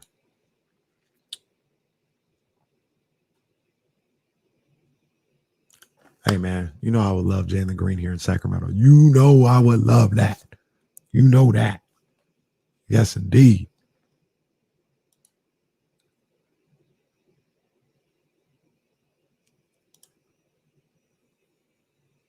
Marcus, appreciate you, man.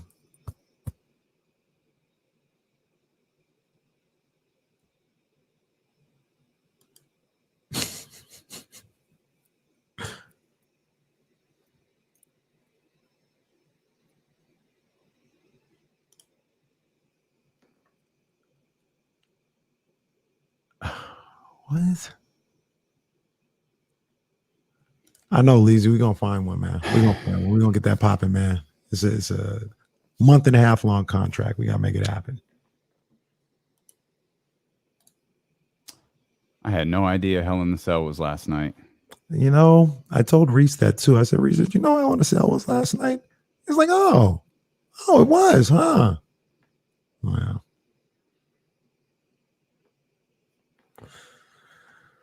Aceberg, only Black Bottle Boys, man. You know what I'm saying? I gotta know what it is. You know what it is. Black Bottle Boys, man. Hey, shout out Sean King here. Not that Sean King, but our Sean King. I got your message, and so were we. But appreciate you reaching out. Yeah. Jesus. Coach Molly. I just fired off a strongly worded email.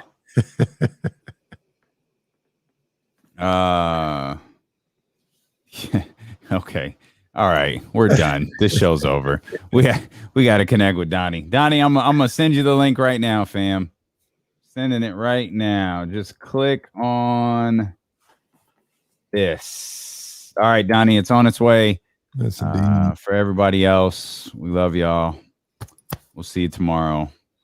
Have a great and thanks for being in there so strong today. That was dope. I don't know why I always say something weird at the end of every broadcast. Bye, guys. Strong.